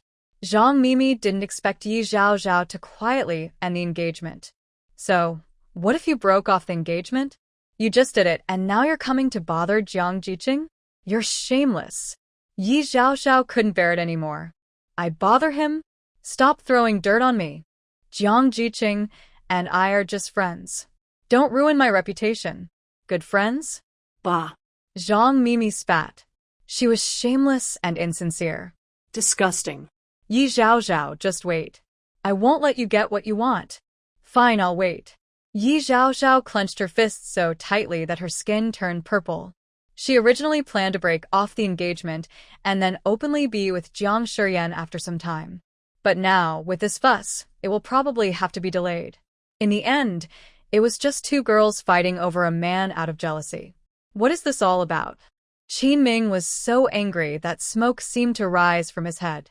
His face turned dark as he told both of them to go back and write a self-criticism.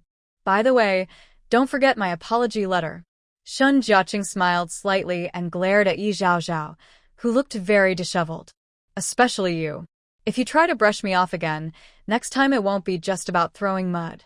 Only then did Yi Zhaozhao realize she smelled bad, like she had been in a sewer. She stuck out her tongue and started to gag. Shun Jiaqing. You. You crazy woman. All right, everyone, disperse now, Qin Ming said, signaling everyone to leave. Then he sniffed his fingers and showed a pained expression. Shen girl, your tricks are too harsh. Since I know you've been wronged, I won't punish you today. But if it happens again, I won't go easy on you. Qin Ming hurried her to leave, so she wouldn't stay and bother him. But Shen Jiaqing stayed where she was. Captain, I was just about to find you. You? You have something to tell me? Qin Ming scooped some water and washed his hands repeatedly, but he still felt like his hands smelled bad. Yes, about the land my family was assigned. She hadn't finished speaking when Qin Ming frowned impatiently. I already told your parents about this. This year, the weather is dry and the harvest isn't good. The team decided to expand the planting area. Your second brother is a model worker, so this tough piece of land naturally goes to him. So, whoever is good gets the short end of the stick. Shen Jiaqing gritted her teeth in anger. This is the first time I've heard of people being so clear and straightforward about playing favorites. You. Qin Ming trembled with anger, his face turning a dark purple. This was indeed Yi Changhe giving Shen's family a hard time. He could only turn a blind eye because Shen Jiaqing had offended the Yi family. But in front of so many people, what could he say? Shen girl, medicine can be taken carelessly, and words should be chosen carefully. This is an organization test for your whole family. Don't take it the wrong way. A test? Shen Jiaqing looked like she was hearing a huge joke. Fine, since you say it's a test, if we pass it, will there be a reward? Qin Ming was also amused by her. That piece of barren land, with poor soil and little sunlight, what could possibly grow there? By the end of the year, when they receive their grain, they will have tears to cry. He scoffed and cleared his throat. If your family can withstand the test and the harvest at the end of the year reaches the village average, I and Secretary Yi will personally give you an extra 50 jin of grain and half a fat pig. Qin Ming confidently made this promise, but he didn't really care. Their land was so poor that just growing crops was a success. Expecting a good harvest? Dream on. This was almost impossible. Shen Jiaqing looked happy. The team leader was really going all out. Forget about the grain. That half a fat pig was worth a lot of money. The reward sounded tempting, but everyone knew deep down that Shen's family probably wouldn't get it. But Shen Jiaqing was full of confidence and said cheerfully, "Let's agree on this. Everyone here, please witness. If the team leader breaks his promise, I hope you all will speak up for me." No problem. When Zheng Yue was the first to raise his hand in support, and others nodded in agreement. Don't worry, with us watching, the team leader will keep his word. But you, are you so sure your family can complete the task? Be careful, your bragging might get exposed. Shen Jiaqing almost couldn't hold back her laughter. Of course she was confident, because her family's few acres of thin land would soon be rented to the Agricultural Research Institute. Tomorrow, at the latest. She couldn't wait to see Yi Changhe and Qin Ming's faces when they found out. After leaving the Yi family, Shen Jiaqing felt refreshed. Not only had she dealt with Yi Zhaozhao and Zhang Mimi, but she also set a trap for the team leader. Thinking about the grain share at the end of the year, and how Yi Changhe and Qin Ming would bring 50 jin of grain and half a fat pig, her lips never stopped smiling. She worked all afternoon, and was a bit tired. She went home to wash her hands and face, lay down for a quick nap, and was just drifting off when she heard the courtyard bustling, like a group of birds having a meeting. What's going on? So noisy. She got up, dressed, and just as she stepped outside, she heard her mother animatedly gossiping with two sisters-in-law. Our village is so lively today. Xiao Huilan first mentioned Lu Zheng's broken engagement, then whispered, I knew that Yi Zhaozhao was so anxious. She'd rather sign a promissory note than break off the engagement. Turns out she's eyeing that little white face, Jiang Shiyan. What? Yang Xioli looked surprised, then casually picked up the dried pumpkin seeds on the table. Several people gathered around and started joking. Mom, is that true? Of course it's true. I heard that Jiang Shiyan, in his pursuit of Yi Zhaozhao, gave everything to Yi Zhaozhao, including Zhang Mimi's belongings. Someone caught them in the act, and they started fighting right there. Peng Zhaodi secretly clenched her fists. That Jiang Shiyan. He treated my little sister so badly before, and now he's chasing after Yi Zhao Zhao. I can't stand it. Exactly, Qiao Huilan said, feeling annoyed when she thought about it. But bad people get what they deserve. He wasted my family's time before, and now he's being played by another woman. Honestly, I find it satisfying. That's right, Yang Xiuli spat out the seed shell. And Yi Zhaoxiao isn't a good person either. She has a fiancé, but is out there flirting with others. Who would want to marry someone like her? Wouldn't they be worried about being cheated on?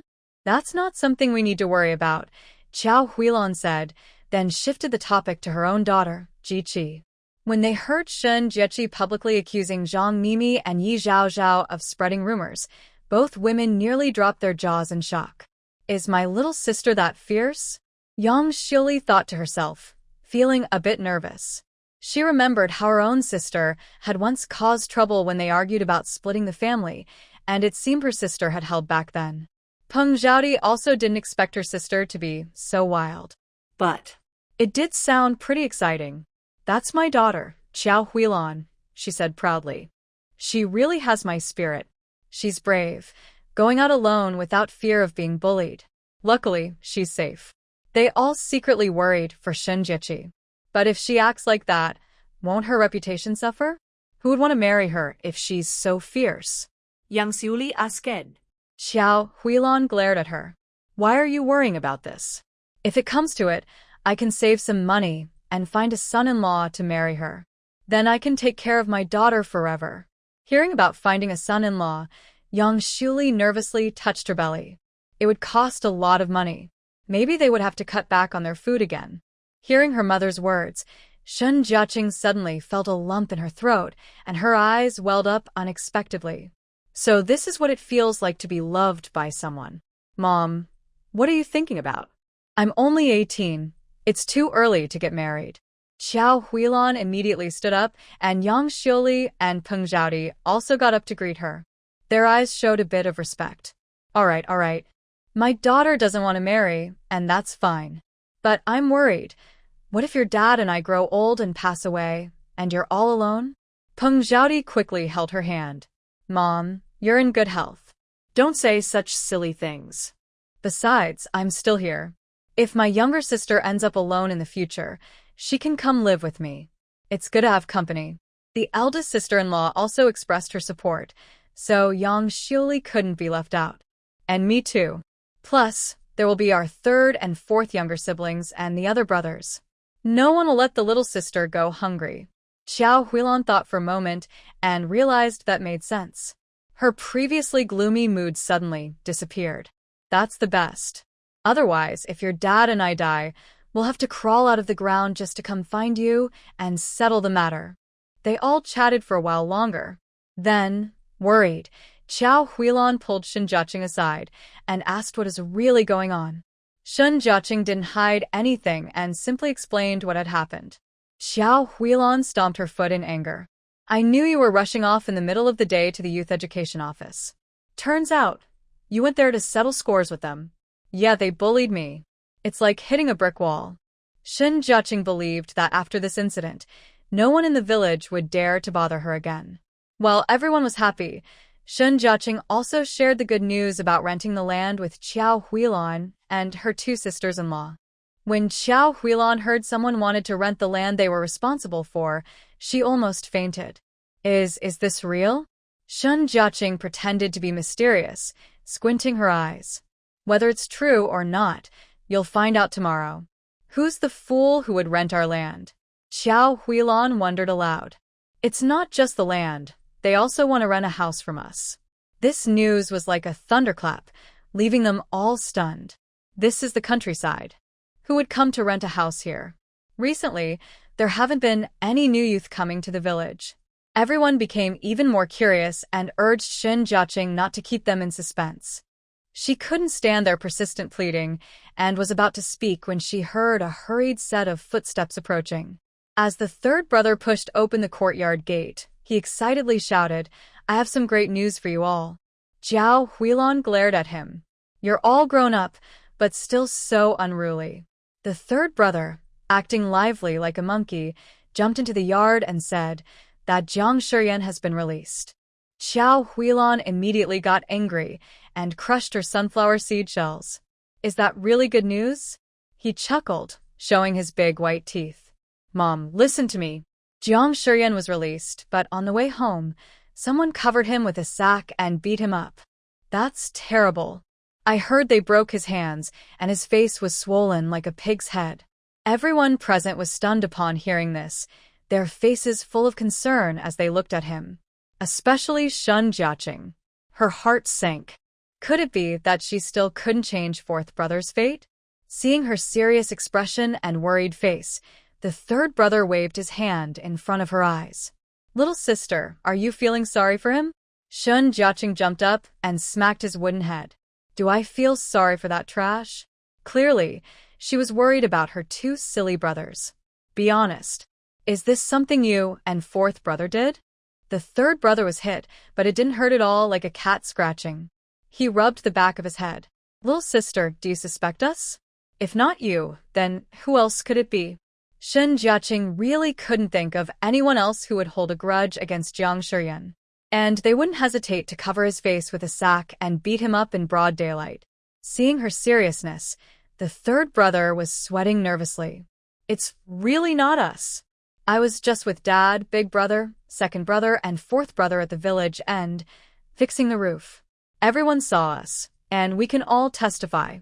He spoke confidently, with clear details about the time, place, and witnesses, so it shouldn't be false. Could it really not be them? Shun Jiaqing carefully reviewed everything in her mind. Whether it was her original memories or the story in the book, the only people who had a grudge against Jiang Shiyan were her Shin family. After all, he was the male lead, naturally blessed with the hero's aura, and could meet benefactors wherever he went. As a minor character, Xinjiao was always fighting against Jiang Shiyan and eventually ended up in the pigsty. This time, because of her appearance, she successfully changed her fate as a minor character in the story. Her parents and older brother and sister-in-law were unhappy with Jiang Shiyan, but they kept their feelings in check because of her instructions.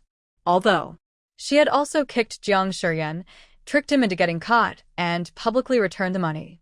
But compared to the insults the original heroine suffered, and everything Jiang Shiyan did to Shin's family in the story, her small revenge was not enough.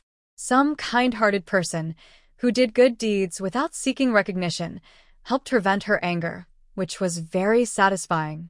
Shun Jiaqing kept laughing happily, while a tall, strong figure appeared in her mind, sharp features, deep and serious. Yes, how could she forget him? It turns out Jiang Shiyan has a grudge against Lu Zheng for taking his wife. According to the story after the character's rebirth, Lu Zheng didn't catch Jiang Shiyan and Yi Zhaozhao in their affair. Instead, Yi Zhaozhao broke off the engagement, and they parted peacefully. After breaking up, under Yi Zhaozhao's influence, Lu Zheng foolishly believed it was all his fault. Because his family was poor, because he was not capable, he lost his childhood sweetheart. To make up for Yi Zhaozhao, he willingly helped her, becoming her #1 supporter, not knowing she was actually revengeful. The story in the book is clear, but the scene before her was completely different. Lu Zheng rewrote his fate as a supporter, not only breaking off the engagement, but also using a letter to control Yi Zhaozhao, turning the situation around beautifully. Shun Jiaqing had no idea before who that letter was for, or what it said. Now, she guessed about 80% of it. Most likely, it was a love letter from Yi Zhaozhao to Jiang Shiyan, but for some reason, it accidentally ended up in Lu Zheng's hands. Yi Zhaozhao only did this to protect her reputation, which is why Lu Zheng was able to control her. So, Lu Zheng already knew about Yi Zhaozhao and Jiang Shiyan's relationship. He loved Yi Zhaozhao so much. How could he just swallow this? Thinking of Lu Zheng heartbroken and only able to vent his pain by fighting, she suddenly felt a faint ache in her heart. She pressed her left chest, feeling a strange sensation. Could this uncontrollable pain be heartbreak? Was she feeling sorry for Lu Zheng? Shun Jiaqing was very scared and forcefully shook her head.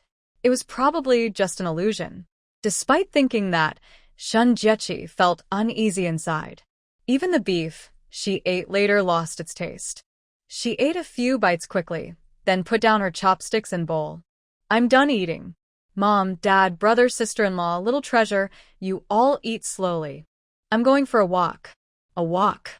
The fourth brother's alarm bells rang. He looked longingly at the big bowl of beef, then quickly ate the rice in his bowl. It's not safe for one person. I'll go with you. Shun Jiechi glanced at her fourth brother, feeling less eager to go out.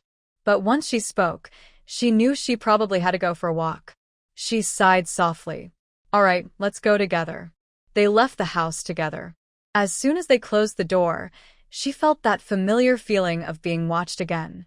The person was neither too close nor too far, hiding very well. And She could clearly feel that the person's gaze was unfriendly, as if they were targeting her. Fourth brother, don't move or make a sound. Just listen to me. Shun Jiechi suddenly grabbed his big hand and quietly moved closer to him. This sudden move scared the fourth brother stiff. He didn't dare breathe loudly. What's wrong? There's someone watching us from the alley at 9 o'clock behind you, she said, pretending to be calm, and slowly walked toward the back mountain. The fourth brother immediately became alert. He secretly looked in the direction his sister pointed. Sure enough, he saw someone sneaking around. That person was hiding behind a wall, peeking and staring at his sister. How dare they target his sister? They're asking for trouble. He gritted his teeth in anger. Little sister, wait for me. I'll catch him. Just as he was about to let go, she held his hand tighter. Fourth brother, don't be impulsive.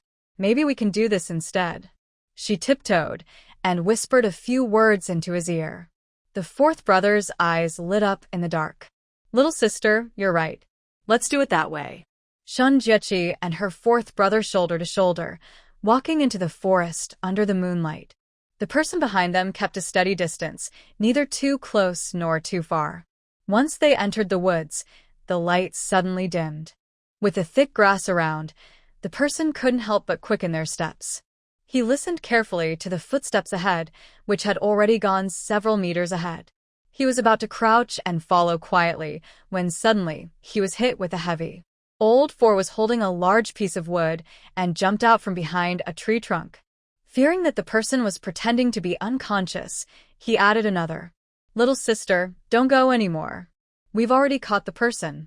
He shouted ahead, planning to see who it was. Suddenly, he heard a scream. Shun Jiaqing was walking into the woods in the dark, and her foot stepped on a soft pile of fallen leaves.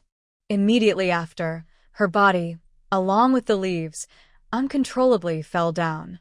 Realizing she might have stepped into a trap or onto a hidden hole, Shun Jiaqing let out an ah and instinctively raised her hands, grabbing at the surrounding dry vines and dirt. But these thin roots and soft mud couldn't support her weight. They broke apart in her hands, and she slipped down in despair. If this was a hunting trap, it would be filled with sharp wooden arrows and bamboo spears, or covered with animal traps. Once caught or pinched, it would mean injury or death. Shun Jiaqing knew she was in serious danger this time. At a critical moment, a strong hand reached out from the darkness and tightly grabbed her wrist. Her falling body suddenly stopped. She instinctively looked up. Under the moonlight, a muscular, vein-covered arm appeared, easily pulling her up. In just a few seconds, Shun Jiaqing went from hanging in the air to standing firmly on the ground. She stood at the edge of the hole, gasping in shock, clearly stunned. Across from her, beneath the man's thin clothing, her heart was pounding wildly. If she had been a moment slower, she might have. Lu Zheng glanced at the sharp bamboo stakes covering the bottom of the hole and felt a wave of fear. Just as he was about to speak, a furious shout burst out beside him. Lu Zheng, what did you do to my little sister? Old Four rushed over like crazy, swinging his fists toward Lu Zheng's face. Lu Zheng slightly furrowed his brows but made no move. He just shifted his body slightly and easily dodged the attack. Old Four threw his punch with all his strength, not intending to hold back, but missed completely. The powerful force pulled him forward, and he was uncontrollably propelled into the trap. Seeing the sharp bamboo about to cause harm, A few clearly defined fingers grabbed the back of his collar and pulled him back from the edge of danger. Lu Zheng was not gentle with him like he was with Sun Jiaqing. With a quick flick, he threw the person to the ground. The fourth brother stared with wide eyes, his throat moving up and down, clearly still shaken. Lu Zheng didn't look at him. He went straight to Sun Jiaqing, squatted down, and gently checked her hand. "Are you okay?" Sun Jiaqing finally realized her fingertips hurt a lot. In her panic earlier, she had scratched her fingers. Fortunately, her struggle was not in vain. She managed to wait for Lu Zheng's rescue. Almost, just a little more, and she would have been badly hurt. Thinking about what just happened, Sun Jiaqing couldn't hold back anymore. She burst into tears and threw herself into Lu Zheng's arms. "I was so scared. I thought I was going to die." Lu Zheng suddenly stiffened. Feeling the warm, damp sensation on his chest, his breathing became uneven. At this moment, Sun Jiaqing was overwhelmed with relief and forgot that her fourth brother was nearby. She clung to Lu Zheng and cried loudly. While crying, a warm, solid hand clumsily patted her shoulder to comfort her. Lu Zheng didn't know how to comfort people, and he had never done it before. Seeing Sun Jiaqing so upset, he instinctively reached out and patted her head. "Don't be afraid. I'm here. You won't be hurt." Lu Zheng's low, gentle voice was full of warmth and strength. It was like the firm ground beneath her feet, making her feel safe and secure. Sun Jiaqing's tears were wiped away instantly. A word escaped her throat. Others might just listen to such words, but as long as Lu Zheng said them, she believed completely. After all, every time she was in danger, Lu Zheng was the one who saved her. The fourth brother watched his little sister and, unable to bear it, threw himself into Lu Zheng's arms, wishing he could close his eyes forever. It was too much to see. The fourth brother couldn't help but cough. Cough, cough. Sun Jiaqing was still in Lu Zheng's arms, her fingers touching the strong muscles under his clothes. Suddenly hearing her fourth brother's voice, she snapped back to reality. She pushed away from his warm body and hurriedly fixed her hair, as if she was busy. "Sorry, I was just too excited." It wasn't intentional. Interrupted by someone, Lu Zheng raised his eyebrows in annoyance and cast a dark glance at the tear stain on his chest, as if still feeling her warmth. He suppressed his heavy breathing and said, "It's nothing. Of course you're fine now. You're a big, strong man. What does it matter if someone touched you a little? My little sister has really suffered." The fourth brother gently held his sister's hand with concern, softly blowing on the wound. Lu Zheng stared at their touching fingers, his expression darkening with a hint of danger. Feeling the tense atmosphere around Lu Zheng, Sun Jiaqing quickly withdrew her hand and said seriously, "Fourth brother, Lu Zheng just saved me and you. How can you say such things about him?" The fourth brother suddenly fell silent, recalling the frightening scene just now. "So, your scream earlier wasn't because he bullied you, but because you fell into a trap?" The fourth brother asked. Sun Jiaqing nodded. "Yes, we planned to keep walking into the woods, while you hid behind to catch someone. I didn't expect to slip and fall into a trap. If Lu Zheng hadn't acted in time, I might have been seriously hurt." Talking about this, Sun Jiaqing couldn't stop trembling. She never thought death could be so close that in a blink, she almost became a corpse. The fourth brother cautiously approached the edge of the trap and looked inside. He's never afraid of anything since he was young, except heights. Seeing the nearly 3-meter-deep pit filled with traps, he trembled with fear, almost needing to lean on a tree to stand steady. If it weren't for Lu Zheng just now, he might have been seriously injured too. "I'm sorry, I misunderstood earlier," the fourth brother said quickly, with a change of tone.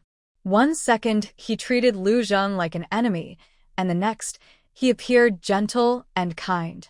Looking at Lu Zheng, his attitude softened from hostility to friendliness. "Thank you for saving us, brother and sister." The fourth brother bowed deeply. "Your great kindness will never be forgotten. Sun Hui. Sun Jiaqing also shakily stood up. "Yes, Lu Zheng, I can't count how many times you've saved me." "Thank you." Every time she was in danger, Lu Zheng appeared just in time, like a timely rain. If she hadn't read the whole story, she might even suspect she was the heroine. However, there's nothing wrong with him helping her. After all, they are both victims helping each other. The two brothers kept thanking him, but Lu Zheng's expression remained calm. It was just a small favor. No need to thank me. He always said this, but although he didn't expect thanks, she still remembered this kindness in her heart. The youngest brother was a bit surprised. Everyone knew Lu Zheng's feelings for his younger sister. He could have taken advantage of the situation to get her to marry him, but he didn't boast about it and instead told them not to worry about it. The youngest brother looked at Lu Zheng's clear, handsome face, so calm and confident, not like he was lying. Could it be that he really misunderstood Lu Zheng? Lu Zheng is actually a good man, and the one who's truly restless and bothering her is his younger sister? Thinking of this, the youngest brother felt dizzy, like the sky was falling. He tried to hide his pain and was about to pull his sister aside to teach her a lesson when she excitedly pointed at the trap. Look, what is that? In the pile of weeds at the bottom of the pit, there was a rustling sound, very clear in the quiet night. Lu Zheng and the youngest brother moved to Shen Jiaqing's sides, protecting her from both sides. Hearing the noise, Lu Zheng quickly drew his machete from his waist, alert and staring at the weeds. Back off, I'll handle this. The noise from the weeds was quite loud, probably a large prey animal falling into the trap. The bottom of the pit was full of dry leaves and weeds, so it was hard to see what was inside. If it was a wild boar or a mountain goat, their short legs wouldn't let them jump out of this big hole. But if it was a snake or a python, that would be trouble. Feeling the increasing movement inside the trap, Shen Jiaqing's palms started to sweat cold. When he stepped closer, she suddenly remembered something and hurriedly stopped him. Lu Zheng, wait a moment. In the original story, the third brother was bitten and had his neck broken by a wild animal in the woods. This shows that at least one dangerous animal that can harm lives is hiding in these mountains. Shen Jiaqing reached behind her back, calling out to the system urgently. System, besides a gun, do you have any small weapons? Like a blowgun or something? She hesitated for a moment and then said, change. As soon as she finished speaking, a cool, tube-shaped object appeared in her palm. Worried that the arrow might not be powerful enough, Shen Jiaqing exchanged it for a stronger anesthetic. She quickly took out the items and handed them to Lu Zheng. Hold this. Lu Zheng immediately recognized the arrow and widened his eyes in surprise. How did you get this? The fourth brother also looked at her in shock. Yeah, little sister. Where did you get this arrow? And what's in that small bottle? Shen Jiaqing's eyes softened slightly, but she kept her composure and said casually, I bought it from the black market. I often go into the mountains, so I bought this arrow for protection. The small bottle contains anesthetic, which I can put on the arrowhead. The small, powerful arrow was perfect for self-defense. Usually, she kept it in her sleeve, and no one would notice. They didn't doubt her, and each took an arrow to examine. One of them opened the anesthetic and carefully applied some to the arrowhead. After preparing everything, Lu Zheng raised the arrow and aimed at the noisy area of the trap. He shot 2 arrows in quick succession. His aim was precise, and his hands and arms were steady. Both arrows hit their target instantly. When the arrowheads disappeared into the grass, a loud pig squeal echoed through the night. It was a wild boar. Shen Jiaqing and Lu Zheng looked at each other happily, their eyes shining with joy. They had actually caught a wild boar in the trap. The boar squealed a few more times before gradually quieting down, likely due to the anesthetic taking effect. Seeing this, Lu Zheng carefully stepped onto the broken stones and slowly slid into the trap. Be careful. Shen Jiaqing held up her flashlight to light his way, her nerves on edge because of him. The sharp bamboo beneath was dangerous. If he fell, he could get hurt. She watched him nervously, unaware that a certain person's lips were curling into a faint smile behind her. As he approached and pushed aside the fallen leaves, a patch of shiny black pig hair appeared before Lu Zheng. What a big wild boar. It weighed at least 300 jin, around 150 kilograms, a strong, black-haired male pig. This year, Due to a famine, most of the animals on the nearby mountain had been hunted or scavenged. The remaining ones had retreated deep into the mountains, not daring to come down easily, especially near the village. Lu Zheng sensed something was wrong. He looked around sharply and found a blood-stained cloth nearby. It wasn't from him, and the blood was dark and dry, clearly left by someone who had set a trap earlier. He lowered his head and sniffed the bloodstain. It didn't smell very bloody, not like animal blood, more like human blood.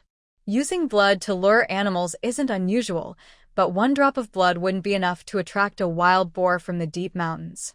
Unless it was her, the village's well-known lucky girl, Yi Zhaozhao. Yi Zhaozhao has always been lucky since she was young. She often finds treasures or catches prey wherever she goes. That's probably why the villagers chose her father as the village secretary. Thinking of Yi Zhaozhao, Lu Zheng felt disgusted and casually dropped the strap, then turned to old Fourth Shen and said, "Go call someone and bring a rope." Since Lu Zheng asked for help, it was clear the pig couldn't be hidden anymore. With Lu Zheng and old Fourth Shen present, Shen Jiechi couldn't dare to use his space ability recklessly. He could only watch helplessly as the big pig was tightly and dragged away. Such a large wild boar, if brought back to the commune, could earn a lot of work points and bring good reputation to the village, gaining some goodwill. Old Fourth Shen quickly called his brothers over. Seeing the wild boar, Qin Ming and Yi Changhe were overjoyed. They hurriedly beat drums and gongs, calling everyone in the village. Soon, Shen's brothers and Lu Zheng carried the big pig into the square under everyone's watch. Everyone's eyes lit up at the sight of the boar. Wasn't the mountain already cleared? How come there's still such a big wild boar? This pig must weigh at least a few hundred jin. Oh my, I'm drooling just thinking about it. Villagers crowded around the square, leaning forward eagerly to see better. Qin Ming held a large iron horn and shouted, "Quiet, everyone. Stand in line and be orderly." Today, Lu San, Shen Si, and Shun Yata caught a wild boar in the mountains. This is a great achievement. They deserve extra work points. The crowd cheered loudly, all excited because, after a long time, the feast was finally about to begin. Qin Ming was so happy he couldn't stop smiling. He signaled everyone to stop and said, "This pig was caught by these three. According to our village rules, besides extra work points, they can share the pig meat first. Is everyone okay with that?" Some people started to feel unhappy about them getting more. Old Third Lu and Old Fourth Shen can get more. We have no problem, but why does that girl Shen get more? In everyone's eyes, Shen Jiaqing was just a useless person who didn't contribute at all and had taken a big advantage for nothing. When they questioned, the Shen brothers were about to speak, but Lu Zheng spoke first. He took out a small arrow and pointed to the arrow stuck in the wild pig. Thanks to her small arrow, we were able to catch the pig today. Without it, Old Fourth Shen and I wouldn't have been able to do it so easily. His words made everyone fall silent. Indeed, there were 2 short arrows stuck in the pig's neck and forehead, both hitting vital spots. Without these 2 arrows, relying only on their knives, it would have been very difficult to catch such a tough pig. Old Fourth Shen glared at everyone and said, "If it weren't for my sister providing the weapon, we wouldn't have caught the pig, and we might have gotten hurt. She really helped a lot." Old Third Shen also defended her, saying, "You all got your share of the pig today because of my sister. Don't talk nonsense." Hearing this, no one dared to say another word. Their view of her as a useless person was completely overturned. Looking at it this way, Shun Girl really did a lot of work. Of course she should get a bigger share. Everyone quickly changed their attitude and praised Shen Jiaqing as the hero who caught the pig. They insisted she deserved a special share. Notification. The host's favorability score plus 3,500. Shen Jiaqing took a deep breath. What? 3,500? She didn't expect catching a pig could earn so much favorability. It was really worth it. After all, she wasn't short of money now, but she needed favorability points. Of course, she hoped for more. Since everyone had no objections, Qin Ming cleared his throat and said, "All right, the decision is made. Please line up by household." Old third Lu, old fourth Shen, and Miss Shen will choose first. Others will receive their share based on their household. Families with more members get a larger share, and those with fewer members get a smaller share. No fighting or cutting in line. After he finished, the previously chaotic crowd quickly formed a long line, all eagerly waiting to get their pork. Qin Ming ordered second and third Shen to bring out the scale. They placed the big pig on the scale and found it weighed 324 jin, which was much more than they expected. Then, Qin Ming happily handed the knife to Lu Zheng. Old third Lu, you're in charge of killing the pig. Old fourth Shen will handle the pig's blood. The other Shen brothers will boil water to scald the pig and remove the hair. The pig's internal organs will be left for you. The Shen brothers were even more motivated after hearing they would help with killing the pig and handling the organs. Old third Shen patted his chest and said, "All right, leave it to us." Everyone worked together enthusiastically, killing pigs and waiting to divide the meat. At the other end of the village, Yi Zhaozhao, with a swollen face and body odor, hid at home, feeling uneasy. Since night fell, her eyelids kept twitching. Could something bad be happening? The village was very lively with drums and gongs, and Yi Zhaozhao also wanted to join the fun.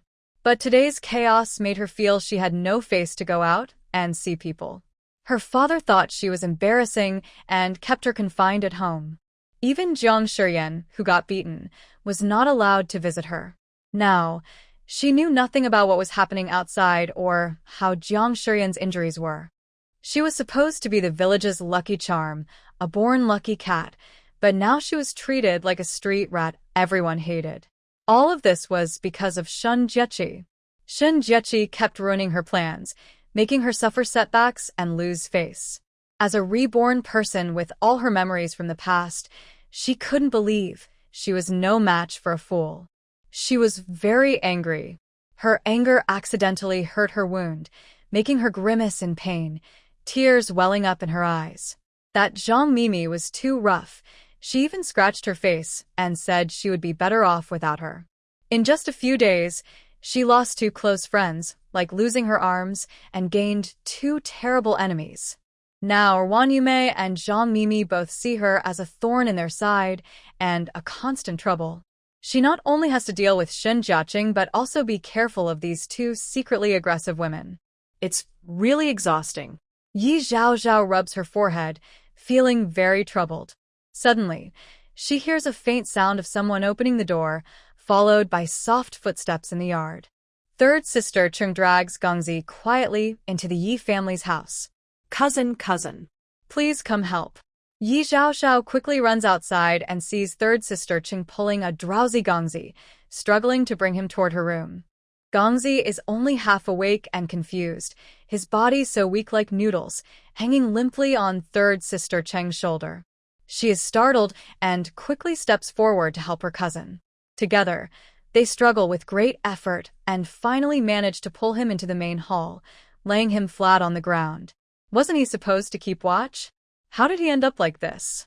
Ye Zhaozhao asks. Don't mention it. He was discovered by Shen's siblings and hit with a stick. If I had noticed in time and quietly taken him away, he would have been taken to the police station. What? Ye Zhaozhao clenches her fist secretly. Is Shen Jiaqing really that hard to deal with? Not only did she find out about her, but she also injured her. Seeing Gongzi looking half dead, it seems he's hurt his head and needs to go to the hospital. But seeing a doctor costs money, and, of course, her cousin should be responsible for that. Zhao, my people were injured because they were watching out for you. You should pay for the medical expenses. He confidently spreads his hands. At least 30 yuan, right? 30? Why don't you go rob someone? Yi Zhaozhao is now so angry at the mention of money. Earlier, because of Yang Xiuli, she was robbed by Shen Jiaqing. The only hen in her family was taken away. Later, her family paid 100 yuan for Jiang Shiyan, and last night, Shen Jiaqing extorted 20 yuan from her. Now she owes Lu Zheng 200 yuan. She's already struggling financially. Unexpectedly, her own cousin is now trying to cheat her out of 30 yuan for medical fees. Seeing her reactions so intense, Third sister Zheng also feels her blood boiling. What do you mean? Trying to cheat me, huh? Fine, if you don't pay, I'll leave him at your house. You can take care of him yourselves. Zhang Sanmao blushed deeply, with a fierce look in his eyes. Don't blame me for warning you. If something happens to Gongzi at your house, you won't be able to escape the consequences. Cousin, you're threatening me. Ye zahasao girittet hertit. She glanced at Gongzi, who was sleeping soundly. She didn't know how badly he was hurt. If he really died at home, she would never be able to clear her name. She thought that in a few days, the radio station would start accepting applications. She couldn't afford any more mistakes. Yi Zhaozhao was furious, her face twisted with anger. Fine, she decided to send these troublemakers away first. Cousin, you know I have no money now. I only have 10 yuan. You can take it, go see a doctor with him, and buy some eggs to help him recover. Is that okay? Zhang Sanmao glared at her, not believing her nonsense. She was the daughter of the village secretary, from a big family.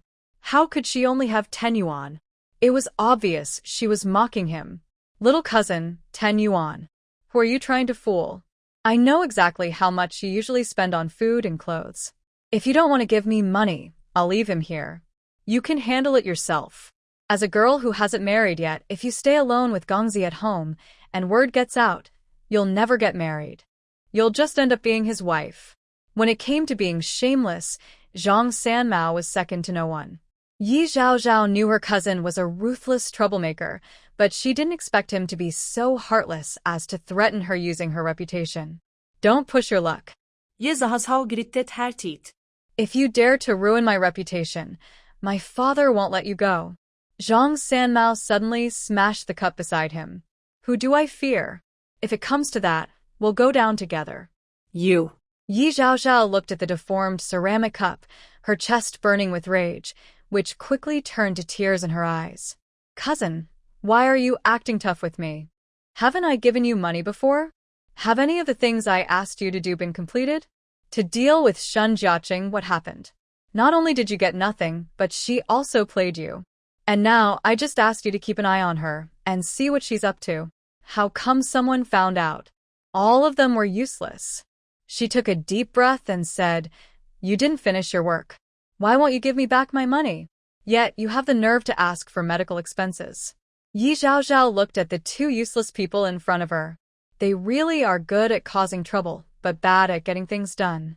Alright, so in your eyes, we're just fools, huh? Third Mao Chen was furious. He grabbed something from the table and started smashing things. When he picked up a pen with a plum blossom pattern, he suddenly stopped. He carefully looked at this nearly new pen, thinking it might sell for a good price. Then, with quick fingers, he slipped the pen into his sleeve. Seeing a good opportunity, he decided to take it. Fine, I won't argue with you. This pen can cover Gongzi's medical bills. You're giving it back to me? Yi Zhaozhao was heartbroken. She reached out to grab it, but she was no match for the tall and strong Qingmao. He pushed her away with a palm. We're cousins. There's no need to argue. Since I took your stuff, I'll take Gongzi to the hospital now. As for Shin Jiaqing, I remember what she did. I won't let her go. He cruelly twisted his mouth and pulled Gongzi away, walking into the dark night. Yi Zhaozhao knew her useless cousin was a vengeful and mean person. It looked like Shun Jiaqing was going to have a tough time. At the east end of the village, in the square, while the wild boar had just died and its blood hadn't yet clotted, Lu Zheng grabbed the pig's head with one hand and held a slaughtering knife with the other, quickly cutting the pig's throat. People say, every part of a pig is valuable, and pig blood is a good thing. After catching it in a big basin, sprinkle some salt and add some cold well water, and it will turn into solid blocks. Old Fortune squatted beside the basin, a bit distracted. Little sister, watch over this for me. Remember to add salt and water later. I need to leave for a moment. He said this and stood up quickly, eager to run into the small woods. He hadn't forgotten that someone was lying in the woods, waiting for him to deal with them. That earlier had almost used all his strength. The person wouldn't wake up anytime soon, so they were probably still in the woods. That's why he wasn't in a hurry to tie the person up. Instead, he came here first to deliver the wild boar. Currently, he didn't dare to delay anymore. After all, there are wild animals in the forest and blood-stained traps around. If that blood scent attracts other animals, it could be trouble. Seeing that fourth brother was in a hurry, she guessed what he was about to do. "Fourth brother, I want to go with you." Sun Jiaqing was worried he might go alone, just in case that person has accomplices. "You, a young girl, what are you going to do?" "Just stay here and watch the pig's blood," Old Fourth said, clutching a small knife in his pocket. When they reach the forest, he has ways to make that person reveal the mastermind behind the scenes. His methods are too harsh. He didn't want to scare his little sister or ruin the good image she has of him. Just as he was about to refuse, Sun Jiaqing quickly grabbed some rope and a chopping knife. "Stop talking nonsense. I'm coming with you." Then she turned to Lu Zheng and said, "Lu Zheng, I have something to deal with fourth brother. Later, help me save a piece of pork tenderloin." Lu Zheng nodded silently, feeling a bit confused. Nowadays, everyone wants to get the best parts. The fatty and lean parts of the pig are most popular. Sun Jiaqing has the right to choose first, but picked a lean tenderloin, which isn't as popular. Tenderloin is all lean meat and a bit dry. Won't it be tough when cooked? Not only him, but everyone who heard Sun Jiaqing's words showed some mockery. Sure enough, she's a young lady who doesn't get her hands dirty, not knowing which part of the pig tastes better. Sun Jiaqing wasn't clueless. She just wanted a change because she had been eating too much greasy food lately. Luckily, her family made soybean paste. Tomorrow, she plans to show off her skills by making sweet and salty shredded pork with Beijing sauce, guaranteed to make everyone lick their fingers. After settling the important matter of dividing the meat, Sun Jiaqing pulled fourth brother and hurried away. The two quickly reached the spot where they had been earlier, but the person was gone, and there were marks on the ground from being pushed down and dragged. He actually escaped. Old Fourth was so angry, he kicked at the weeds. Sun Jiaqing looked at the drag marks, which extended down the mountain. It seems his accomplice took him away. She asked if fourth brother saw who that person was. Old Fourth shook his head sadly. Didn't get a clear look at his face. What a pity. Sun Jiaqing was about to think further, when suddenly she noticed a shiny red object among the weeds. She quickly pushed aside the weeds and revealed a small badge about the size of a fingernail. The back was engraved with the character Gang. This was likely lost accidentally during the dragging process. Fourth brother, look. This might be the person's name or that of his accomplice. The character Gang. Old Fourth took the badge and examined it carefully. There are many people in the village with the name Gang, but they are all honest farmers. However, there is a man named Lu Gang who is often lazy and follows Cheng San Mao around causing trouble. Cheng San Mao is Yi Zhaozhao's cousin, and Yi Zhaozhao recently had a fall at her younger sister's house. The more Old Fourth thought about it, the more suspicious he became. This might be Yi Zhaozhao's way of tracking her sister by asking Cheng San Mao to follow her. Having identified his suspicion, Old Fourth clenched his fingers around the badge tightly. "Little sister, I think I know who it is." Old Fourth shared his guess. Sun Jiaqing also thought it made sense because who would secretly follow them for no reason? This Yi Zhaozhao really won't give up. Old Fourth sneered, his eyes flashing with anger. If they dare to bother my little sister, they are doomed. The expression on fourth brother's face was so frightening. Is this really the fourth brother she knows? The story mentioned that fourth brother's body seemed to house two souls. He is usually kind, honest, and very clever, but when it comes to his little sister, his dark side grows wildly, gradually taking over his reason. This was what she worried about most. Fourth brother, who is a good young man, was turned into a split personality with a ruthless and dark nature by some scheme. If she remembered correctly, the quota for the workers, peasants, and soldiers' university would be announced next month. Fourth brother couldn't let them ruin his bright future because of this. Fourth brother, don't act impulsively. As the saying goes, catch the thief and the thief's accomplice. With just this badge, we can't do much. Are we just going to let it go? Old Fourth felt frustrated just thinking about it. Of course not. Sun Jiaqing narrowed her eyes. Right now, the enemy is in the open, and we are in the dark. If their plan fails, they will come up with another. We should wait for them to make a move and catch them in the act. Old Fourth shivered and silently watched his little sister. She was only 18, still a child. How could she be more shrewd than him? However, my younger sister's words reminded him that instead of secretly competing and risking gossip, it would be better to wait until they made their move and catch them red-handed. But Wouldn't that be dangerous for you? Shun Jiaqing patted her sleeve arrow and said, Fourth brother, you should worry about them first. When she and her fourth brother returned, the pork had already been divided pretty evenly. On the square, only a few scattered people remained. Her brothers were busy washing the ground and cleaning the square. Tonight, the Shin family received the tenderest tenderloin and a whole pig's hind leg. Lu Zheng took another hind leg and a piece of pork belly with a good mix of fat and lean. According to their agreement, all the pig's offal was reserved for the Lu and Shin families, and each family also received a piece of pig blood. Tonight was truly a big harvest. Every household present received pork, and they expressed their thanks countless times. Shin Jiaqing's impression changed from being a useless girl to a brave heroine who hunted wild boars. Lu Zheng wiped his knife, hearing the noisy voice of the team leader. Third Lu, it's still you. Your knife skills are steady and accurate. After weighing each piece, the difference is no more than 2 grams. Your knife work is amazing. This time, you've made a great contribution to the village. Tomorrow, I'll have someone write a report to put on the notice board. Lu Zheng paused and said, It's mainly Shun Jiaqing's achievement. Yes, that girl Shin. She's usually a handful, but at critical moments, she's quite reliable. By the way, the county's publicity department recently asked us to report on women leaders. I'll submit Shun Jiaqing's heroic deeds tomorrow. Lu Zheng smiled with satisfaction and reminded, Don't mention the arrow. Yes, of course not. Qin Ming was a smart person and knew exactly what to say and what not to say. After finishing all this, everyone went back to their own homes. Yi Changhe received a piece of plum meat and a pig's tail, happily walking into the yard. Seeing the pork, Yi Zhaozhao's eyes lit up. Dad, this is... Yi Changhe licked his lips. Tonight, Shen Yatu, Shen Laosi, and Lu Zheng went up the mountain to catch a wild boar. The whole village is sharing the meat. How could there be wild boars in the back mountain?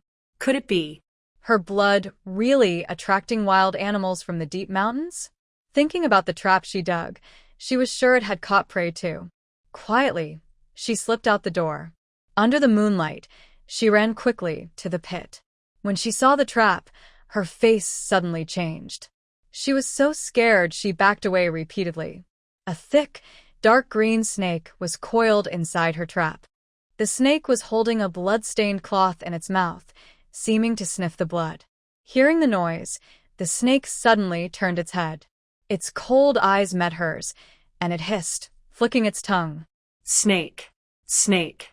Yi Zhaozhao was so frightened she ran away quickly, almost forgetting how she got home, her mind completely blank. This big hole was dug by Chung Sanmao and Gongzi.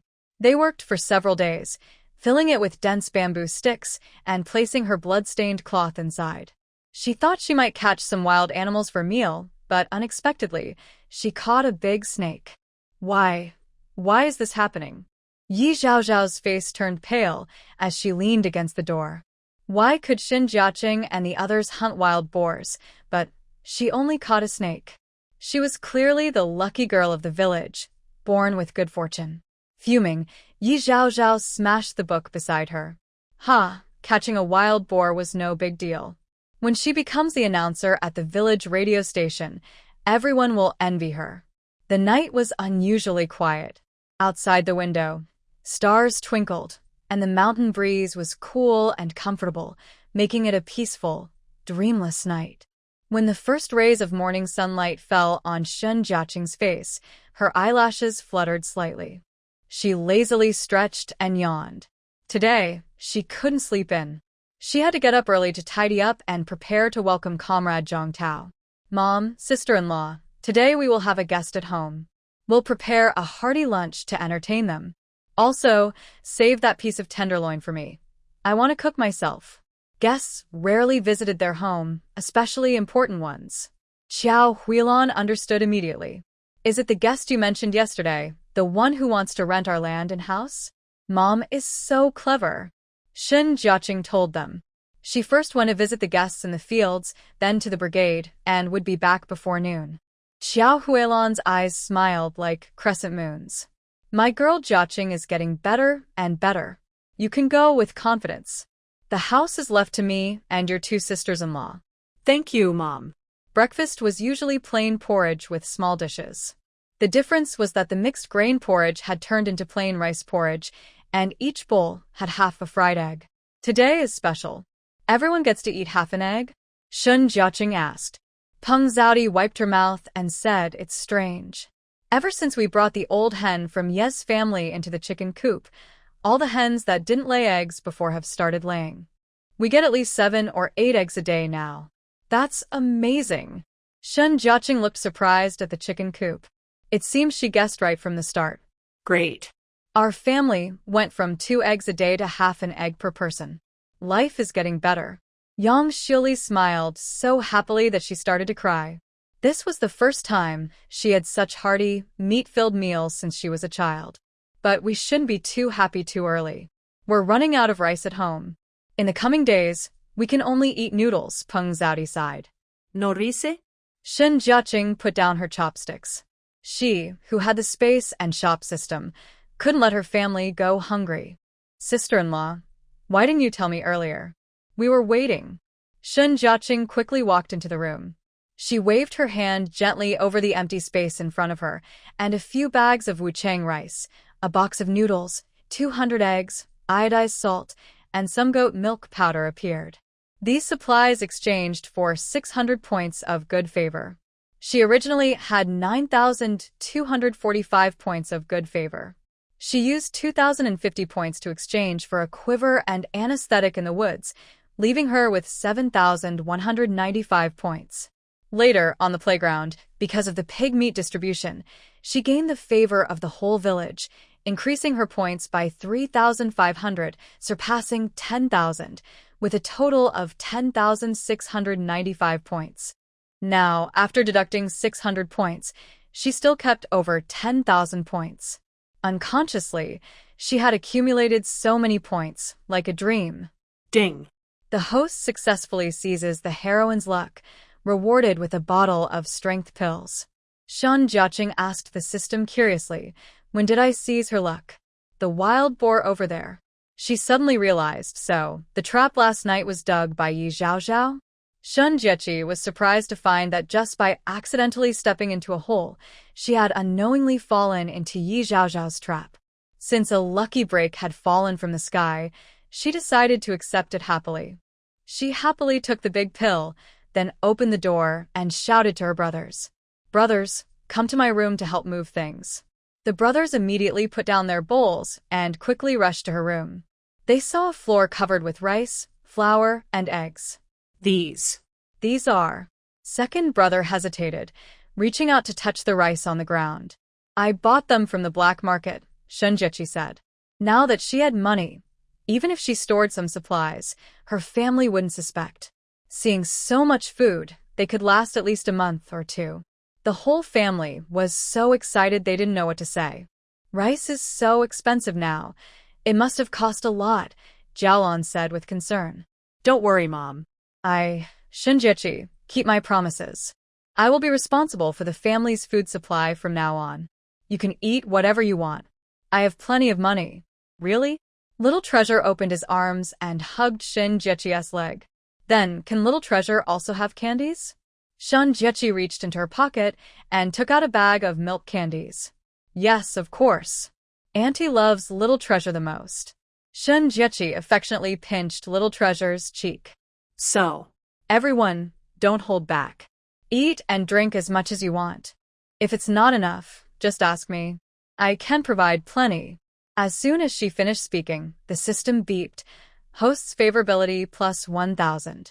Currently, the family's food and clothing issues were temporarily solved, but she couldn't just sit back and relax. She still needed to find ways to increase income. Therefore, Renting and managing farmland was a must for her.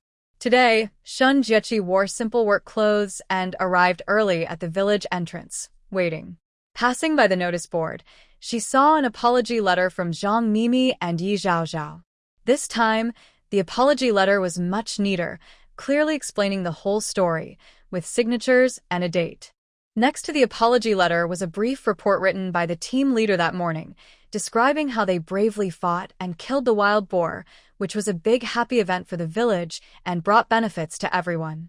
Many people are gathered in front of me, but only 1 or 2 can read and understand the writing, and they are loudly reading it to others. Although literacy campaigns started in the 1950s, most older people in the countryside still cannot read. No wonder Daxing Village built a village radio station because few people could understand the big character posters. Shin Girl, you are now a famous person in Daxing Village. In the future, your auntie will want to get to know you better. Yes, you are our village heroine. Our whole family can enjoy this meal thanks to you. You look so beautiful, brave, and kind. I bet anyone coming to marry you will be eager to meet you. As soon as she finished speaking, a chill ran down her back, as if a fierce beast was watching her, but the feeling quickly disappeared. Shun Jiaqing smiled and said, "What marriage? I'm still young and not thinking about personal matters for now." Yes, I was just talking too much. Everyone gathered around Shin Jiaqing, praising her so much she didn't know what to say. What is going on? She was fine. So why is she now called a heroine? She looked confused at the headline, which was written in big, bold characters. Smart fight with wild boar.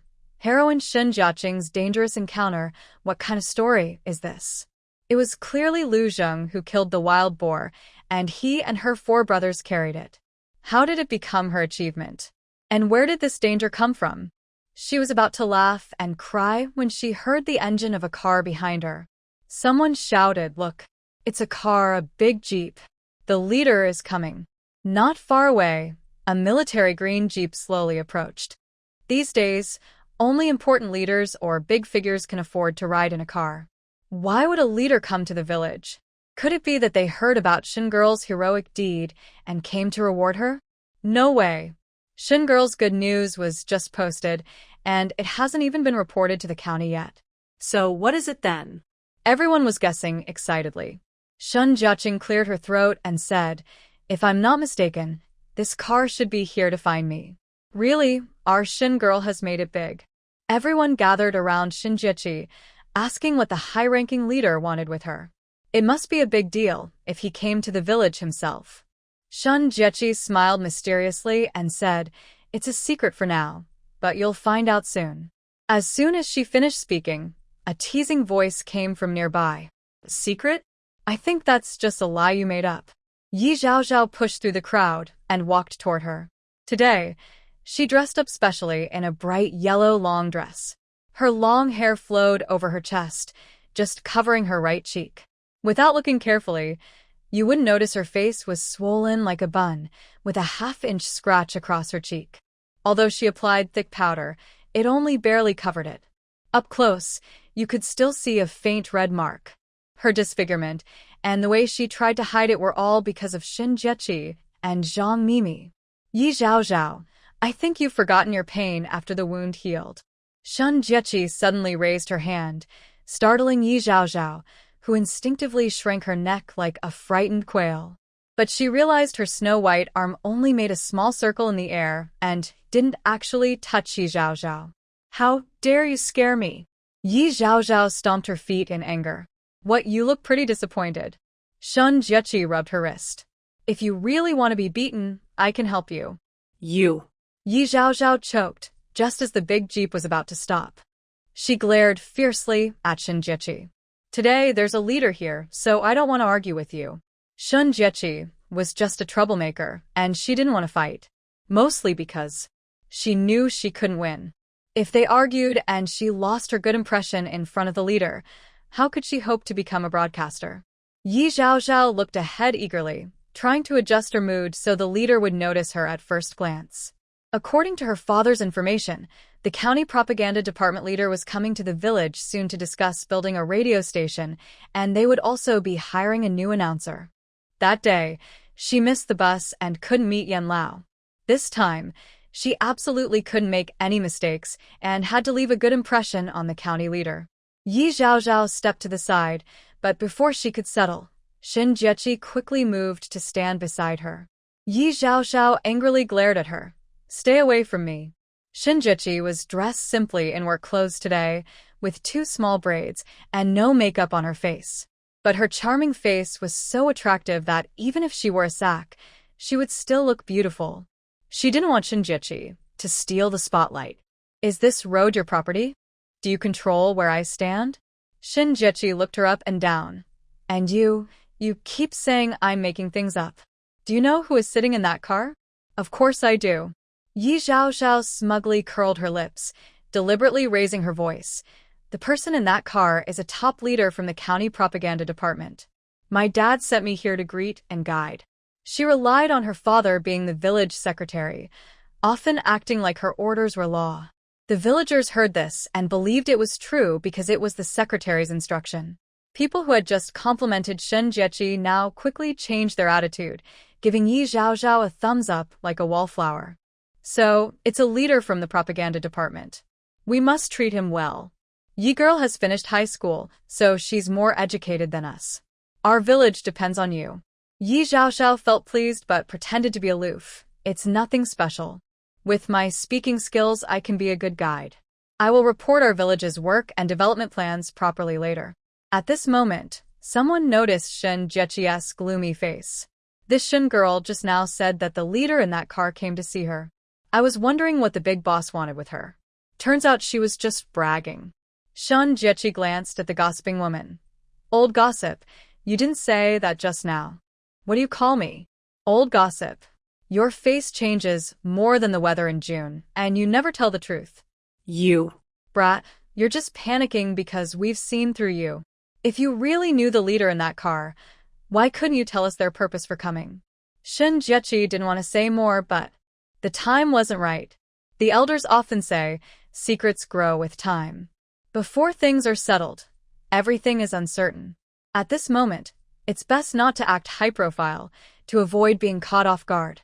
All plans could fail. So, before signing the contract, Shin Jiechi had nothing more to say. Seeing her stand silently in place, Yi Zhaozhao became even more proud of herself. "Shin Jiechi, you can't say anything now, right? Because you don't even know what they are here for. You, who only finished elementary school and can't read much, dare to go in front of the leaders? This is not the time for you to show off. If you anger the big leader, not just you, but our whole village will suffer." Yi Zhaozhao spoke confidently, but in fact, she was just afraid Shin Jiechi would steal her spotlight. If it had been the shy and clumsy Shin Jiechi before, even if she looked beautiful, she would just be a useless ornament, no threat at all. Now, Shin Jiechi is clever and quick-tongued, and her mind is very sneaky. She might even catch the attention of the big leader. Thinking of this, Yi Zhaozhao quickly signaled to the old lady, "Wang Pe and the uncles and aunts here, take her away quickly, so we won't embarrass ourselves later." Wang Pe nodded and reached out to grab Shin Jiechi, pulling her back forcefully. Shin Jiechi's body, which hadn't exercised much over the years, was no match for the old lady. She winced in pain. People around hesitated. After all, they were from the same village. Was it too harsh to drive her away? Seeing everyone reluctant to act, Yi Zhaozhao continued to stir the crowd. "Do you want our Daxing village to be ruined by one bad apple? Shin Jiechi is clearly here to cause trouble. If we don't take her away now, it will be too late." Those who were unsure before started moving toward Shin Jiechi. "Sorry, Shin girl, for the sake of our Daxing village, you better step back for now." "Wow. You just ate the wild boar meat we caught yesterday, and now you're turning your back on us?" Shin Jiechi was furious. How could that be? "We didn't even touch you. It's just a special situation. Please go back for now."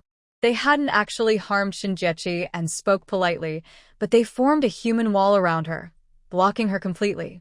Shin Jiechi struggled painfully, looking through the crowd at Yi Zhaozhao's smug smile. Too much bullying. Without hesitation, she reached into her pocket and silently thought, "System. "Give me a strength pill." In Shun Jiaqing's palm, there was immediately a round pill.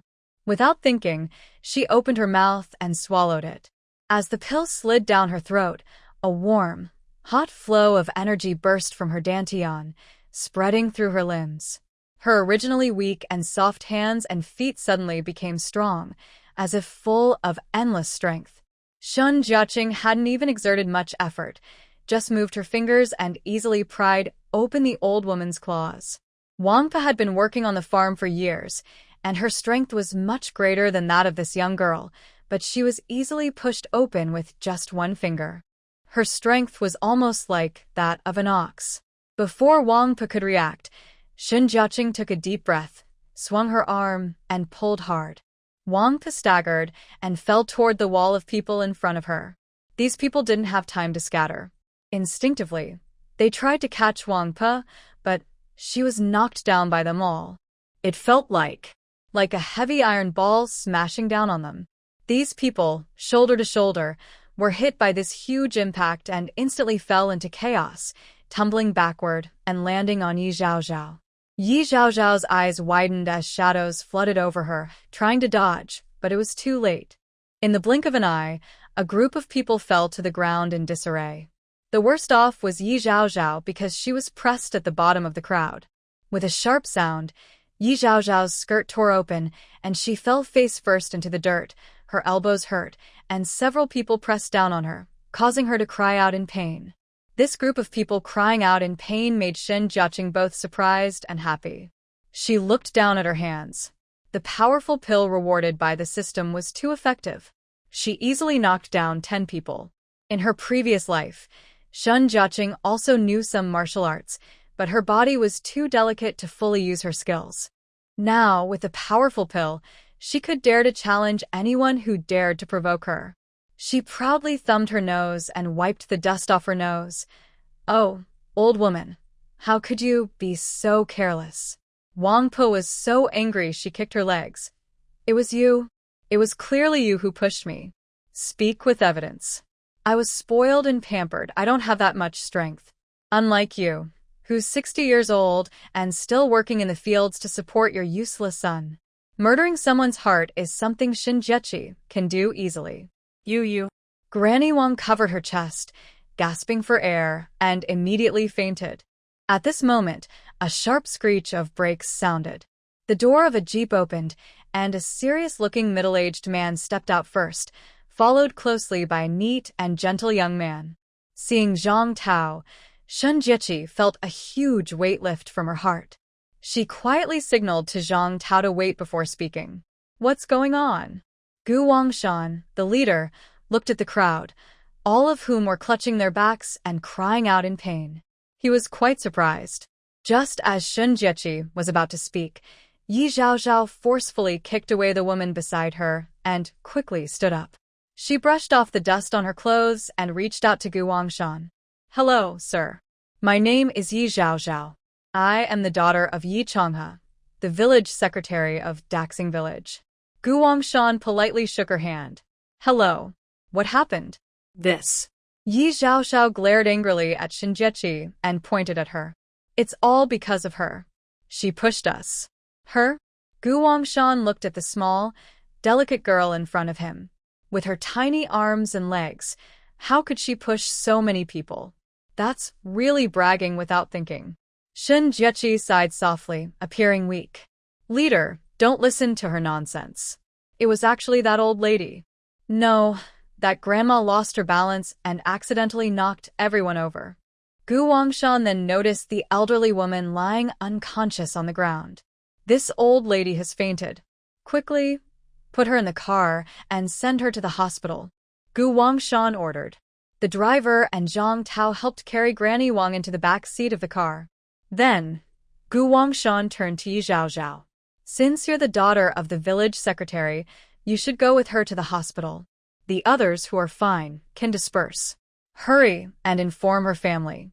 Yi Zhaozhao didn't expect to be called out. She felt a bitter taste rise in her throat. If she had known, she wouldn't have been so eager to introduce herself. It's a classic case of biting off more than she could chew. "Leader, I can't go with her. My father assigned me an important task to properly welcome you. I also need to take you to the brigade, so I can't leave. Her words made Gu Wangshan's face darken even more. Can anything be more important than a person's life? This village secretary's daughter really doesn't know her place. Perhaps it's not that she can't tell right from wrong. The person who truly doesn't care about the people is her father. Gu Wangshan remained silent, glaring at Yi Zhaozhao with a commanding look. Fine, if you don't want to go, I won't force you. But you must find someone to accompany her. Yi Zhaozhao felt relieved and quickly pointed to Shun Jiaqing. She should go. This is her fault, and she should take full responsibility. Yi Zhaozhao's sneaky smile was still on her face when Zhang Tao hurriedly spoke. Leader, she can't leave. We came specifically to find her. Everyone was stunned by this statement, their minds buzzing. You. What did you say? You're here to find her? Are you sure you've got the right person? Yi Zhaozhao nervously fixed her hair and stepped in front of the two men. I am Yi Zhaozhao, the daughter of the party secretary. The person you're looking for should be me, not her. Gu Wangshan glanced at Zhang Tao, who nodded affirmatively. That's right. We're looking for her, comrade Shun Jiaqing. What? How is that possible? Je zahasao visperet indispeliev. This fool. How could she know the top leader? No way. This is impossible. Zhang Tao looked at her strangely. You're a female comrade. Very strange. Why, if we know you, then we should be looking for you. But we're here for Comrade Shen, which is impossible. No, I didn't mean that. There's no just in this. Anyway, we're not here to find you. If you have a conscience and a sense of responsibility, go with this old lady to the hospital. Don't delay our important work, Zhang Tao said bluntly. He usually buried himself in research, so his words and actions tend to be straightforward, without any roundabout talk. His direct words cut sharper than a dagger. Yi Zhaozhao felt a painful ache in her chest, still overwhelmed by the huge, feeling lost and disappointed. Why would the propaganda department leader look for Shun Jiaqing? There must be some trick. Yi Zhaozhao refused to accept this and asked, Leader, how did she get involved with your propaganda department? Zhang Tao hesitated for a moment. Yes, you must be very careful. Don't be fooled by this person. Zhang Tao, confused, scratched his head. What propaganda department? That doesn't make sense. Do people really say things like that? Yi Zhaozhao frowned, suddenly realizing, you're not from the propaganda department? Which eye did you see us in the propaganda department? We are from the County Agricultural Science Institute. Zhang Tao rolled his eyes at her. This woman is strange. She always talks badly about Comrade Shen. If the leader weren't here, he wouldn't bother with her. Je zahasao stense nerves sudanni relayet. They're not from the propaganda department. That's good. But why did the County Agricultural Science Institute come to see Shun Jiaqing? Yi Zhaozhao's heart, which had just fallen, immediately lifted again.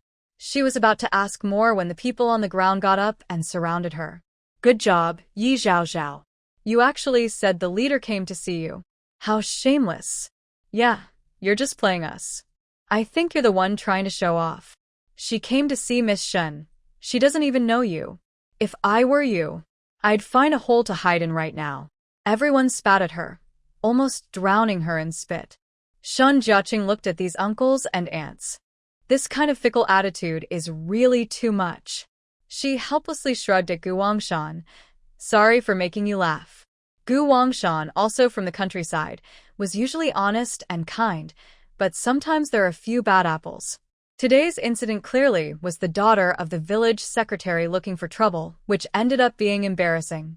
Gu Wangshan's face was serious, but he kept his dignity and calm, waving his hand at Shun Jiaqing. It's nothing. The leader didn't get angry, which made Shun Jiaqing secretly breathe a sigh of relief. She shot a glance at Yi Zhaozhao, then with one hand, grabbed her by the back of the neck, like catching a chick, and dragged her into the front passenger seat. Yi Zhaozhao felt dizzy and unsteady. Before she could sit properly, she heard the engine start. Driver, please take them to the hospital. All expenses will be covered by her.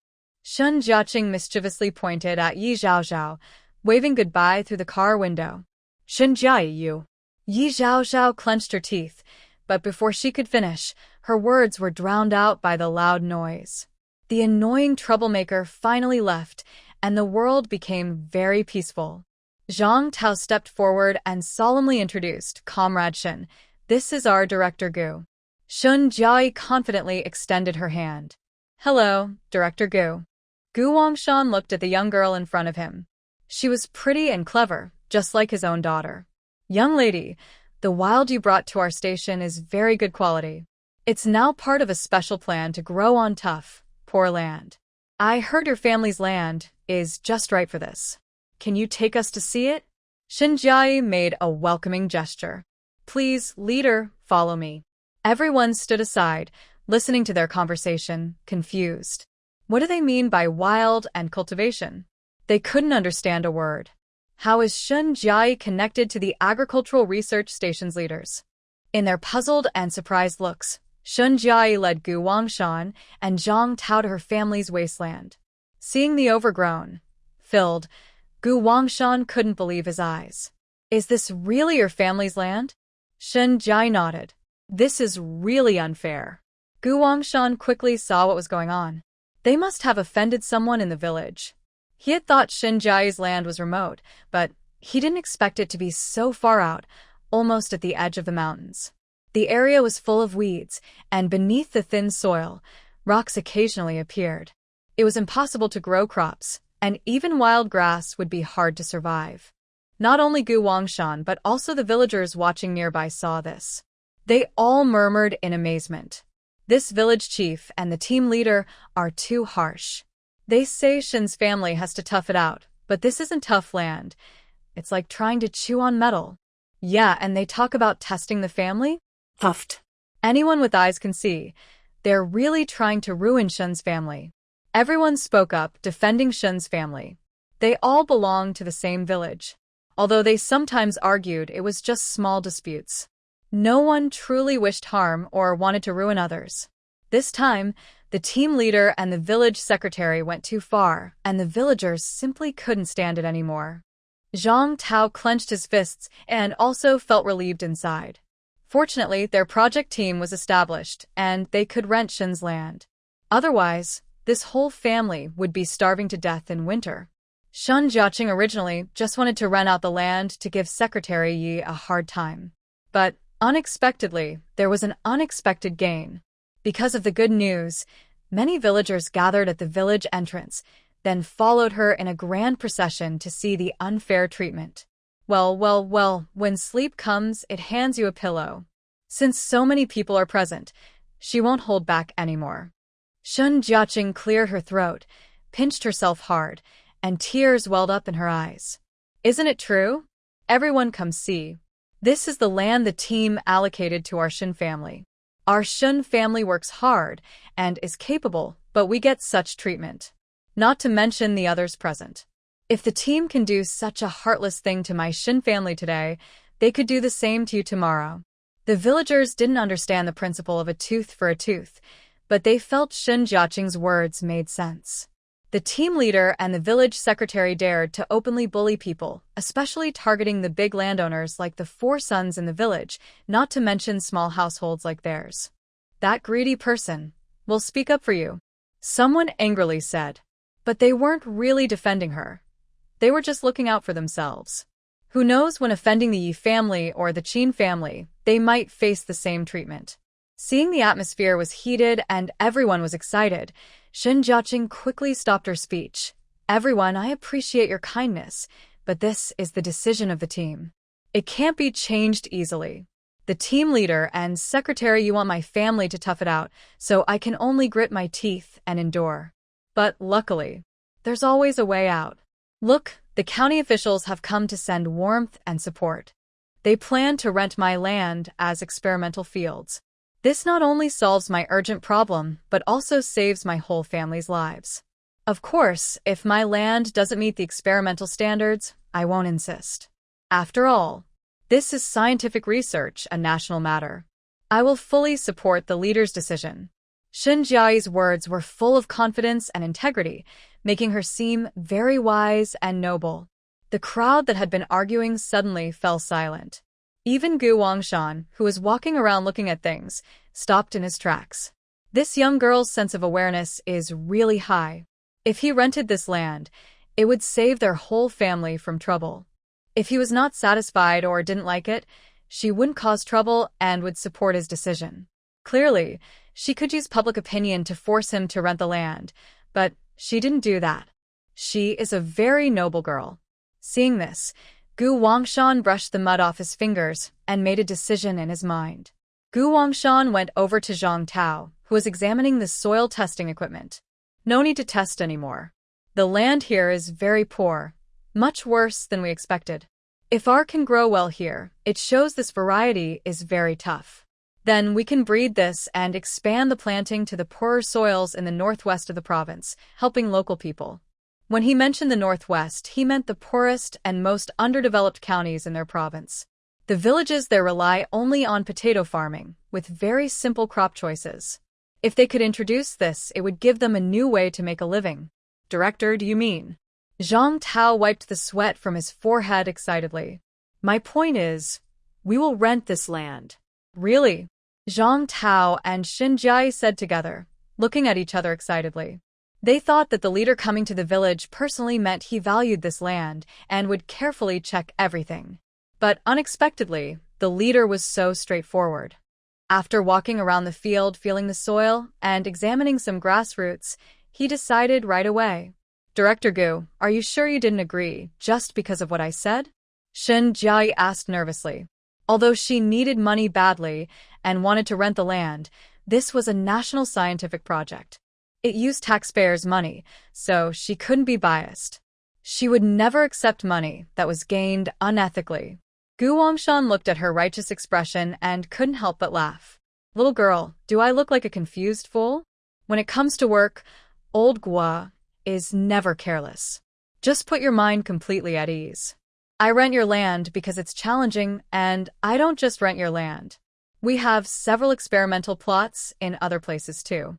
Shun Jiechi was stunned, realizing that Director Guo wasn't acting out of sympathy or because of public pressure, but because her land met the testing standards.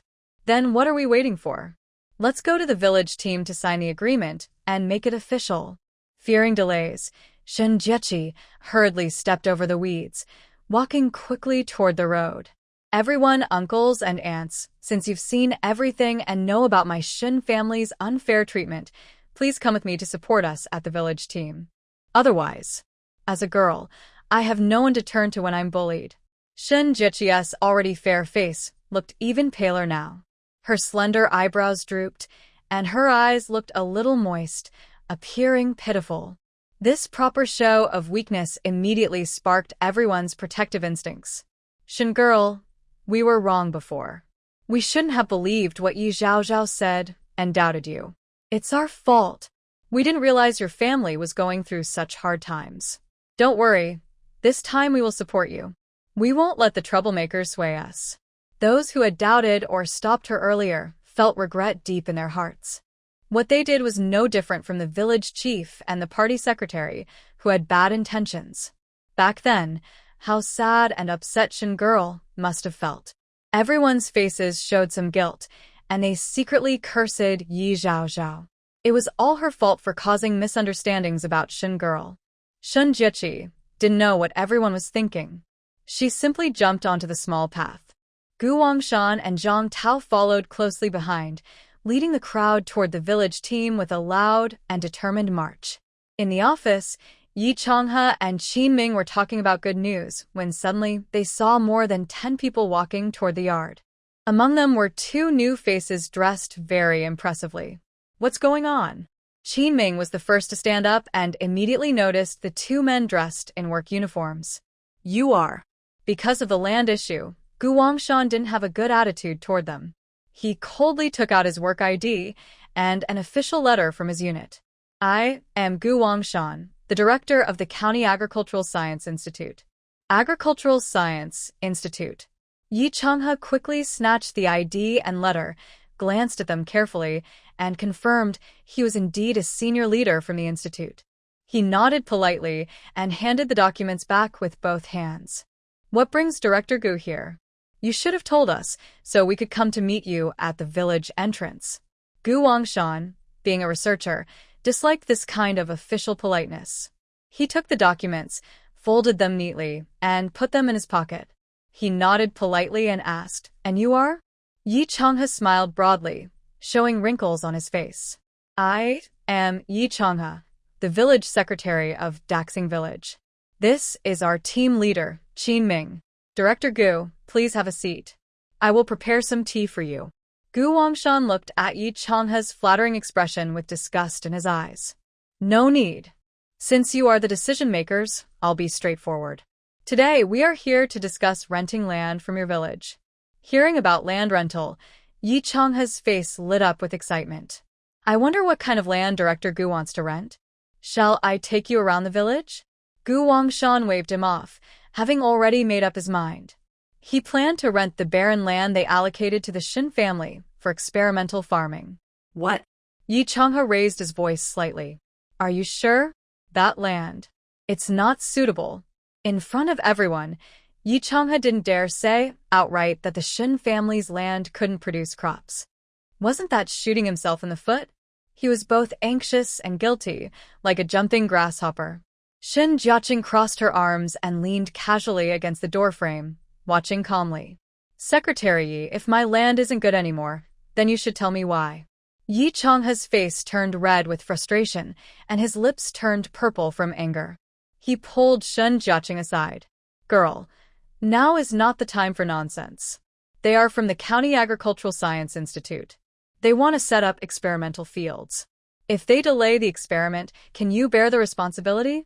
By then, not only Shin Jiaqing would face criticism, but he and Qin Ming would also be affected. His nervousness contrasted sharply with Shin Jiaqing's calm and confident attitude. Shin Jiaqing pretended to look upset and pouted. "Secretary Yi, are you upset with my family's land, or with my Shin family?" Yi Changhe's face suddenly changed. He quickly realized that Shin girl was doing this on purpose.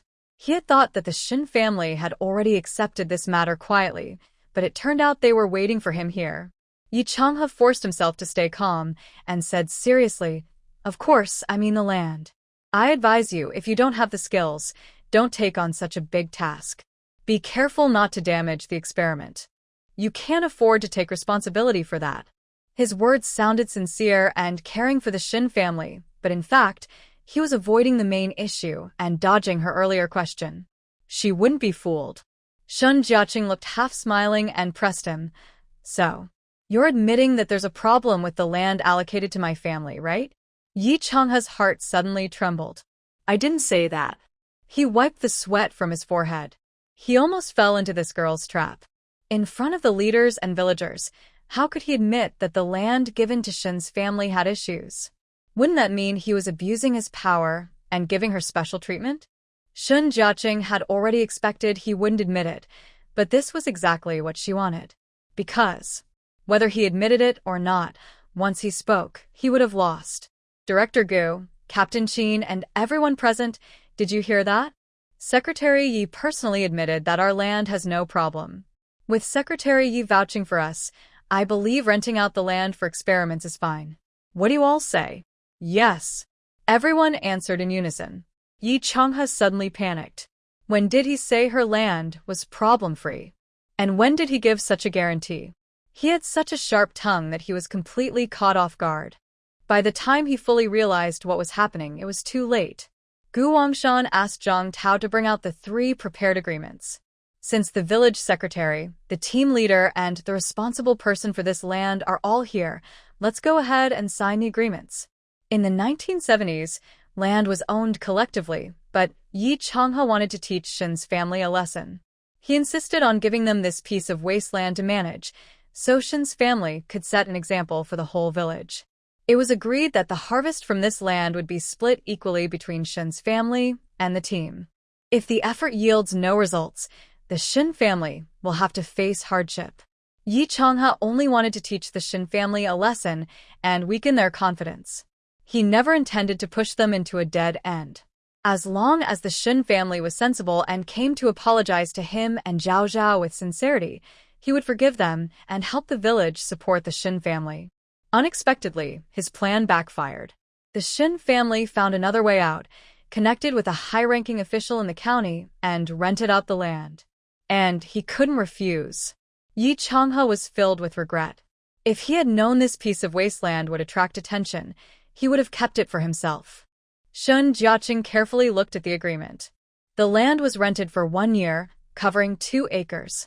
Technically, this wasn't even cultivated land, just wasteland, so the rent should be lower than normal farmland. But Director Gu was honest and paid her the full market rate for farmland. The rent for 2 acres for a year was 120 yuan. Seeing such a large sum, everyone present was moved. 120 yuan? For that piece of wasteland? My goodness. I earn less than 120 yuan a year. The Shin family just stays at home, and suddenly 120 yuan falls from the sky.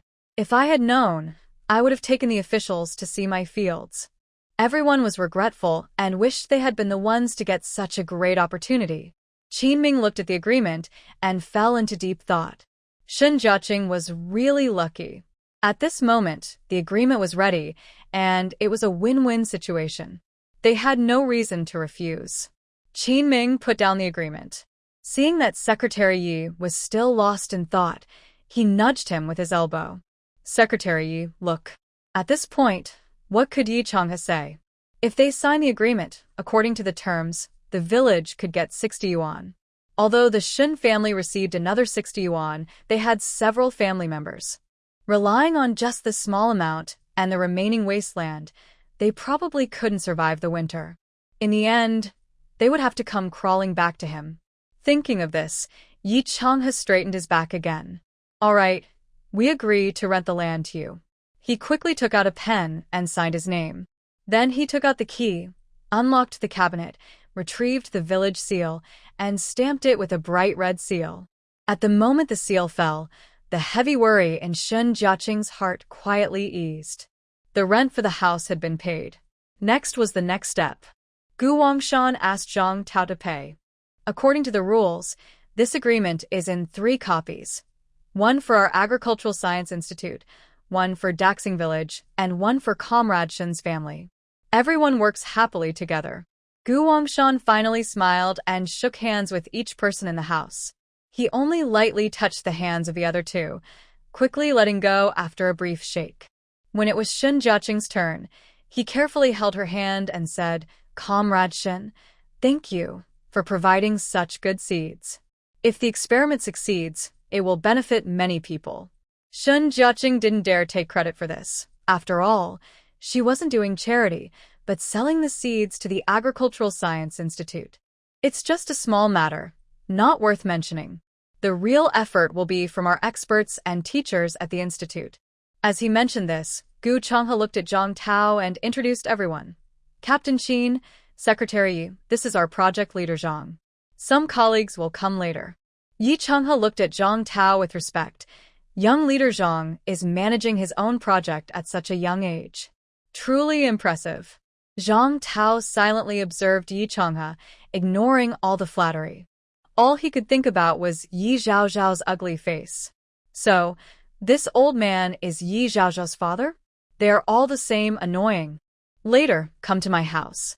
I'll treat you to a simple meal, and we can have a few drinks. How about that? Ye Changche invited. Usually, when county leaders visit villages, the local party secretary hosts them, and there's often drinking and socializing to build rapport.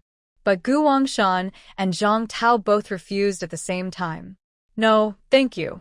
Thanks for the kindness. Their rejection in front of everyone made Yi Changhe very unhappy.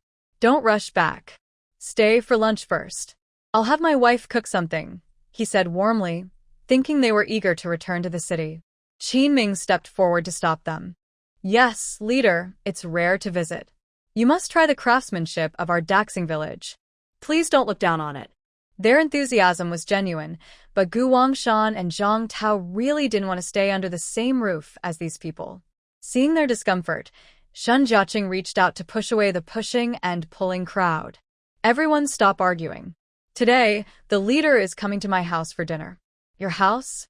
Yi Changhe widened his eyes.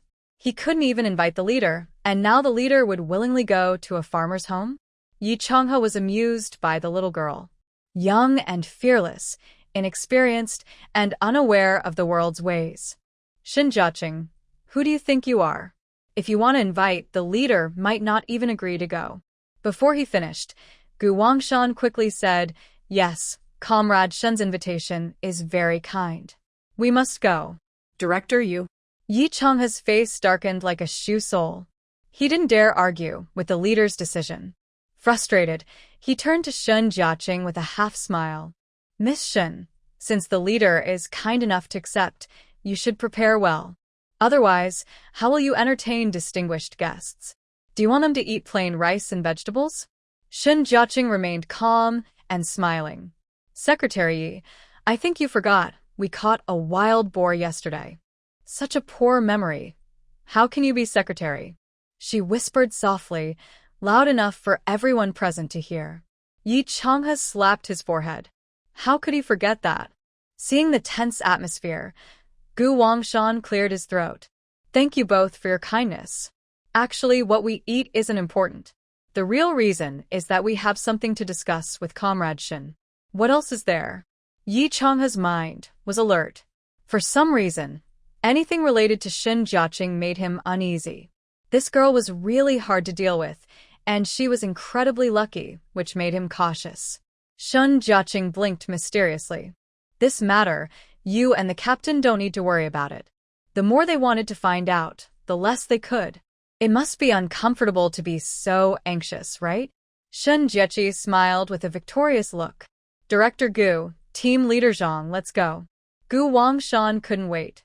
After greeting Yi Changhe and Qin Ming, he quickly followed behind. Congratulations, Shen girl. You really hit the jackpot. They say Yi girl is the village's lucky star. I think you're the real lucky one. Not only do you help us hunt wild boars and share the meat, but you also turned the barren land into a rich farm. Old Shen family is truly blessed to have you. Ding. The system detected that the host's favorability increased by 100. Hearing everyone's praise and the system's report, she felt a bit lightheaded. I'm not that great, everyone, let's all relax. After this, she believed the villagers wouldn't doubt her so easily anymore. Shen Jiaqi led Gu Wangshan and Zhang Tao happily to her home, chatting along the way. Today, important guests were visiting. Xiao Huilan took half a day off from work and prepared early in the morning. Near noon, Shen Jiaqi indeed brought in 2 distinguished men. She quickly signaled to Peng Zhaodi and Yang Xiuli. They all stood up and warmly welcomed the visitors. Thank you for coming, leaders. Please come inside and rest, have some hot tea. Xiao Huilan didn't know them, but calling them leaders was definitely correct. On the way here, Shen Jiaqi had already introduced her family to Gu Wangshan and Zhang Tao. Mom, these are the County Agricultural Research Institute's Director Gu and Team Leader Zhang. Leaders, this is my mother, Xiao Huilan. And this is my sister-in-law Peng Zhaodi and my second sister-in-law, Yang Xiuli. Shen Jiaqi introduced everyone confidently. Gu Wangshan nodded at them. Mrs. Qiao and ladies, thank you for your hospitality. There's no trouble at all. We're happy to visit your humble home. Please come inside and have some tea. Xiao Huilan, hearing that they were county officials, tensed visibly, worried about offending the leaders and embarrassing her daughter. She also wondered when her daughter had become capable enough to invite county leaders. Meanwhile, her 2 sisters-in-law also became very attentive. One poured tea carefully, while the other brought out the cookies from Yi Zhaozhao's house and arranged them on a plate. These cookies are usually kept at home and not eaten often, only brought out to entertain guests. This year, there was less rain and the harvest was poor. Everyone is tightening their belts to get by. Surprisingly, the Shen family still has cookies. Gu Wangshan looked at the pretty filled cookies and then at the simple brick house. He felt that many things in this home didn't quite match the house. Director Gu, our family has limited resources. Please don't mind if you find things simple, Xiao Huilan said as she offered them tea and cookies. Gu Wangshan picked up his teacup, blew on the surface, and for a moment, his eyes welled up, perhaps from the steam or from the kindness of Qiao and the Shen family. Villagers are honest and kind. They are eager to share their best with guests. Seeing the harmony in the Shin family and how warm and cheerful Qiao Damao is, Gu felt completely at ease. Qiao Damao, you're being too kind. I also come from the countryside. I've experienced hardships, so I wouldn't dislike anything, he said.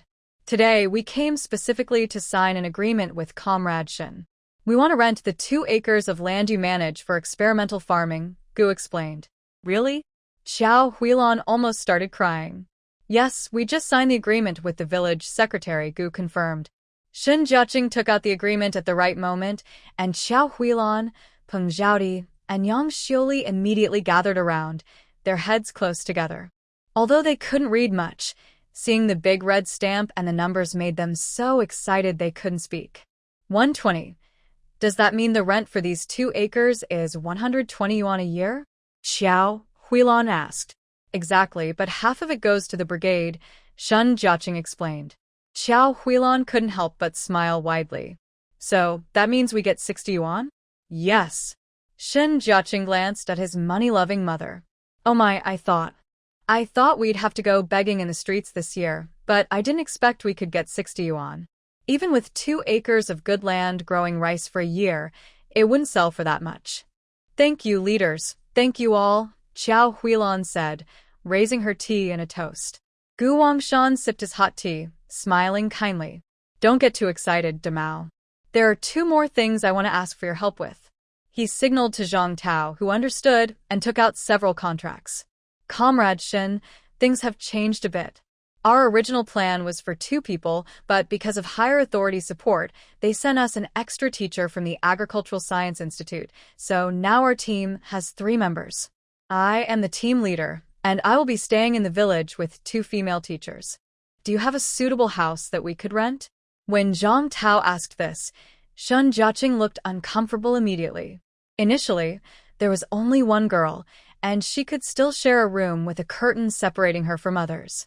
But now there are 2 girls, and that won't work. This. Xiao Huilan asked, looking at Shin Jiaqing for confirmation. Clearly, Shin's family is in charge, but somehow, the decision now seemed to be made by her daughter. Shin Jiaqing thought for a moment and honestly said, Sorry, I don't have enough rooms at home. Seeing their disappointed expressions, Shin Jiaqing suddenly remembered someone but. I know a family in the village who might rent to you. Zhang Tao's hope reignited. Really? Can we go see them? But Shin Jiaqing shook her head firmly. I haven't discussed it with them yet. Going there suddenly might be too abrupt. Why don't you stay home and have some tea? I'll go ask around. She spoke confidently, her bright, clear eyes full of determination. Gu Wangshan smiled and said, You handle things well, girl. I trust you. Go ahead. Shin Jiaqing smiled playfully, then quickly and energetically left the house. The sun was blazing, making everything feel scorching hot. Shin Jiaqing hid in the shade under the eaves and hurried toward Yi Guden's house. There are many empty houses in the village, but she thought of Yi Guden first. This poor brother and sister rely on each other, often going without enough food, and they need this rent money more than anyone. Breathing heavily and sweating, she reached Yi's house. Just as she was about to enter, she saw a familiar figure carrying a large sack flash past. Why is he at Yi's house? Shin Jiaqing's steps suddenly stopped, and she stood outside the yard wall. Inside the yard, the man's back was soaked with sweat. His muscular build showed vitality and strength, creating a stark contrast with his cold, aloof face that seemed to keep others at a distance. Third brother Lu, you're here? Yi Xiaohua ran out of the house before even tying her shoes. Lu Zheng responded with a cold, distant sound. Where is your older brother? He's cooking. I'll go call him. No need. Lu Zheng bent down and carefully placed the burlap sack on the ground with a dull thud. I brought you 30 jin of rice, 10 jin of wheat flour, a bag of salt, and 1 jin of rapeseed oil. Hearing so much, Yi Xiaohua's eyes widened. Third brother Lu, why did you bring so much again? What about your family? Everyone in the village knew that Lu's family was not well off. He was the only worker at home, and life was hard. It's okay, I have more, Lu Zheng said casually, rolling up his sleeves and wiping sweat. If it's not enough, just tell me. Don't push yourself. Yi Xiaohua's voice choked with emotion. Thank you, third brother Lu. If it weren't for your help all these years, my brother and I would have starved to death. I was helped by your father before. I'm just repaying kindness, Lu Zheng said coldly. What kindness could make you help us day after day? You don't want to eat or wear nice clothes just to save food for us.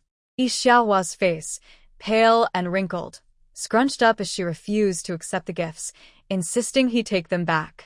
Third brother, don't worry. We have food at home. Today, my brother carried some back, and there are eggs too. Just then, a tempting smell of eggs wafted from the kitchen chimney. Lu Zheng frowned, his dark eyes deepening. Where did he get those? Yi Xiaohua stammered. Sister Shen had told her never to tell anyone about this, as it could bring trouble to her. Sister Shen had been so kind, helping them again and again. She had to protect her. Yi Xiaohua clenched her fists. Sorry, third brother Lu. We promised our benefactor not to tell anyone. Lu Zheng's lips, which had been moving slightly, finally stopped. His eyes held a teasing, meaningful look that sent a chill down one's spine. During the famine, everyone was hungry. Who would have extra food to help them? Could it be that that little rascal Yi Guden was up to something bad? Lu Zheng had planned to leave after delivering the supplies, but now he wasn't in a hurry. He was about to go to the kitchen to ask questions when he heard the sound of a brick falling behind him. A crumbling brick suddenly fell, nearly hitting Shen Jiaqing's foot. Then, a cold, threatening gaze mixed with a hint of hostility instantly chilled the hot air. Shen Jiaqing shivered with a deep sense of fear, forcing out a smile.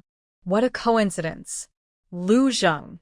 Lu Zheng's icy expression quietly melted away, and he silently watched the small woman by the wall.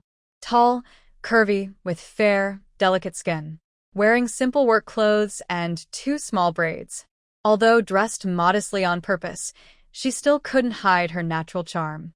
She stood quietly, with a long neck, tiny beads of sweat on her neck, sparkling and making people feel restless. Beneath Lu Zheng's calm exterior, his mind was already in turmoil. He should have guessed. In the village, there was enough food, and people willing to mind their own business. Besides him and Shen Jiaqing, who else could it be? When did she start associating with the Yi siblings? Lu Zheng's lips pressed into a straight line, and he asked with a strong sense of pressure, "What are you here for?" This question reminded Shen Jiaqing. She carefully stepped down from the broken bricks and said, "I came here because I have something to ask the Yi siblings." She spoke as she walked. "Everyone's so familiar, you're not an outsider, so I'll be direct." Shen Jiaqing was casual and carefree, not noticing that Lu Zheng's downturned mouth was slowly turning upward. "What's the matter, Sister Shen? Why are you out in the sun at noon?" Yi Xiaohua hurriedly led her and Lu Zheng into the house, then poured them some hot water. "Stop fussing, go call your brother out. I have something to discuss with you both." Seeing her serious expression, Yi Xiaohua put down the enamel cup and rushed into the kitchen. "Brother, come out quickly. Sister Shen has something to talk to you about." Yi Guden, who was frying vegetables, wiped the sweat from his face. Coming. He handed the spatula to Xiaohua, told her to watch the fire, then hurriedly ran out. As soon as he entered, he saw Lu San, usually cold and stern, smiling affectionately at Sister Shen. He swallowed nervously, clearly frightened. "Sister Shen, Lu San, why are you both here? I'll pour you some water. Later, stay and have lunch with us." Shen Jai waved her hand. "Thanks, maybe next time. I have important guests at home. I came today mainly to ask for your opinion on something." Yi Guden looked confused at Lu Zheng beside him, but saw that Lu Zheng also looked puzzled. "What? What is it? Just tell me directly." "It's like this." Shen Jai briefly explained about renting the land from the County Agricultural Science Institute to set up a test field. Right now, their team has 3 people, 2 women and 1 man, who need a place to stay. I was thinking, your house is quite big, and many rooms are empty. Maybe you could rent one to them. That would be great. Yi Guden was worried about where to find proper work, and now this opportunity came. He was happy for only 3 seconds before his face fell. But he looked at his yard, overgrown with weeds and the collapsed wall, feeling nervous. Do you think they would like this rundown place? Of course not. It's not going to look like this. Shen Jia rolled her eyes at him. I'll give you a meal's time. Remove the weeds from the yard, temporarily rebuild the wall, and do some basic cleaning. Then I'll bring people over to see it. It would be tough to finish all that in just a meal's time, but he was willing to try. After all, this was a rare good opportunity. Yi Guden clenched his teeth. Thank you, Sister Shen. I'll get it cleaned up. I won't let you down. I'll help you, Lu Zheng said. Really? Thanks, third brother. Yi Guden didn't hesitate to accept. With limited time, more help meant more hope. Wait, I'll go back and call Lao Si and Lao Wu to help. Yi Guden was so touched he kept thanking them. With so many people working together to clean and repair, it should be fine. Shen Jia checked the time.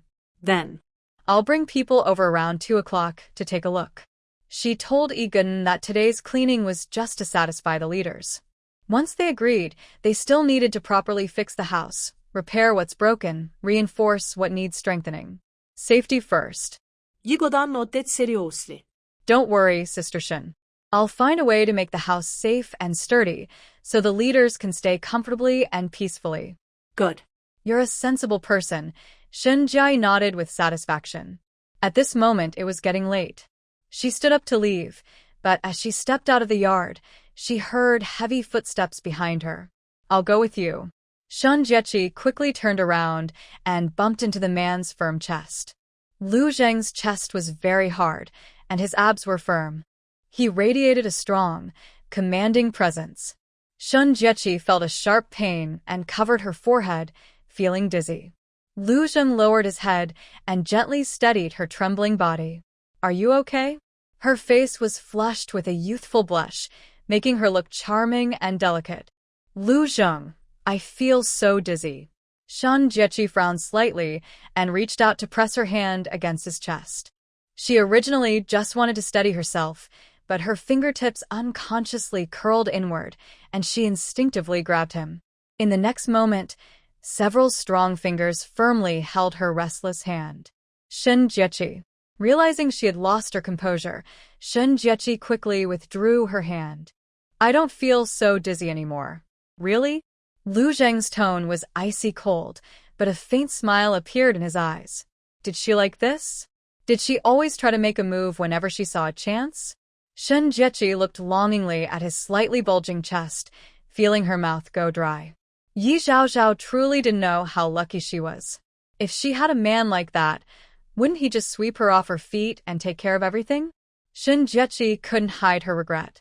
Suddenly, a system notification popped into her mind. Host, he is a lucky one, now single again. Don't you want to consider him? Lu Zheng was now single again. Did that mean she still had a chance? Shen Jiechi's mind was a mess. This was the 1970s, very different from her own time.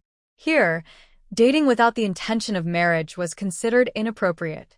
Once you chose someone, it naturally meant aiming for marriage. But she wasn't ready for marriage yet. Nonsense. I haven't even started dating Lu Zheng, Shen Jiechi blushed and said. Flirting without responsibility is just playing around. Humph, the system warned. Shut up. Shen Jiechi shook her head and completely dismissed the system's voice from her mind. She raised her head, and in front of her was a strong, handsome face.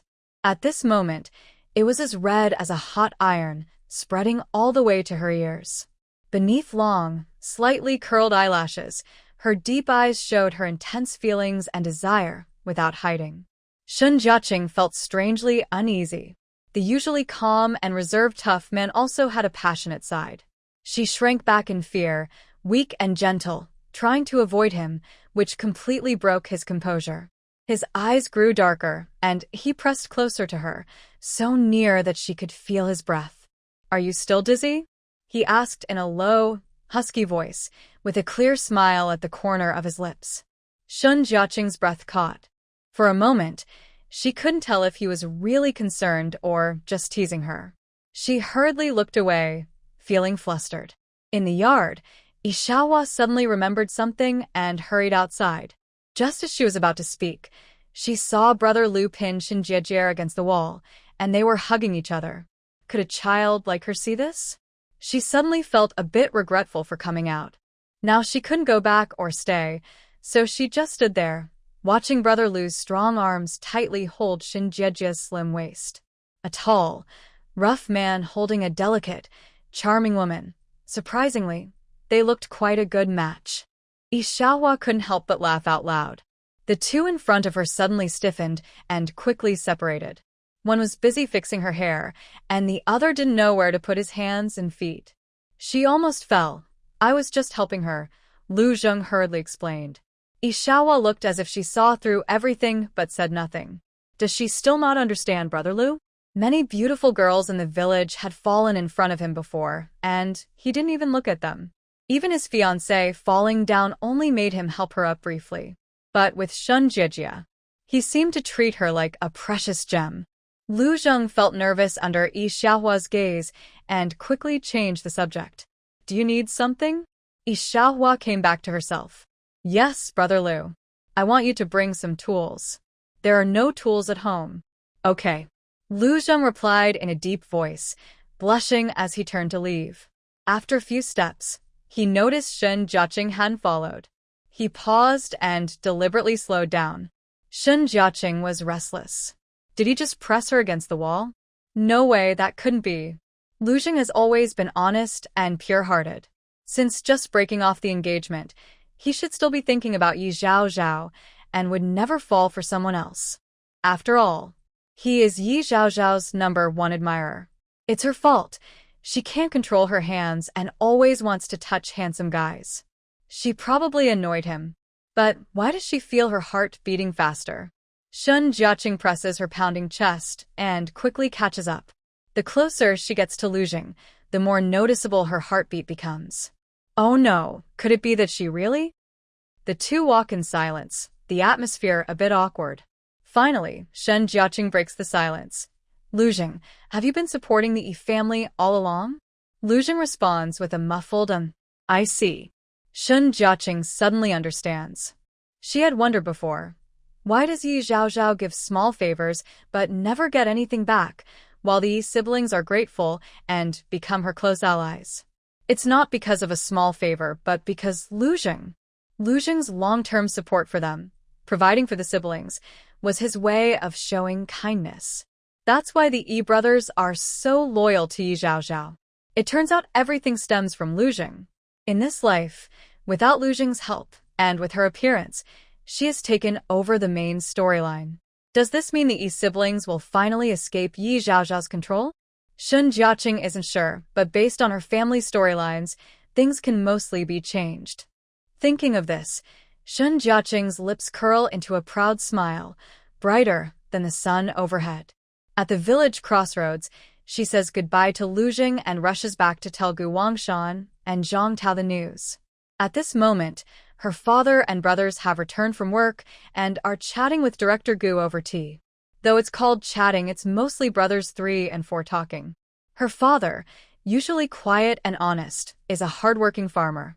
His only flaw is that he's not good with words. He takes out the high-quality cigarettes Shen Jiaqing bought for him and shares them with Gu Wangshan and Zhang Tao as they all puff away. Big brother has had a stutter since childhood. When important guests are present, he usually doesn't speak much, only silently pouring tea and refilling water for the leaders. My second brother is usually timid and doesn't dare to talk to strangers, especially not to local officials.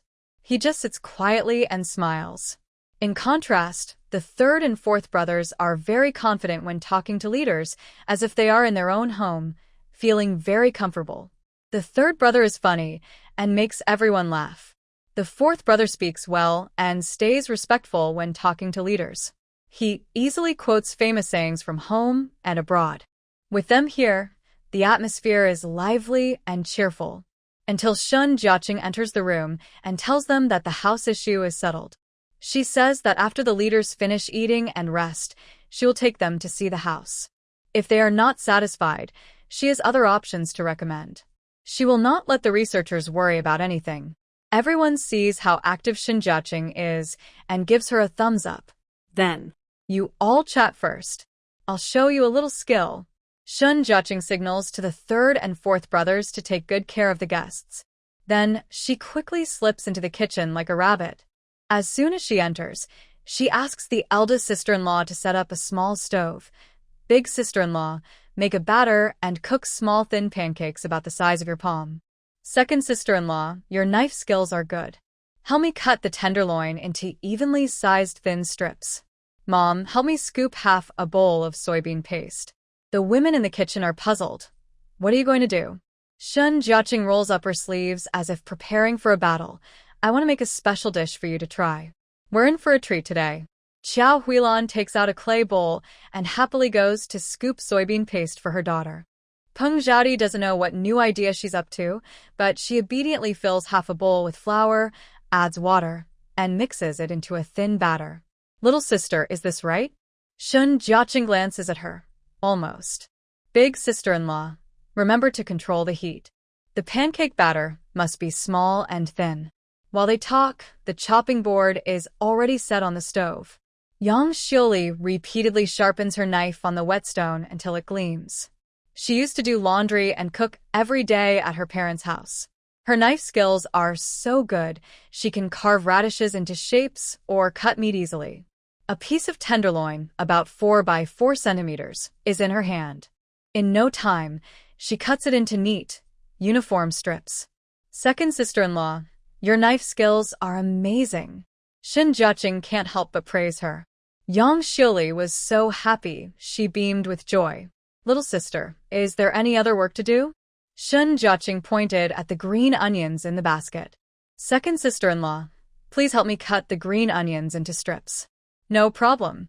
Xiao Huilan lifted the curtain and saw the busy, harmonious scene in the kitchen. This was something she had never even dared to imagine before, let alone dream of. In the past, the two daughters-in-law often argued.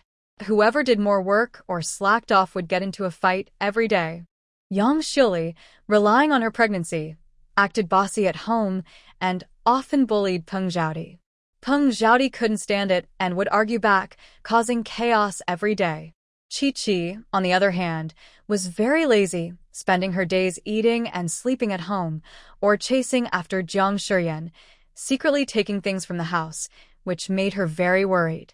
But surprisingly, just a few days later, the conflicts between the older and younger families disappeared. Chi-Chi not only became more diligent but also bought rice and meat for the family, earning quite a bit of money. It seemed that the Shun family was about to change for the better. Xiao Huilan handed the soybean paste to Shun Jiaqing and then went to help. Shun Jiaqing was heating oil in the pot and asked Xiao Huilan, Mom, what about the pig offal we brought back last night? It's soaking in water. The smell is too strong. I was worried about how to cook it, Xiao Huilan said with a headache. Her family had a whole pig's large intestine, washed it over 20 times with ash powder, but the smell still wouldn't go away. This thing was not suitable for formal occasions. She had planned to marinate it with sauce after the guests left and then stir-fry it casually. But her daughter asked about it. Chi-Chi, you wouldn't want to serve pig offal to the leaders, would you? She asked. What's wrong with that? Watch me, Shun Jiaqing said with a smile, reaching into the cabinet. System, give me a package of braising spices and a packet of tender meat powder. Exchanging for braising spices and tender meat powder costs 10 points of goodwill. Suddenly, Shun Jiaqing had a large bag of rich braising spices and a small bag of white powder. Mom, first boil a pot of water. Put the pig's large intestine in cold water, add green onions, and cooking wine. Blanch it, then remove and change the water. Use this package of braising spices to simmer it. It will be ready in 30 minutes. Xiao Huilan had never heard of this dish. After taking a bite, she held it to her nose and sniffed, detecting the scents of star anise, cinnamon, bay leaves, and Sichuan peppercorns. These are all spices, very precious, she sighed. When did you buy them? Shun Jiaqing concealed her guilt and replied, I bought them on the black market. Recently, she had been going to the black market often. Xiao Huilan didn't ask much, only worried, can one packet of these spices be enough? Don't worry, Mom. Shun Jiaqing handed the task of braising the pig intestines to her mother and used tenderizer powder to thicken the sauce, pouring it over the shredded meat. For making Beijing-style shredded pork, the meat must not be too dry, or it won't taste good. Once the sauce coated each strand of meat and the oil in the pan was just hot enough, she added a few strips of, then quickly added the shredded meat. The hot steam and aroma of fresh meat filled the air. Shun Jiaqing quickly stir-fried until the meat was just cooked through, then took it out of the pan. She added half a bowl of soybean paste, a little salt, sugar, and soy sauce. The rich sauce released a tempting aroma that filled the small kitchen. Smells so good, Yang Xiuli couldn't help but start salivating. It should smell good, Shun Jiaqing said as she poured the meat back into the pan and stir-fried it. The golden meat was coated with thick sauce, sprinkled with white sesame seeds, truly a feast for the eyes and nose. This scene was unprecedented. They had never seen or heard of such a dish before. Not only did the people in the kitchen feel dizzy from the delicious smell, but those outside were also enchanted by the aroma. Gu Wangshan sniffed the air. He was sure he hadn't misheard. This was the smell of Beijing-style shredded pork. A small southern mountain village, thousands of miles from the capital, couldn't possibly have someone making Beijing-style shredded pork. He thought he might be mistaken, but after chatting for a while, a voice announced, "Dinner is ready."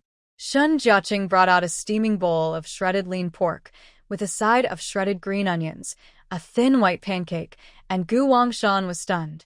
This is really Beijing-style shredded pork. He swallowed hard and sighed. Since I went to Beijing to study that year and tasted this dish, I haven't had it in many years. Who would have thought that in this small Daxing village, someone could make this famous dish from the capital? Xiao Huilan's eyebrows fluttered wildly. This was actually a famous dish from the city. Girl, when did you learn to cook Beijing's dishes? Her question was also what everyone else wanted to ask. Shun Jiaqi had already expected they would ask and prepared her answer. Wasn't I just staying at home? One day, I was listening to the radio and happened to hear the recipe for this dish, so I memorized it. Everyone suddenly understood and looked at her with more admiration, especially Gu Wangshan. Comrade Shun is very clever. She learns quickly. Your Daxing people are truly talented and full of hidden skills. Shun Jiaqi skillfully handed over the chopsticks. Then please, Director Gu, try it while it's hot and see if I made it authentic. All right. Gu Wangshan sat at the main seat, and others also took their seats. This Beijing-style shredded pork is eaten wrapped in a pancake. You take a piece of meat, a piece of green onion, and roll it in the pancake. He demonstrated for Shun's family. Everyone in Shun's family was amazed. What a delicate way to eat. No wonder it's typical of city folks from Beijing. Unlike them in the countryside, where they quickly gobbled up a bowl of food. Today, thanks to Shun Jiaqi, they could also experience what it's like to eat like city people. Gu Wangshan took a bite of the pancake roll, and immediately, a mouthful of salty, tender shredded pork with a sweet and spicy green onion flooded his senses, bringing back familiar memories. Tender and smooth, just like this. Gu Wangshan nodded happily. Exactly the same as what I ate in Beijing. Even the director, Gu, personally confirmed it, and the others were drooling and eager to try. Everyone, don't just sit there, let's eat together. Gu Wangshan encouraged everyone to relax and start eating. Everyone eagerly picked up their chopsticks, grabbing pancakes and shredded pork. As they took bites of the pancake rolls, their faces lit up with surprise and delight. This is so delicious. They could eat 100 of these Beijing-style shredded pork pancake rolls. Everyone was busy enjoying the meal, except Shun Jiaqi, who quietly got up and went to the kitchen. No rush, there was still a main dish to serve. She lifted the lid off the pot on the stove, and a strong aroma of braised meat wafted out. She used her chopsticks to pick at the pig intestines, which had been braised until soft and flavorful, probably ready. She covered the stove fire, cut the intestines into pieces, arranged them on a plate, and then called out to the system. System, add 2 more dishes for me. The system softly hummed, Host, I can't cook. I only have canned food and pre-made dishes. Shun Jiaqing couldn't help but laugh. That's exactly what I want. She glanced outside at the people eating eagerly. The small amount of food on the table wasn't enough for them. I want a bag of spicy peanuts, a few century eggs, a bottle of chili sauce, and a box of fermented fish canned food. Oh, and 2 bottles of herbwood. Just eating rice alone wouldn't last until 2 p.m. and less. She drank a little wine. With wine in hand, paired with spicy peanuts and some snacks, it was not impossible to drink until 2 p.m. and smoothly transition to dinner. As soon as she finished speaking, the items she requested appeared on the stove. Zheng Jiaqing chopped some garlic into garlic paste, poured on chili sauce, and made a cold century egg salad. Then she opened the spicy peanuts and canned fish, placing them on a plate. Mom, sister-in-law, come help serve the dishes. Xiao Huilan and Peng Zhaodi exchanged glances. Besides braised large intestines, what other dishes were there? Did they need so many people to serve? They walked into the kitchen one after the other. The originally empty stove suddenly had 4 dishes. Where did these dishes come from? Xiao Huilan asked. Zheng Jiaqing smiled mysteriously. I bought them from the black market. I forgot to tell everyone. Oh, and these 2 bottles of wine. Mom, please change the packaging before taking them out. There was still ergo at home. Xiao Huilan looked at the bottles of wine. Probably not cheap. Usually, they brought their own bottles and jars, bought wine with tickets at the supply store. Such bottles of wine were not something money could buy. Jiaqing, don't scare Mom. Where did you get this? This wine is high-end, only top leaders can drink it. Zheng Jiaqing pursed her lips and smiled. Mom, don't ask. I have my channels and can get some good stuff. Hurry up and serve. Don't keep the guests waiting. All right, girl, you're getting more and more clever. Xiao Huilan held the 2 bottles of wine and grabbed some cups before leaving. 2 leaders, let's have a few drinks. As soon as she finished speaking, the whole family looked at her with wide eyes. When they saw the bottles of wine in her hand, everyone was so shocked they couldn't close their mouths. Their family also has some high-quality goods. Xiao Huilan gave everyone a subtle signal, then quietly filled Gu Wangshan and Zhang Tao's cups. She poured a large amount of water into the enamel cup, which made her feel a bit painful. This is too polite. This is good wine. Gu Wangshan saw them bring out this bottle of wine and immediately felt the warmth and respect from the family. Everyone, and some snacks to go with the wine. Zheng Jiaqing and Peng Zhaodi each brought out 2 plates of food. When he saw the braised large intestine, Gu Wangshan asked curiously, was that the fragrant smell from the kitchen just now? Exactly. Zheng Jiaqing placed the dish in front of him. Director Gu, try some. Gu Wangshan was most afraid of eating pig intestines because he worried they wouldn't be clean and he couldn't stand the smell, which made him feel sick just thinking about it. But the pig intestines in front of him had no smell at all and instead emitted a rich braised aroma. Oh well, since the host family kindly invited him, he decided to try it. He picked up his chopsticks, took a piece, and looked pained as he put it in his mouth. But in the next second, his wrinkled face suddenly relaxed into a look of surprise. Soft and sticky, not smelly at all, and very fragrant. Since the leader said so, Zhang Tao couldn't help but pick up his chopsticks. Yes, it's really delicious, so fragrant. This is the best pig intestine I've ever had. Comrade Shen, your cooking skills are better than those of the chefs at state-run restaurants. Have you ever thought about working as a chef at our Agricultural Science Institute's cafeteria? Gu Wangshan glared at him. Comrade Shen has big ambitions. Don't belittle him. Director Gu, Leader Zhang, thank you for your kindness. Work is not about status. If given the chance, I also want to shine as a chef. But right now, I have other plans, and I'm afraid I might disappoint you. Zheng Jiaqing politely declined. Zhang Tao shyly scratched the back of his head. Sorry, Comrade Shen. I didn't mean to offend. I really want to eat your cooking every day. As soon as he finished speaking, everyone around him looked at him with fierce eyes, like a pack of wild animals guarding their food, glaring fiercely. Zhang Tao shivered inexplicably, realizing he had said the wrong thing. He quickly raised his cup to apologize. Sorry, I was careless. I will drink a cup to punish myself. He tilted his head back and quickly drank a shot of strong liquor, his face turning bright red from the spiciness. The third brother snorted coldly, with a hint of anger. Dream on if you think you can eat my little sister's cooking every day. Honestly, my little sister is very precious. We've only had 2 meals she cooked herself. Today, because of you 2 leaders, she went into the kitchen. Usually, we wouldn't let her work so hard. In the countryside, boys are usually spoiled, but in the Shun family, it's the girl who is spoiled. Sorry, third brother Shun, I'll have one more drink. Sorry.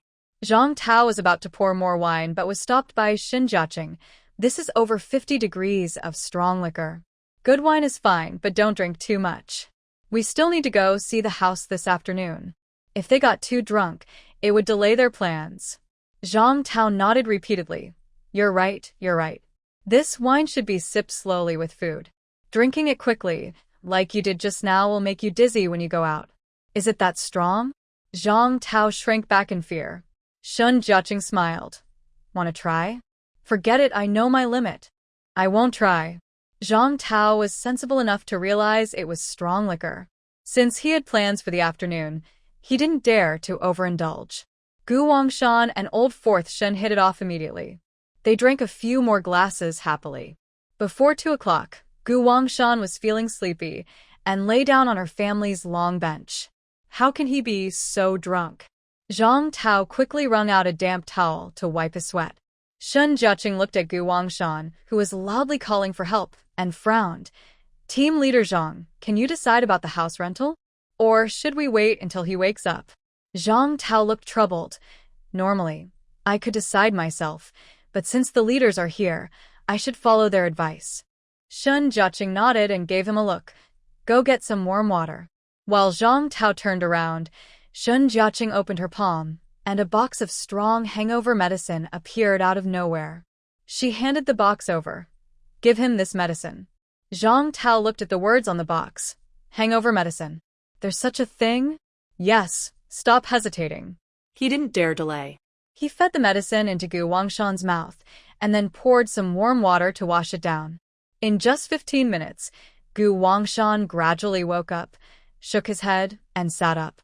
Besides a slight smell of alcohol on him and a blurry view in front of his eyes, his mind was now completely clear. What am I doing? Shen Jiaqi glanced at the small alarm clock on the table. It was already past 2:10. They were about 10 minutes late for the appointment. He believed they had already finished packing. Thinking of this, she cleared her throat and said, Director Gu, we should go see the house now. Oh. Right, we should see the house. How did I forget about that? He staggered to his feet. Comrade Shen, lead the way. The Shen family and the Yi family lived not far apart, only about 7 or 8 minutes through a small alley. When they came out of the alley, they saw Ego Dan from afar, standing like a stone statue, stretching his neck and looking around anxiously. Seeing him, Shen Jiaqi knew he was ready. Ego Dan, we're here. Shen Jiaqi greeted him casually. Yi Haodong hurried over, smiling sweetly. Hello, Sister Shen, hello, leaders. He often interacted with people from nearby villages, so he was very experienced in social manners. When he saw the leaders, he was not nervous at all, but very enthusiastic. Hello, Comrade Yi. After a brief exchange of greetings, he led them toward the Yi family's house. During the short walk, he told them everything about his family in detail. 2 leaders, my family is quite simple.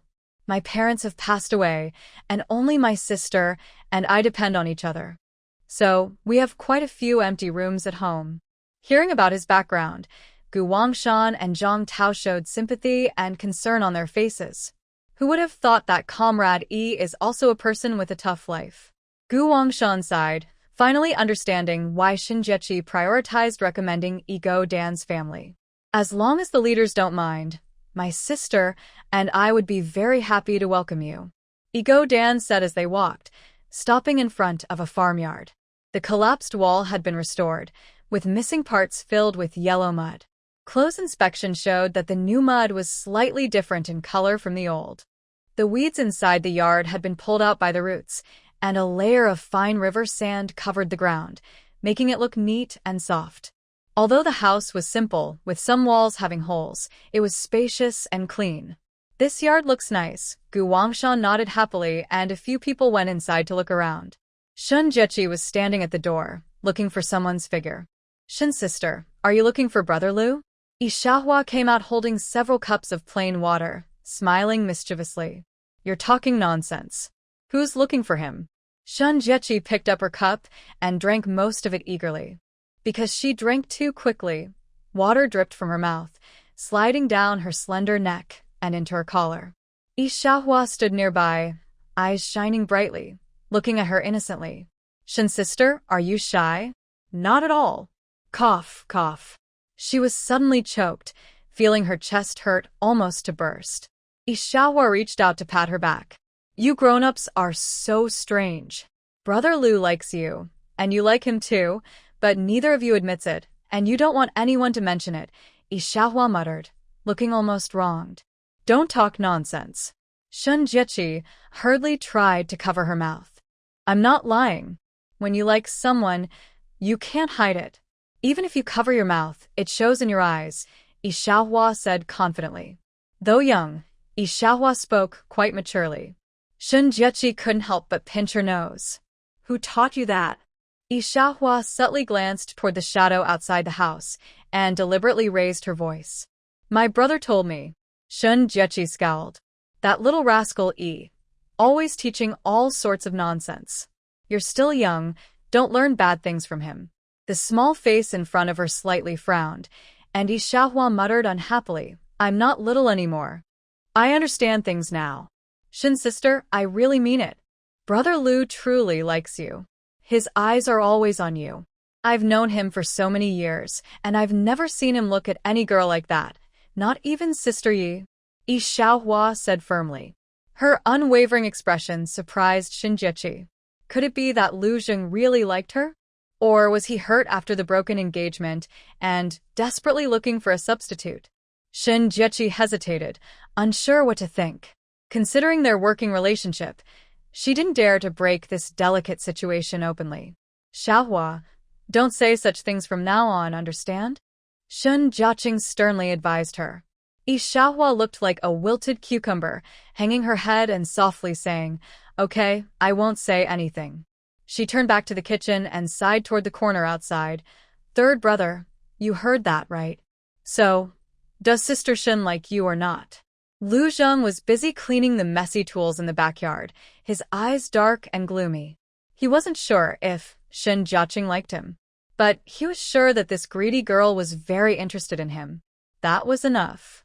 Lu Zheng looked at his muddy clothes, which were torn in places. Xiaohua, I have other things to do, I'll go now. Third brother, you. Before Yi Xiaohua could finish, Lu Zheng quickly stepped out through the back door. At least, he should have had some water first. Just then, Shun Jiaqing heard the noise and came into the kitchen. Xiaohua, who are you talking to? Whispering so much. Nothing really.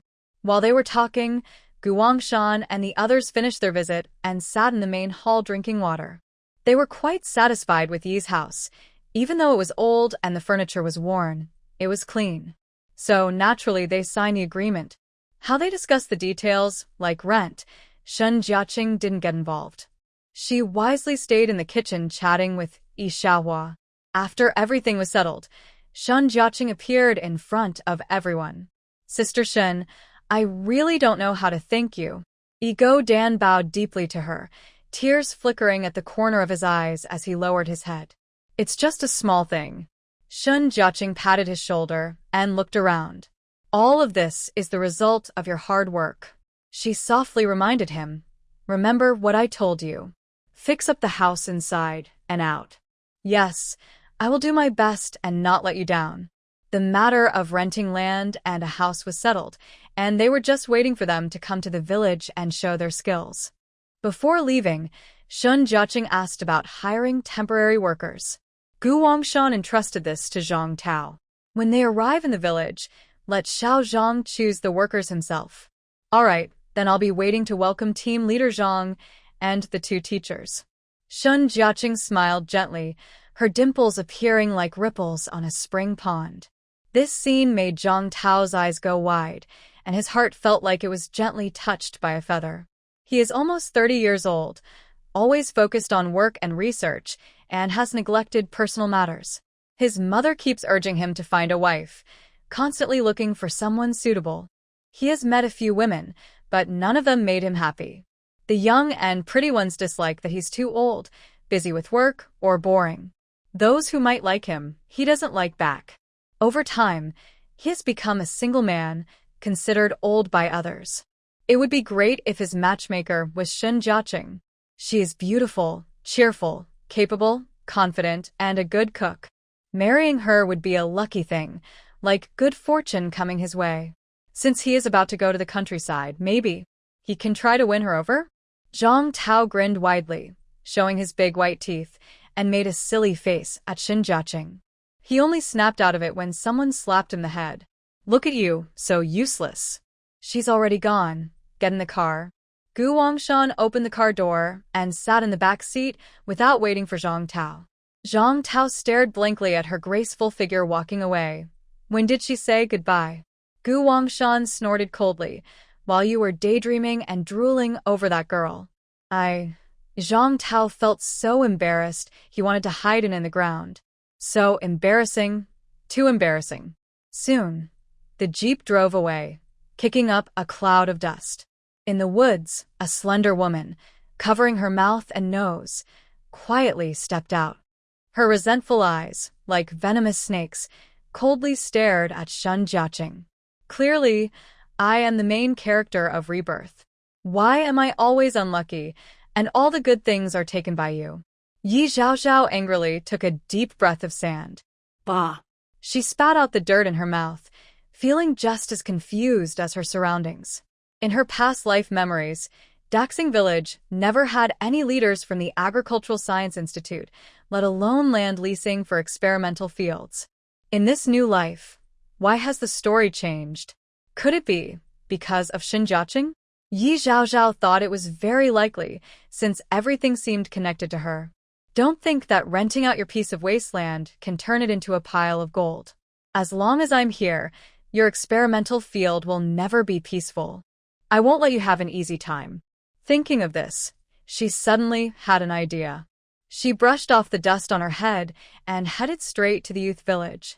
At Daxing Village, in the youth village in the large bed area to the north, Jiang Shiyan was lying on the Kong bed, groaning loudly. Someone had beaten him badly, with a sack over his head. If he found out who did it, he would definitely tear that person apart. At first, he suspected it was someone from the Shen family. But coincidentally, when he was beaten, Shen's 4 brothers and old Shen were fixing a beam on a house, and everyone in the village was present. It couldn't have been them. Since it wasn't the Shen family, who could it be? He couldn't figure it out, and the pain made him kick his teeth. His whole body felt like it was about to fall apart, and he couldn't move at all. The person who beat him was very cruel. They hit him until his face was swollen and his nose was blue and his left arm was broken. He had no money and couldn't afford the county hospital. He could only ask a barefoot village doctor to set the bone, applying some herbs at the fracture and wrapping it with bandages and thin bamboo strips to make a simple brace. Now, everyone else was working, and he was lying alone on the bed, unable to call for help. His throat felt like it was on fire. Is anyone there? Is anyone there? Jiang Shiyan mumbled hoarsely, his voice so faint it was like a mosquito. Yi Zhaozhao just reached the door and heard his groaning.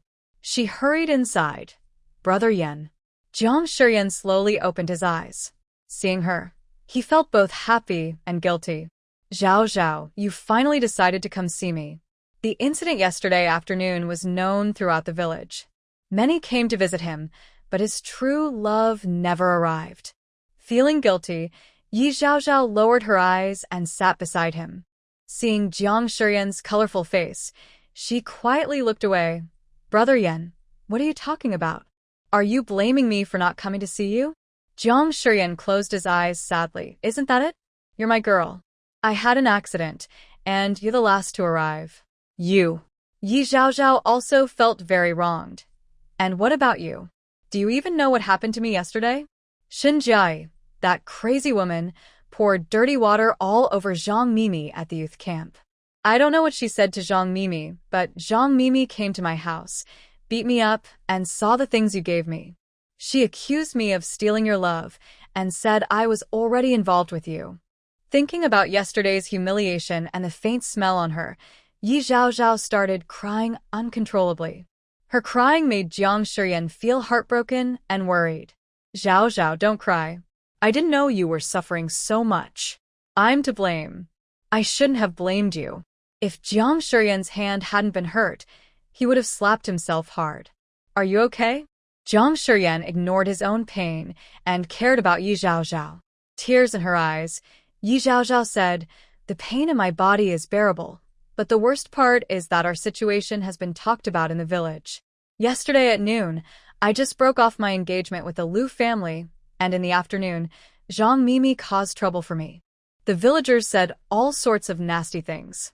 To protect my reputation, my father kept me at home. It was only after a lot of effort that I managed to come out and see you. Jiang Shiyan frowned. Was Zhaozhao's situation really so difficult? Zhaozhao. I'm sorry. I'm useless. I couldn't protect you. Jiang Shiyan was so angry, he punched the bed frame. She was in danger herself, but still risked coming out. Compared to her, he felt like a real man was supposed to do more. If Shen Jiayi hadn't played tricks and caused him to be suspected and detained, would Zhaozhao have suffered this? And Zhang Mimi, how dare she hit Zhaozhao? The more Jiang Shiyan thought about it, the angrier he became. His hatred for Shen Jiayi and Zhang Mimi reached its peak. Zhaozhao, you've suffered. I won't let this go. I will get revenge for you. Jiang Shiyan clenched his teeth in anger, accidentally pulling at his injury, which made him cry out in pain. Yi Zhaozhao quickly comforted him. Don't get too excited. We have a good opportunity right now. She told Jiang Shiyan about the cooperation with the Agricultural Research Institute. They rented 2 acres of land. Such a big field, only 3 people managing it. It's definitely too much work for just a few. I guess. They will probably hire 1 or 2 helpers.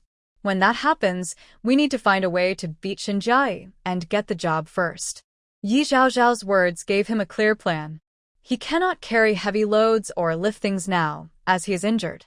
It is impossible for him to work outside for points, but he can still take care of the experimental field and do some record-keeping, which is manageable. I heard that for outside workers hired by research units like this, they not only earn points but also get wages and food tickets. It's a good deal. Exactly, she said softly, gently touching Jiang Shiyan's injured forehead. So, Brother Yan, you must rest well and get better soon.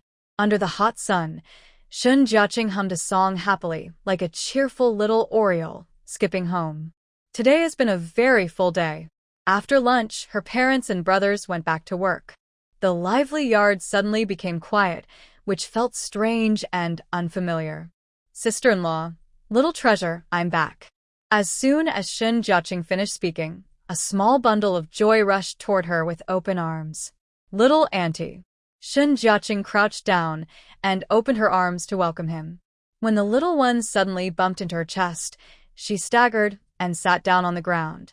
Wow, little treasure, you've gotten stronger and have more energy. Shun Jiaqing supported him under the arms and checked. The little boy had really gained weight. He felt heavy in her hands. Little treasure was happily enjoying being lifted high by his aunt, laughing like tiny silver bells. They were having so much fun that Peng Zhaodi suddenly took him away by force. Hey, little guy, don't make your auntie hurt her back. Shun Jiaqing chuckled, a bit annoyed. Big sister-in-law, I may be a bit weaker, but I'm not made of paper. That's not acceptable. You're the family's favorite. If anything happens to you, what will we do? Unexpectedly, her hated sister-in-law, who usually despised her, was now showing concern and holding her close. Shun Jiaqing felt a bit emotional and touched. Just then, her second sister-in-law came out from the kitchen, pulling back the curtain. Little sister, the tapioca starch you soaked the other day has been soaking for 3 or 4 days. Are you sure it's still good to eat? Shun Jiaqing suddenly remembered that she had dug up some cassava a few days ago and soaked it in water. Don't worry, I'll check first. She had previously learned that to remove the toxicity of cassava, It must be soaked in clean water for at least 24 hours. For safety, it is better to soak it for 36 to 72 hours. It's been over 72 hours now, so it should be fine. Shen Jiaqing was not worried about poisoning, but was concerned that the weather was so hot that the cassava in the bucket might have gone bad, making her efforts pointless. She hurried into the kitchen, lifted the lid off the bucket, and pulled out a piece of cassava, splashing water as she did. After soaking for 3 or 4 days, the cassava still looked quite fresh. She sniffed it and found no strange smell, indicating it hadn't spoiled. Little sister, is this cassava okay? Yang Xiuli asked. It's fine. I'll wash it again, steam 1 piece to test, and if it's good, I'll cook it for the whole family to try. Without delay, Shen Jiaqing washed the cassava again, and then put it in water to boil. Little sister, are you really going to try it? That's not safe. Peng Zhaodi nervously tugged at her sleeve. When I was a child, I went up the mountain to gather firewood and was so hungry I ate a couple of bites of cassava. Then my throat suddenly itched, and I felt nauseous, vomited, and couldn't breathe. At that time, I didn't know I was poisoned and didn't dare tell my parents. I almost lost my life. This stuff is very toxic. Please don't try it yourself. Peng Zhaodi was grateful she had survived and was glad she only ate a little, or she might have gone to see the ancestors long ago. Shen Jiaqing didn't expect her sister-in-law to have such a close call. She patiently explained, "Sister-in-law, raw cassava is very toxic. After eating, it can cause itching and burning in the throat, difficulty breathing, nausea, vomiting, confusion, and in severe cases, spasms, paralysis of breathing, or even death. But after soaking in water, the toxicity is reduced. Once it's fully cooked, it should be safe." While she spoke, the piece of cassava on the stove was also done. Shen Jiaqing picked up the soft, sticky cassava, blew on it, and then bit into it. Seeing her open her mouth to take a bite, Peng Zhaodi and Yang Xiuli held their breath in worry. But Shen Jiaqing finished eating a large piece of cassava without any sign of discomfort, and everyone's tense hearts finally relaxed. It seems that after proper treatment, this cassava is indeed non-toxic. Yang Xiuli was very happy. Now, the family wouldn't run out of food. She hurried to tell her mother and younger brother to go up the mountain and dig more cassava for storage. Little sister, the sun is still high. I'll go for a walk. Yang Xiuli greeted, then quickly headed outside without stopping. Shen Jiaqing watched her sister-in-law's anxious look and knew she was probably going to tell her family the good news. This Yang Xiuli was really forgetful of past hurts. She always thought about her family back home, not knowing if they appreciated it. Shen Jiaqing shook her head and looked at her older sister-in-law. She's gone now. Shouldn't you go tell your family? When mentioning her family, Peng Zhaodi's eyes showed a hint of sadness. I already married into the Shen family. I'm part of the Shen family now. Of course, I should think of my small family first. I can't just rush back home and cause trouble. Shen Jiaqing looked at her sister-in-law with admiration. She was sensible and knew after marriage, the small family comes first. Unlike Yang Xiuli, who seemed clueless. Then, do we need to dig more cassava at home? Peng Zhaodi asked. Of course. Better to be prepared. Even though she now had a lot of good feelings, she knew there might be a day when they run out of food. The more food they stockpiled, the better. They had space to store it, and it wouldn't spoil no matter how long it stayed. Not only her family, but Lu Zheng's family and Xiao Yi's family also needed to dig. Once the familiar families had enough, she would let the whole village go up the mountain to dig. She wouldn't hide anything. Hearing this, Peng Zhaodi couldn't sit still. She carried her basket and took a small. Then I'll go up the mountain to dig some now. Me too. Mom, I want to go too. Xiao Bao dragged a small cloth bag, also eager to go. Okay, I'll take you. Peng Zhaodi took Xiao Bao to the mountain to dig cassava. Shen Jiaqing wasn't idle either. She first went to the Yi family and told them how to detoxify the cassava. Then she hurried to the Lu family. Lu Heng was struggling to chop firewood with an axe. When he saw Shen Jiaqing, he quickly put down the axe. Sister Shen, you're here to see my third brother, right? Lu Heng thought of something and smirked mischievously. My brother went to the river. He just left a little while ago. The river, right? Got it, thank you. Shun Jiaqing wiped the sweat from her forehead and hurried toward the riverbank. At this time of day, the sun was shining brightly and most people were still working, so hardly anyone would be at the river. On her way, Shun Jiaqing didn't meet any villagers, let alone see Lu Zheng. She was feeling a bit confused when she suddenly heard the sound of splashing water behind a large rock by the river. Lu Zheng?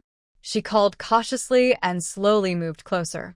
As she rounded the big rock, a breathtaking scene suddenly appeared before her eyes. Lu Zheng's lower body was in the water, but his upper body was bare, with a blue towel draped over his shoulders. He was turned slightly away from the riverbank, with well-defined muscles and smooth lines. His chest and abs were firm and attractive, and under the shimmering water, they looked even more mysterious. What a handsome man taking a bath. Shun Jiaqing's cheeks turned red after just one glance, and her heart pounded loudly. In the few days since she last saw him, Lu Zheng's muscles seemed to have become more toned. His strong waist and flat, firm abs made her want to reach out and touch them.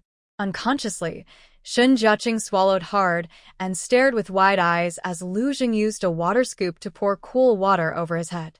The thin splash of water landed on his smooth forehead, dripped down his hair, and slowly flowed into the crevices of his muscles. This wild yet alluring scene struck her deeply. I can't look anymore. I might get a nosebleed. Shun Jiaqing covered her chest in embarrassment, forgetting her original purpose, and hurriedly turned around and ran away. Throughout her escape, the splashing water sound never stopped. She covered her ears, but the noise seemed to grow legs and run straight into her mind. Along with the water sound, that tempting scene replayed vividly in her head. Hot, wheat-colored skin, with the cool river water creating mist, wet body showing the man's unique strength. This powerful image kept playing over and over in her mind, impossible to forget. Lu Zheng stood in the river, his deep gaze fixed on her fleeing figure. Xinjiai, look at how much you've seen of me. Trying to escape? Too late. Lu Zheng carried a bucket of wet clothes home. He set it down with a thud. Lu Heng eagerly came over, lifting the clothes from the bucket to hang on the bamboo pole. Third brother. Sister Shen came to visit you just now. Lu Heng looked at his older brother cautiously. Seeing his happy face and slight smile, he knew his brother was in a good mood. Lu Zheng's mind was full of her stumbling figure, and his smile grew wider. But in the next second, he put on a serious face. Did you tell her I was by the river? Yeah. Lu Heng smiled so much his eyes disappeared, like a kid proud of himself, waiting for praise from his brother. But he was met with a very cold look. Go take your punishment. Lu Heng huffed. Third brother, I was just trying to help you. Help me? Lu Zheng slowly stepped closer, with a strong sense of pressure. I have no shame, but the girl cares about her reputation. Think before you speak or act. Lu Heng was so focused on matchmaking his brother with Sister Shen that he forgot about this. Third brother, I was wrong. I didn't think about Sister Shen's reputation. Lu Heng realized his mistake and looked down, feeling downcast, as he carried the water bucket to fetch water. As soon as he left, Lu Zheng closed the courtyard door and went to his parents' room. Father, Mother, the village has approved it. I can build my house. Lu Zheng took out a document stamped with the official seal. So soon. Lu Qingfeng tremblingly took the paper. You took leave today and didn't go to work? Were you working on this? Wang Xiuyun, who couldn't read, still stretched her neck to look closer. Which piece of land was approved? Our empty lot next door, Lu Zheng said. That way, we have our own yard and can easily take care of Mom and Dad. Lu Zheng thought carefully. This plan gave them both private space and convenience for the family. Seeing that his parents had no objections, he continued, the factory director of the blue brick factory is my friend. I've already contacted him, and we can start building anytime. Blue bricks? You're going to build a house with blue bricks? Wang Xiuyun's eyes widened. This was the first time in the village. Even the secretary and the team leaders' families had never lived in a blue brick house. Lu Zheng had already made up his mind. Since we're going to build, it has to be the best. We can't let anyone be wronged, including my parents. Our family can prepare the bride price. What? Lu Qingfeng covered his chest, surprised by this big news coming one after another. You and Shin girl, you. He hesitated. Lu Zheng's eyes and eyebrows softened unconsciously. I will handle my relationship with her. As for the bride price, we can start preparing it now. I have the money, so no need for my parents to worry. I will find a way to get the industrial tickets. In any case, we can't be short of the 3 turns and 1 horn. Whatever others have, she must have too. Wang Xiaoyun and Lu Qingfeng looked at each other, full of joy and relief. It seems our 3rd child is finally blooming like a rare flower, Lu Qingfeng said with a big smile. Wang Xiaoyun glared at him and teased, you weren't so attentive to Yi-girl before. Now with Shin-girl, you're talking about land for houses, building big brick houses, and buying the 3 turns and 1 horn. Don't treat them too differently. Whenever Lu Zheng thought of Yi Zhaozhao, he felt unhappy. Hadn't he already given her enough since childhood? But since they had broken off the engagement, Lu Zheng didn't want to gossip behind their backs. He paused for a moment, then let out a muffled sigh, because Shun Jiaqing is worth it. In his heart, Shun Jiaqing deserved the best in the world. She was the pearl of the Shin family. Why should she suffer by marrying into the Lu family? So, he would give her the best and let her enjoy happiness somewhere else. All right, you did a good job with this. Both of us support you, Wang Xiaoyun said. She took out a tin box from the bedside table, filled with their savings accumulated over the years with her husband. 3rd child, you've taken care of the family all these years. We don't have much ability, and we can't help much.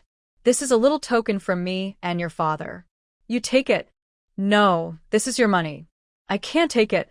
Lu Zheng pushed the box back. Just take it. Lu Qingfeng ordered, making him accept it.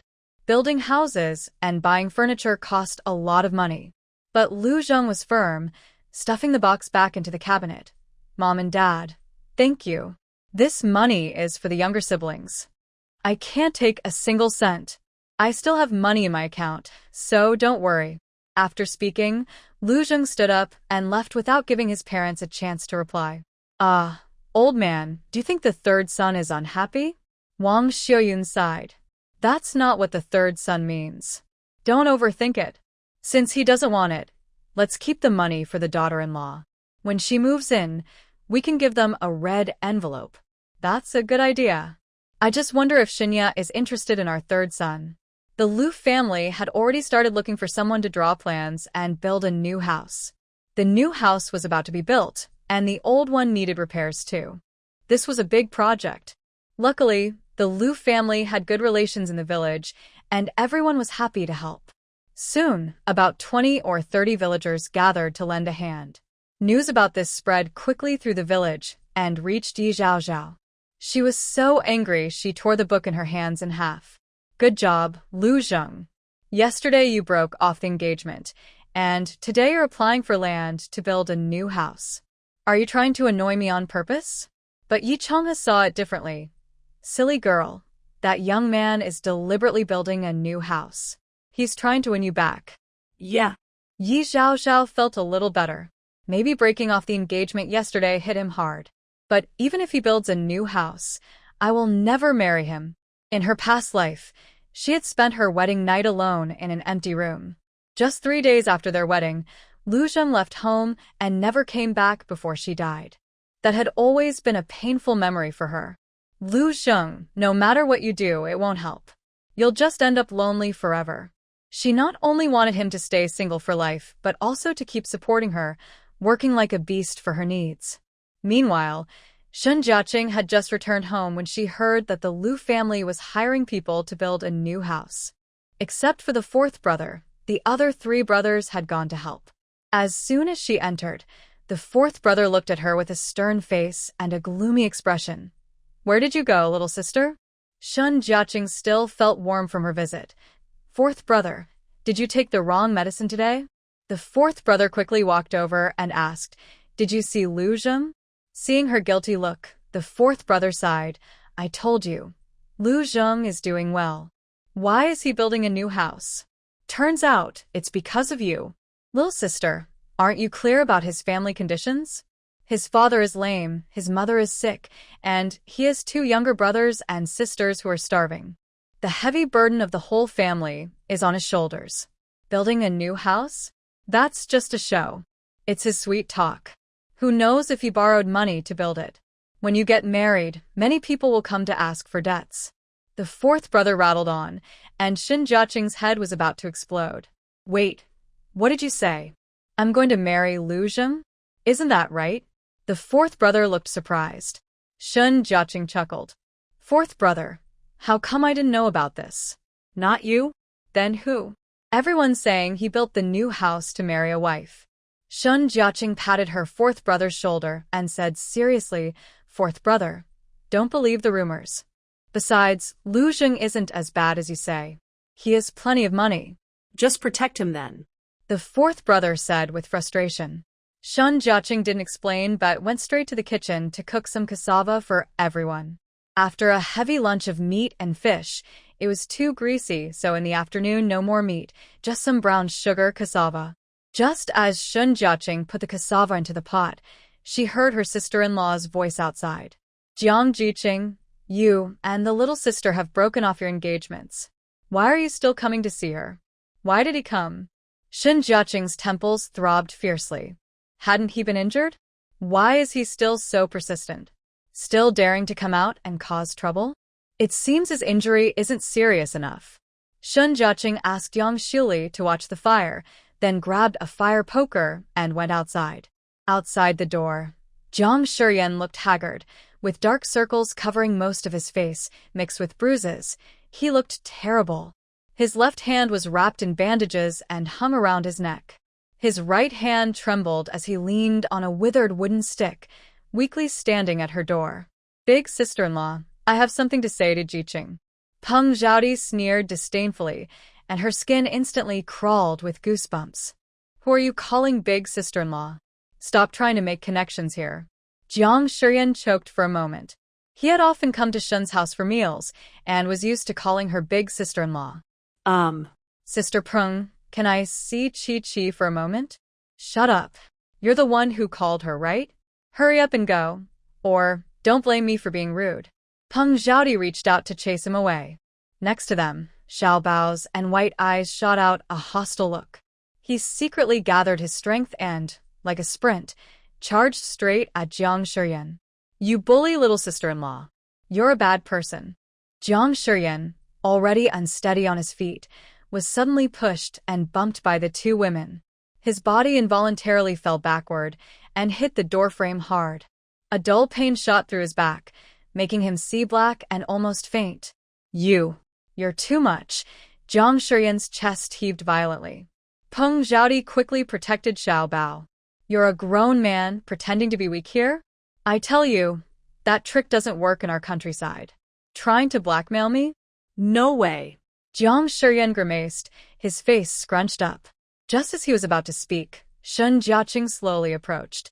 He clutched his chest in pain and shouted loudly at her, Shen Jiaqing, are you just going to watch them bully me? In the past, not only would he not fight back, but anyone who dared to speak harshly to him would be met with Shen Jiaqing rushing over to scold or even bite them. Seeing her coming, Jiang Shiyan smirked and raised his eyebrows at Peng Zhaodi and Xiao Bao. Just wait, Shen Jiaqing will definitely stand up for him. Peng Zhaodi didn't expect Jiang Shiyan to dare to complain first. Seeing his smug look, she felt her heart pounding wildly. Could it be that her little sister really wanted to settle the score with them? Earlier, when Jiang Shiyan came to their house to cause trouble, she couldn't stand it and said a few words. Her sister then argued with her loudly, almost flipping the table. Peng Zhaodi looked nervously at the fire poker in her hand, shrinking back and protecting Xiao Bao behind her. Little sister, Xiao Bao is still a child. If you have something to say, come at me. Shen Jiaqing paused. Did her sister think she was defending Jiang Shiyan? Her chest felt tight, and the painful memories flooded her mind. Before, anyone who dared to upset Jiang Shiyan would be scolded without reason. Fighting and arguing were common, and she had offended many people. Zhang Shiyan remained detached throughout, maintaining his usual calm and clear demeanor. Therefore, good people are Jiang Shiyan and bad people are Shen Jiaqing. It seems that Jiang Shiyan is not only a soft-hearted man, but also a useless coward. Shen Jiaqing slowly opened her fingers, walked to her sister-in-law, and reached out toward Little Treasure. Peng Zhaodi looked at her hand with a shocked expression, biting her lower lip immediately. It's over. Little Treasure is going to get scolded. Little Treasure knew he had caused trouble and shrank back in fear. Wah wah wah, wasn't my little auntie saying she wouldn't hit me? Little auntie is lying. Nearby, Zhang Shiyan provocatively lifted his chin, showing a triumphant smile. He knew Shen Jiaqing cared about him and couldn't stand to see him upset. Hit him. Give this little brat a good scolding. He was so young but already misbehaving, daring to bump into him. Just when everyone thought Shen Jiaqing was about to punish Little Treasure, she suddenly burst out laughing. A few long, fair fingers gently tousled Little Treasure's hair affectionately. Little Treasure, you're so good. Knowing how to stand up for your auntie, you're becoming a real man. Shen Jiaqing felt very pleased. Tomorrow, when I go to the county, I'll bring you some delicious food. Little Treasure was ready to be scolded, but suddenly, a warm and soft feeling came from above his head. His little auntie didn't scold him after all. Not only did she not hit or scold him, but she also praised him for being a man and promised to bring him tasty food. He must have heard wrong. Little Treasure blinked his big eyes in disbelief, trying to figure out if what he heard was true. Peng Zhaodi swallowed her saliva. Little sister. You really don't blame us?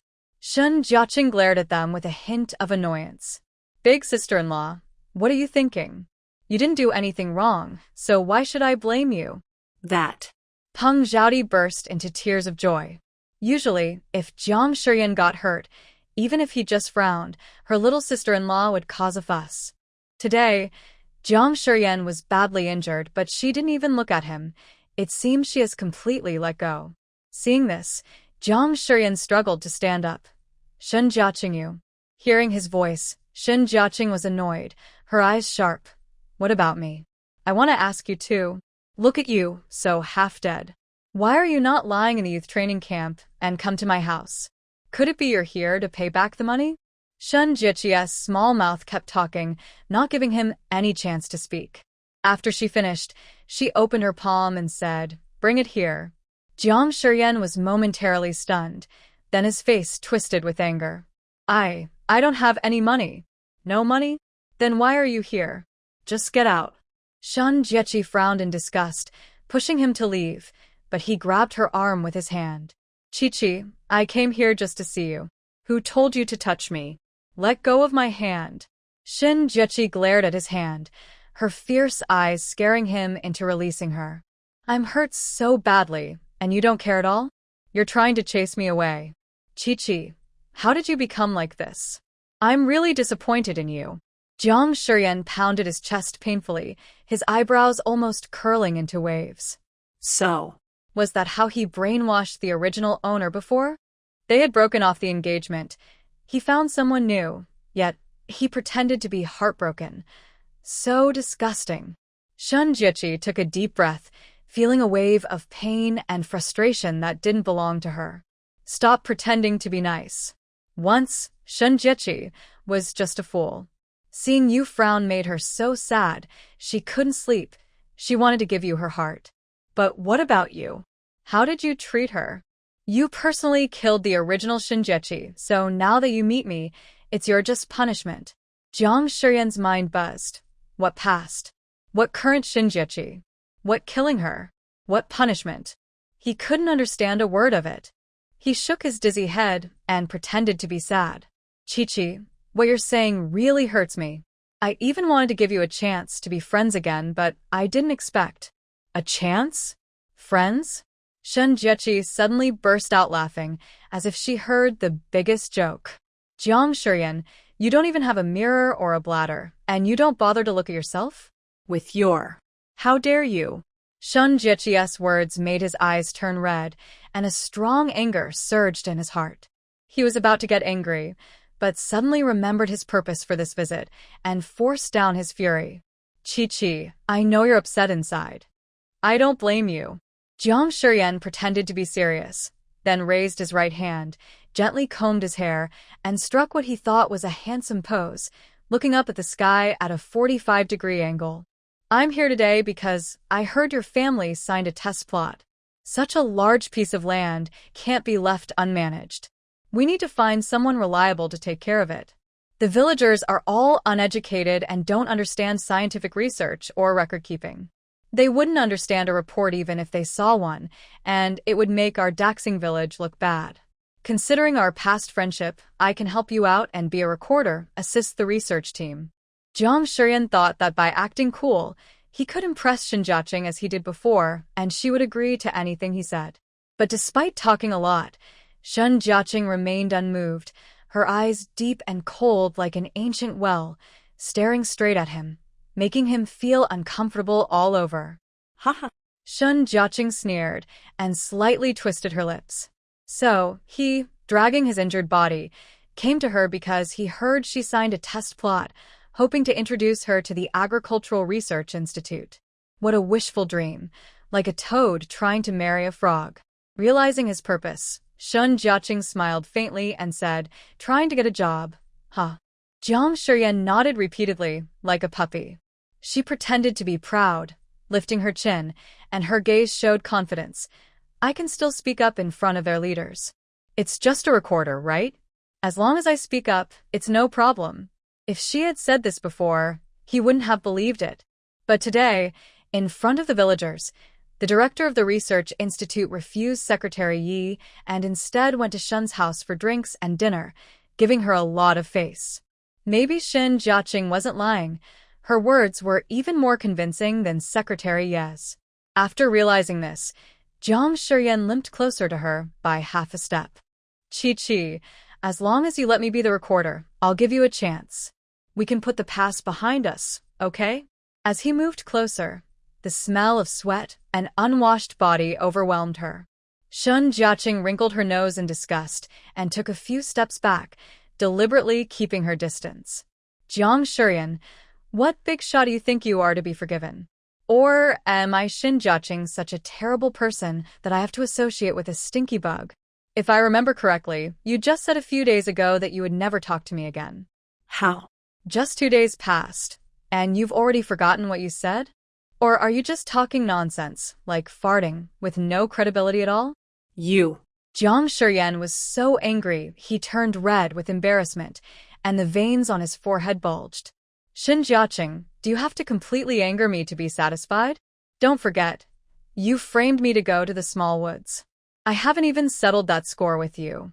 If today you agree to let me be the recorder, we can forget everything from the past. Forget everything? Shen Jiaqing felt a surge of strong hatred in her heart. In the original story, Jiang Shiyan and Yi Zhaozhao teamed up to send Shen's family to a farm for reform, and in the end, some went mad and some died. I haven't even settled that debt with him.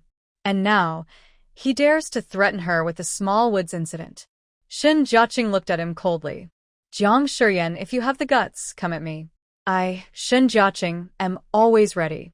You're really unreasonable. Jiang Shiyan touched his cheek. Why isn't this trick working today? In the past, Shen Jiaqing loved to see him look up at the sky. But today, his neck was sore from looking up, and Shen Jiaqing remained unmoved, even stepping closer, as if she had truly given up. Jiang Shiyan saw that threats and temptations didn't work, so he immediately changed his strategy. Shen Jiaqing, you caused me so much trouble. You have to take responsibility for me. He didn't plan to leave either, and simply sat down on the garden chair. Someone with a thick skin, but I've never seen someone so thick-skinned. Shen Jiaqing warned him to leave quickly, or her fourth brother would personally him out. As soon as she finished speaking, Shen Laozi behind her started to clench his fists, his cold eyes making him shiver. Should I just kick you out myself, or do you want me to do it? Jiang Shiyan shivered and immediately stood up. Fine, I'll leave. But Jiaqing, think about it from another angle. If you help me, you're helping yourself. The sooner I earn work points and money, the sooner I can pay you back. Shen Jiaqing looked at him as if he were a fool. How? I find you a job and I should thank you? Shen Jiaqing picked up the fire stick, pressing one end against his chest. Have you ever seen someone shameless? But I've never seen anyone as brazen as you. Want a job? First, pay back the money you owe me. Jiang Shiyan was pushed back repeatedly by her, and he hurriedly jumped toward the door. His leg was still injured, so he was already limping. His crutch fell to the ground in his panic. He could only hop on one leg, which was very embarrassing. Ah. Little Bao watched happily, showing his cute little tiger teeth. He pointed at Jiang Shiyan and said, "One-legged chicken, one-legged chicken. Mom, look. The bad guy has turned into a one-legged chicken." Jiang Shiyan felt ashamed and angry. He grabbed his stick and said, "Shen Jiaqing, enough. I have just one question.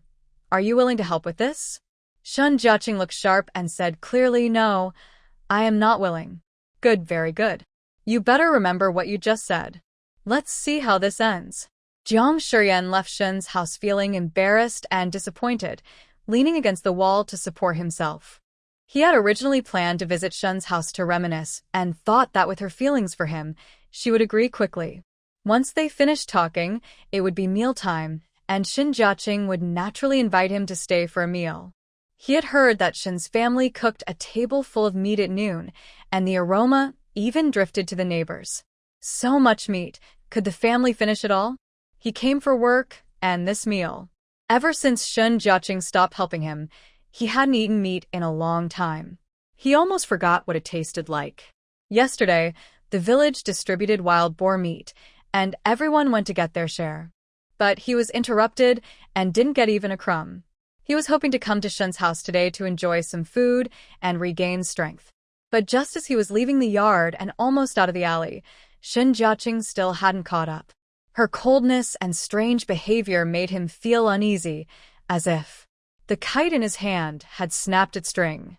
He desperately chased after it on the ground but still lost it. He started to miss the old days very much. Not every meal had to be meat, but they ate it regularly.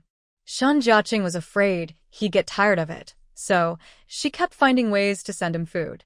Today she sent plain rice, tomorrow plain flour, the day after sausage, and then pork belly. In 2 years of farming in the countryside, he hadn't become skin and bones from hunger. In fact, he had gained 2 pounds. On regular days, he didn't have to work and could comfortably lie at the youth commune.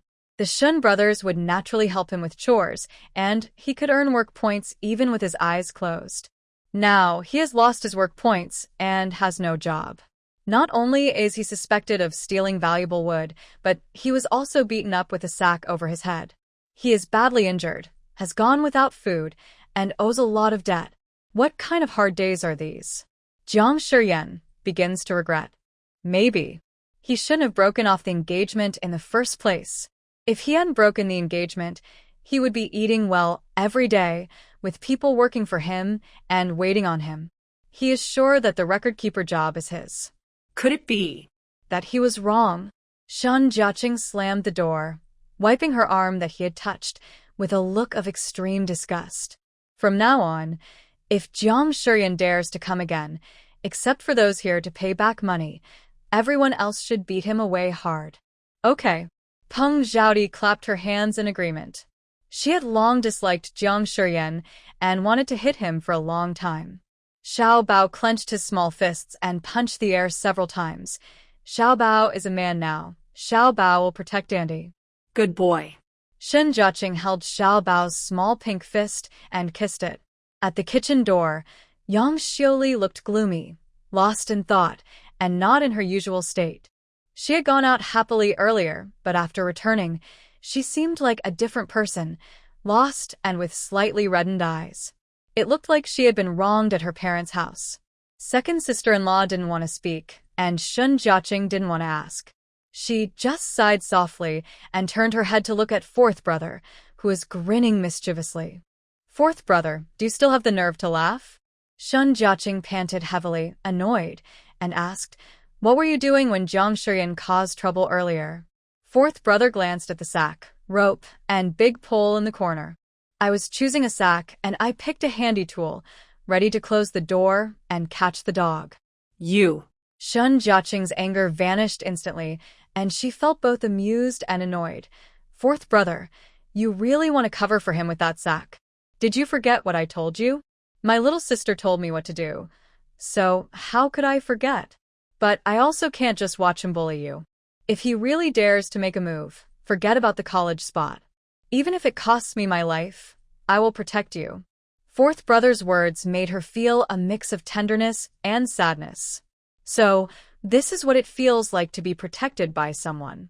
However, with my little sister's fighting skills, I really have no place to show off, fourth brother sighed regretfully. Earlier, she had made Yi Zhaoxiao suffer and had falsely accused Zheng Mimi. He thought it was just rumors, exaggerated by everyone. After all, his little sister is the gentlest, like a little white rabbit. No wonder she was bullied by Jiang Shiyan for 2 years. But today's fight changed his view. His little sister's sharp tongue is like a knife, cutting straight to the heart. She even resisted Jiang Shiyan's charm, and she personally drove him out of the house. He wanted to help several times, but never found the chance. He could only watch eagerly as his sister fought Jiang Shiyan single-handedly, making him look helpless. Thinking about this, fourth brother's eyes welled up with tears. His little sister has truly changed. She's no longer the timid girl who was bullied. Seeing the bloodshot eyes, curled eyelashes, and tiny tears on fourth brother's face, Shen Jiaqing reached out to wipe his tears. All right, fourth brother. Why are you crying? He sniffed. I'm not crying, it's just sand in my eyes. Fourth brother blinked quickly, drying his tears. Though happy, he was also worried. Little sister, you just refused him. He won't give up easily. Could he? Don't worry. The temporary worker has already been chosen. Jiang Shiyan doesn't stand a chance, she reassured him. Plus, Leader Zheng isn't stupid. How could he pick that weakling Jiang Shiyan? With his shoulders unable to carry anything and hands that can't lift, he just wastes time. That's just causing trouble. Hearing her analysis, fourth brother finally let out a breath, a hint of schadenfreude in his tone. Looks like his wish will be unfulfilled. But Shun Jiaqing couldn't smile at all. From what she knew about Jiang Shiyan, he wouldn't give up easily. He won't have a chance at work, but he might secretly cause trouble. We shouldn't let our guard down. You are right. One should never have harmful intentions, but always be cautious of others' motives. Leave this matter to me. I will keep a close eye on the experimental field and not let a single fly go. Jiang Shiyan's small incident did not affect Shen Jiaqing's mood. In fact, it helped her realize what Jiang Shiyan and Yi Zhaozhao were planning. Yes, it was Yi Zhaozhao. Jiang Shiyan, injured and bedridden, couldn't even get pork, so how could he know about the experimental field? It must have been Yi Zhaozhao who told him. She even suspected that Jiang Shiyan shamelessly going to her house was also a sign from Yi Zhaozhao. System. If I successfully stop Jiang Shiyan from getting this job, does that count as stealing the heroine's luck? System. Of course, host. Shen Jiaqing snapped her fingers happily. Great, just as she guessed. Then she wouldn't hold back anymore. To prevent any surprises, she planned to visit the County Agricultural Science Institute tomorrow and secure the spots for Lu Zheng and his brother. That way, even if Yi Zhaozhao and Jiang Shiyan caused trouble in the village, she wouldn't have to worry.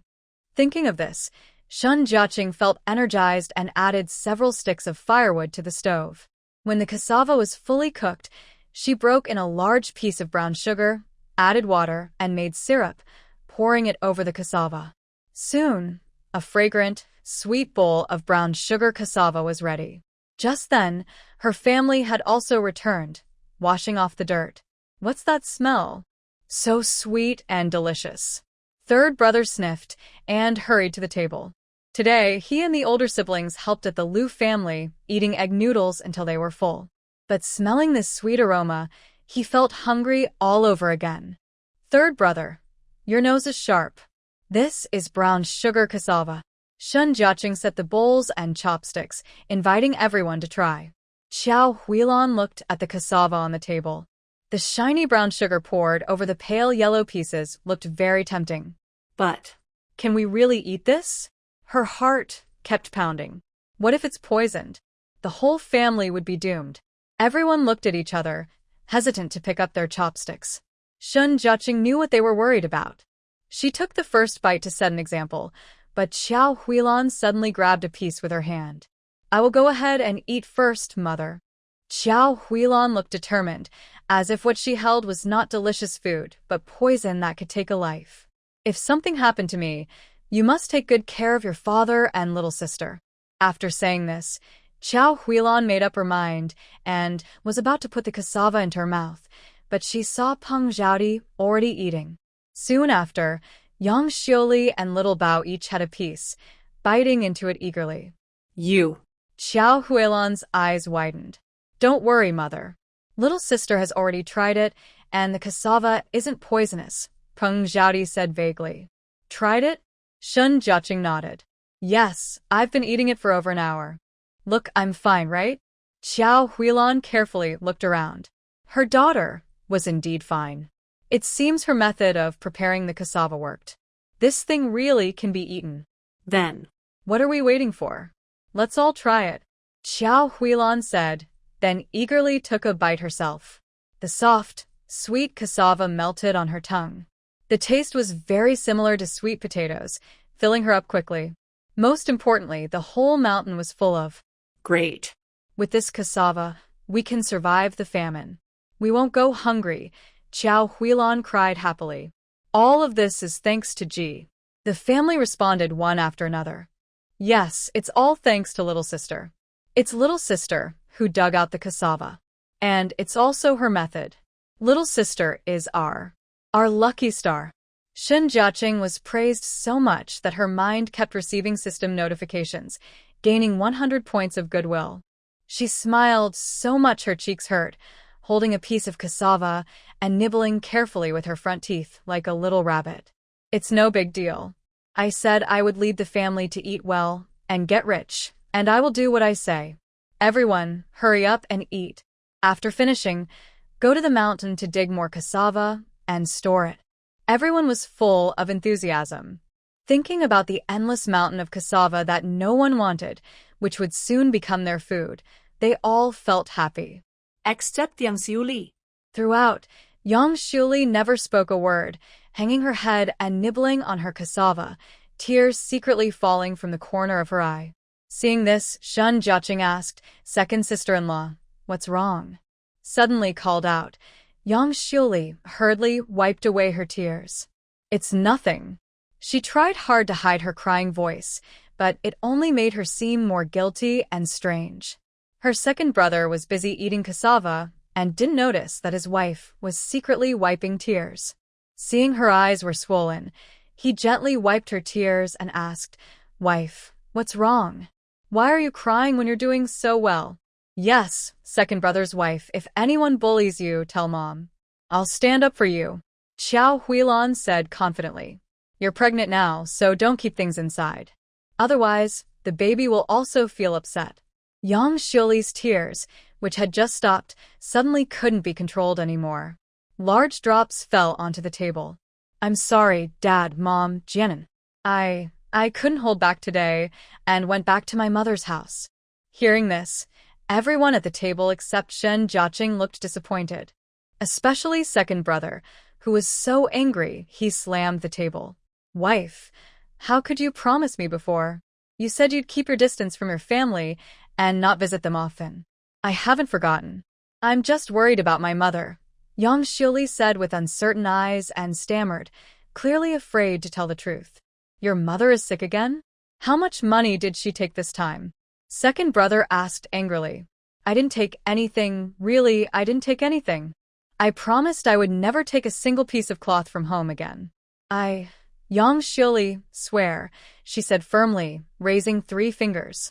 Seeing she was being honest, second brother's anger eased a lot. So, you just went to see her? Yes, I heard my mother was sick again, so I wanted to go see her. But when they saw I had nothing, they drove me out. At this, she started crying again, sobbing. Yang Xiuli was good at everything, except she remembered the kindness, but forgot the pain. Just a few days had passed, and she already forgot the hurt. When Xiao Huilan heard this, her face immediately darkened. Second brother's wife, you really are forgetful. Yang Xiuli shivered in fear and quickly stood up to bow her head and apologize to Xiao Huilan.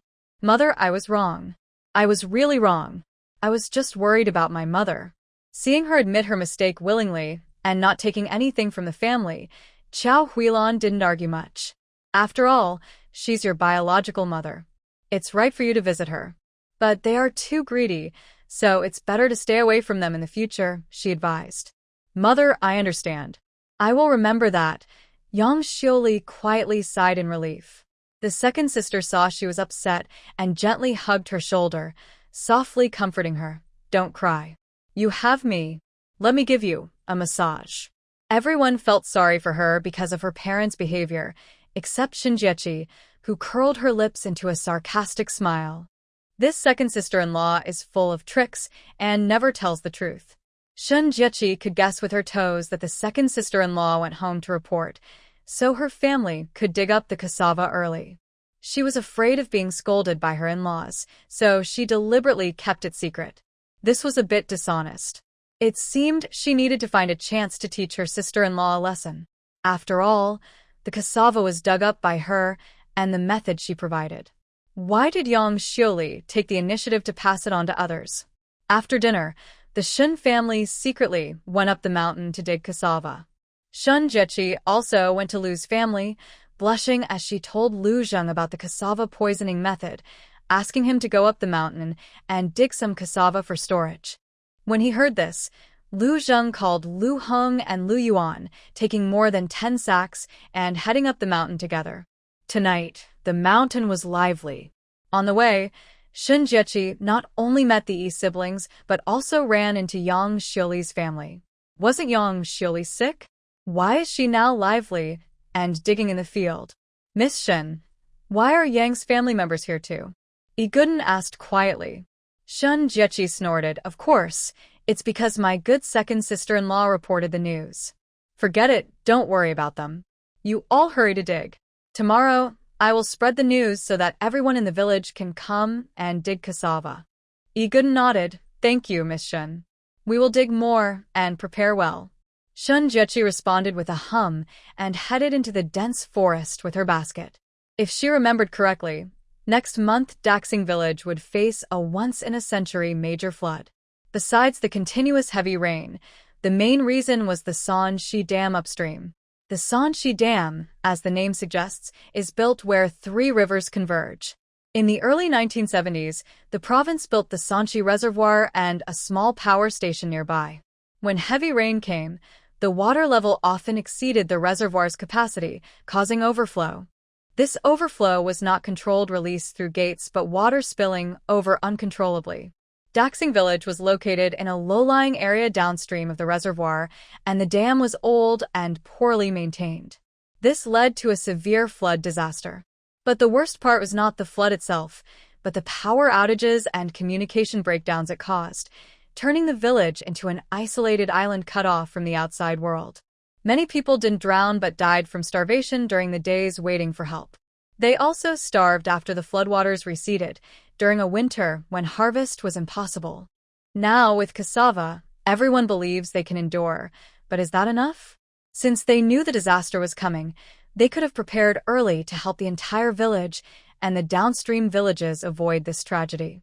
To fully prevent the flood, they needed to contact the dam staff, encourage everyone to reinforce and raise the dikes, and harvest crops early before they fully ripened. Doing all this, it's very difficult, almost impossible. Thinking about it gives Shun Jiaqing a headache. She knows she is not the main character in the story, just a small, insignificant supporting role. No one would believe her. So, She considers finding Yi Zhaozhao, but she quickly suppresses this idea. In the story, Yi Zhaozhao, as a reborn woman, knew a flood was coming but only cared about her own interests, hoarding food at home. After the flood, she acted like a kind goddess, helping villagers with porridge and medicine, winning many people's hearts. Because of her good deeds, she was named one of the top 10 most touching people in flood relief. From then on, she gained official success and even became a factory director.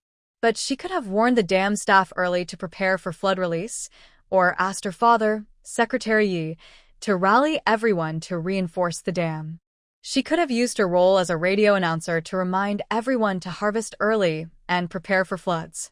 Yet she did nothing, watching her neighbors suffer without helping. Instead, she acted like a savior, giving just a little to those in need to gain the greatest benefit.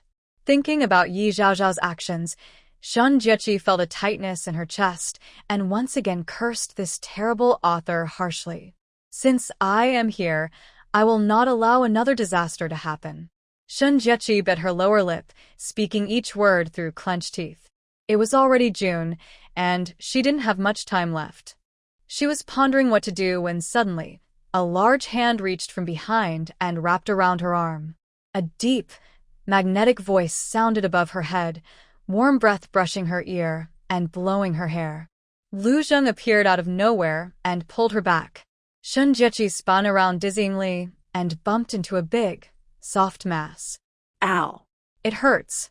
Lu Zheng's eyes widened in surprise. His tense arms loosened a little, and his movements became slower and gentler. Hearing that soft, kitten-like cry, Lu Zheng looked down at her delicate, fragile body, feeling deep regret and guilt. Sorry, I hurt you. The next moment, his rough but careful palm gently pressed her forehead, his fingertips delicately and warmly tracing circles on her reddening skin. He noticed her trembling eyelashes and the heat rising on her cheeks, and he couldn't help but stare at her for a long time. Sun Jiechi, still dizzy from the impact, hadn't yet steadied herself when a broad, gentle hand pressed down on her, carefully massaging the sore spot. Unexpectedly, she didn't push him away, but instead leaned into his palm comfortably. His grip was very light, almost ticklish. Hard to believe that such force could come from a rough man. It made her feel dizzy and a strange, subtle itch in her heart. Although she was trying hard to stay calm and look composed, her uneven breathing betrayed her. Just as her heart was pounding out of her chest, Sun Jiechi hurriedly pushed him away. I'm not hurt anymore. Her soft, trembling voice carried a hint of panic, each word hitting his heart. His already hot blood surged even more fiercely, crashing through his body and rushing to his face. In a brief moment, both of their ears turned red, and warmth spread through their bodies. Sun Jiechi turned her head away, facing the cool mountain breeze, trying to cool down and clear her mind quickly. The atmosphere just now felt very strange. Sun Jiaqing's heart pounded like a drum. She secretly glanced at Lu Zheng. The man had broad shoulders and a narrow waist, with well-defined muscles. He had an exceptional body shape. He stood tall and handsome, with sharp, strong features. His face was both tough and determined, with sharp eyebrows and deep, captivating eyes. His nose was high and straight, lips slightly pink, and a faint stubble on his chin gave him a very masculine look. Both his appearance and figure were perfect, exactly what she had always dreamed of. She had only seen such a handsome man on screen before. She never thought she would see one in real life, let alone touch him. Her heart felt like it was being pulled by an invisible string. She instinctively pressed her hand to her chest to hide her excitement. Under the moonlight, a faint smile appeared at the corner of Lu Zheng's eyes. Even his breathing became careful, as if afraid to break the peaceful moment they shared. Until Sun Jiaqing swallowed hard, and the obvious sound of her swallowing broke the silence. Why are you following me instead of digging cassava? She looked up and met his gaze. In Lu Zheng's dark eyes, her flushed face was reflected. I'm worried about you being alone. Is he worried about her? Sun Jiaqing was momentarily stunned, feeling a warm feeling fill her heart quietly. In her past life, besides her grandmother, no one had ever cared for her like this. Maybe because she looked pitiful, heaven let her travel into this story, giving her a family that loved her and this cold-looking but warm-hearted man. Such a handsome guy, and a lucky one too. Yet Yi Zhaozhao didn't cherish her, so she wouldn't hold back anymore. Lu Zheng, I feel so dizzy. She leaned back into his arms and stayed there for a while. She sniffed the faint soap scent on him and pressed her hand against his straight back, touching it for a long time. Then she reluctantly got up, leaving the warm embrace. Not dizzy anymore? Lu Zheng asked with a half-smile. Sun Jiaqing happily replied, not dizzy anymore. Only then did she remember that Lu Zheng had just warned her to be careful and had forcibly pulled her into his arms. Could there be a snake? Thinking of snakes, her suddenly hurt. She was so frightened that she jumped up quickly, glancing behind her with a cautious look, but she saw that there was nothing alive there. She was confused when suddenly she saw two mushroom-shaped plants on the ground ahead, one big and one small. This is Ganoderma lucidum. Sun Jiaqing quickly turned on her flashlight and shone it over. Yes, it was definitely Ganoderma lucidum. The big one was about the size of her palm. The small one was about half her palm. During hard times, the mountain was almost completely dug up, so she didn't expect to find any Ganoderma lucidum left. Each one was so big, what a lucky find. Excited, Sun Jiaqing set her flashlight aside and squatted down to dig with her hands. Lu Zheng, look, it's Ganoderma lucidum, she said happily, holding the mushroom close to her chest. Fortunately, Lu Zheng had pulled her back just in time, or these two treasures might have been buried under her feet. Lu Zheng glanced at the two Ganoderma lucidum. The big one looked about 10 years old, and the small one about 4 or 5 years old. Although they weren't very old and wouldn't fetch a high price, even a small fly is still meat. Sun Jiaqing was happy. Seeing no one around and that others in the distance were busy digging cassava, Sun Jiaqing gave him a look. The Ganoderma lucidum will still be kept by me. We split the money when we sell it. Lu Zheng lowered his voice. Okay.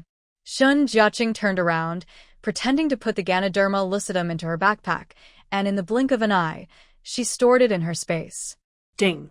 Because the host keeps stealing the heroine's luck, gaining a lot of goodwill points, the system has upgraded and can now optimize and enhance stored treasures. As soon as it finished speaking, Sun Jiaqing saw in her mind that the two small Ganoderma lucidums suddenly grew several times larger, transforming from tiny mushroom umbrellas into medium-sized ones. It has upgraded the 10-year-old Ganoderma lucidum to a 100-year-old one, and the 5-year-old to a 50-year-old. Wow, wow, wow. Sun Jiaqing almost jumped for joy. Her beloved system had upgraded the small Ganoderma lucidum into a 100-year-old and 50-year-old mushroom. She was so happy, she couldn't believe it. This feature is just too amazing, she said, staring in disbelief at the enlarged Ganoderma lucidum, touching it carefully. Yes, it was real. The system was just too powerful. Sun Jiaqing was smiling happily at her backpack, completely absorbed in the moment. All of this was seen by Lu Zheng. He couldn't help but his chin. It was just two small Ganoderma lucidum after all. Surprisingly, it was so successful that she was stunned. After a while, Sun Jiaqing finally came back to her senses. She casually grabbed a piece of cloth and covered the basket. Tomorrow, I will go to the county to sell the lingji. You've been fixing the new house recently, right? This money will come in handy. Lu Zheng nodded. I'll take you there tomorrow morning and pick you up at noon. Thinking about how he still had work tomorrow, it seemed tiring to make so many trips. Sun Jiaqing waved her hand. No need, you go ahead with your work. I'll go by myself. Lu Zheng wanted to say something, but Sun Jiaqing didn't give him a chance. She turned and headed toward the Shen family's excavation site. That's settled. Let's dig up the cassava quickly. That night, Sun Jiaqing gained a lot. Not only did she find a 100-year-old lingji, but she also dug up many cassava roots. In total, the Shen family dug up several hundred jin, a Chinese weight measure. Even with so much, it was only a small part. There was still plenty of cassava in the deep mountains, and they couldn't dig it all. That's enough. Let's not be too greedy. Leave some for others. Sun Jiaqing told her family to stop digging and go home to rest. The Shen family members finally stopped. On the way down the mountain, they ran into the Lu family. They exchanged quick greetings and silently went their separate ways. Lu Zheng carried 4 large bags in his hands, glancing back every few steps. Until the delicate figure disappeared completely, he finally looked away and took a deep breath. Tonight's air was sweet. Last night, she dug so hard that Sun Jiaqing woke up with sore muscles all over her body. The soreness and pain made her limbs feel uncooperative. She stretched her aching limbs, grabbed an egg and a steamed bun, and hurriedly rode her bike out the door. At the black market on the east side of the county town, a well-dressed middle-aged woman wearing a cotton mask was wandering around, glancing at every young girl she saw, until a girl in a light blue dress pushed her cart slowly into view. The woman quickly stepped forward. "Little girl, you finally arrived." Sun Jiaqing was busy looking for a stall when a beautiful aunt suddenly rushed out. Her delicate small bun and pearl hairpin made her look very refined. Who else but Aunt Su Hui could it be? Seeing her, Sun Jiaqing felt very excited too. "Auntie Su, long time no see." Sun Jiaqing thought Su Hui wouldn't come looking for her anymore. Su Hui gave her a reproachful look. You made me search all over the place. These past few days, I ran around the east and west markets just to find you. And where are you?" Sun Jiaqing didn't expect Su Hui to be looking for her all this time. Guilt filled her heart. I'm sorry. "I had family matters these past few days, so I didn't go into town." "You've really worked hard." Su Hui was just saying that. She didn't really blame her. Seeing Sun Jiaqing's big, watery eyes filled with worry and guilt, her heart almost melted. "It's okay, Annie doesn't blame you. I thought you might be busy, so I kept waiting for you." This unexpected trust moved Sun Jiaqing deeply. Her eyes turned a little teary. Thank you for trusting me. "To show my apology, you must accept this scarf." Sun Jiaqing reached into the basket and exchanged a silk scarf with the system, then handed it to Su Hui. Su Hui usually wore many outfits and was worried about not having a pretty scarf to match. This gift from Sun Jiaqing really touched her heart. "Since it's your kind intention, I will accept it." She took the small, delicate box. She thought it was just an ordinary scarf, but when she opened it, she saw it was a silk scarf. This is too valuable. I can't accept it," Su Hui said, trying to return it to Sun Jiaqing. Without hesitation, Sun Jiaqing took the scarf and gently wrapped it around Su Hui's neck, tying a beautiful bow. "Look, this scarf matches your dress so well." "But." "Don't say but." "I told you I have many connections. It's just a scarf. I have lots of good things." She winked mysteriously, looking very wise. Su Hui touched the silk around her neck. Such a precious item, Sun Jiaqing casually gave it away. It seemed she wasn't lying. Seeing Sun Jiaqing's financial strength and ability, Su Hui confidently took out the list from her pocket. "Do you remember what I told you last time about the purchasing?" Sun Jiaqing nodded. "You have some news?" Su Hui spread out the list and handed it to her. "This is what you asked me to gather. Right now, these items are the most popular in the factory, but many of them we can't buy because we don't have the tickets." When Sun Jiaqing heard her say this, her expression became serious. But when she opened the note and looked at it, she immediately burst into happiness. The main items used were a hot water kettle, an enamel cup, and snow cream. The main foods were grains, pork, and easy-to-preserve dried food. These supplies were very hard to get in the 1970s, but in her space, they were not a problem. Seeing that she hadn't spoken for a long time, Su Hui frowned slightly. "Comrade Shen, I know these things are hard to find. If you can't get them, it's okay." "Who says I can't?" Sun Jiaqing confidently grabbed the note. "I can do it, but the quantity might be limited. First, tell me, how many employees are there in the textile factory?" "There are nearly 500 employees," Su Hui replied. 500, that's not too many. She should be able to manage it. "All right, based on the supplies I have, I'll make a list and write down the prices and quantities of each item. You can decide how much to order, ensuring that each of the 500 employees receives one gift listed on the note. Does that sound good?" Su Hui clapped her hands excitedly. "Of course. You've really helped us a lot. If you can really get this done, not only will the employees be happy, but my husband Lao will also be proud." Sun Jiaqing and Su Hui quickly agreed to meet again tomorrow. "Tomorrow our team has an inspection, so I might not be able to come."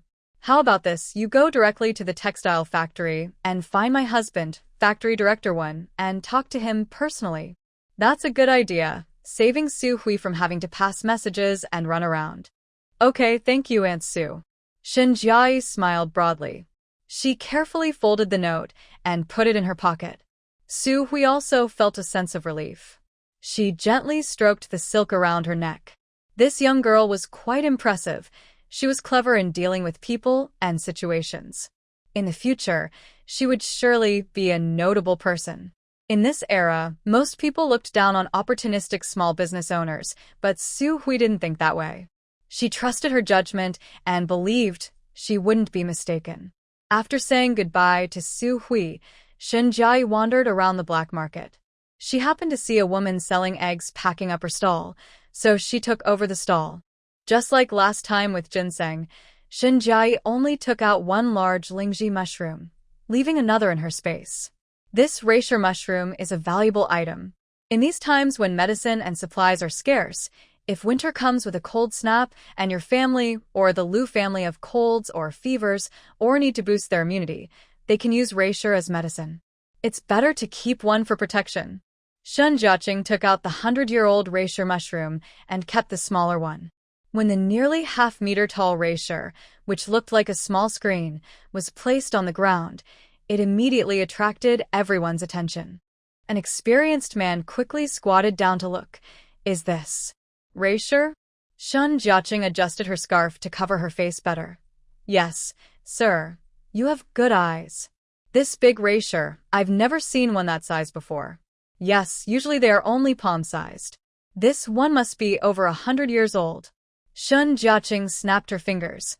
Exactly, it's a wild, 100-year-old reishi from the mountain. Its medicinal power is strong. Where did you find such a young girl digging this up? You're so lucky. Is it really luck? Shun Jiaqing smiled modestly. Such reishi is rare to find in 100 years. Does anyone want to buy it? As soon as she finished speaking, the man who had spoken earlier lit up and said, I'll give 100. Little girl, sell it to me. 100? Who are you kidding?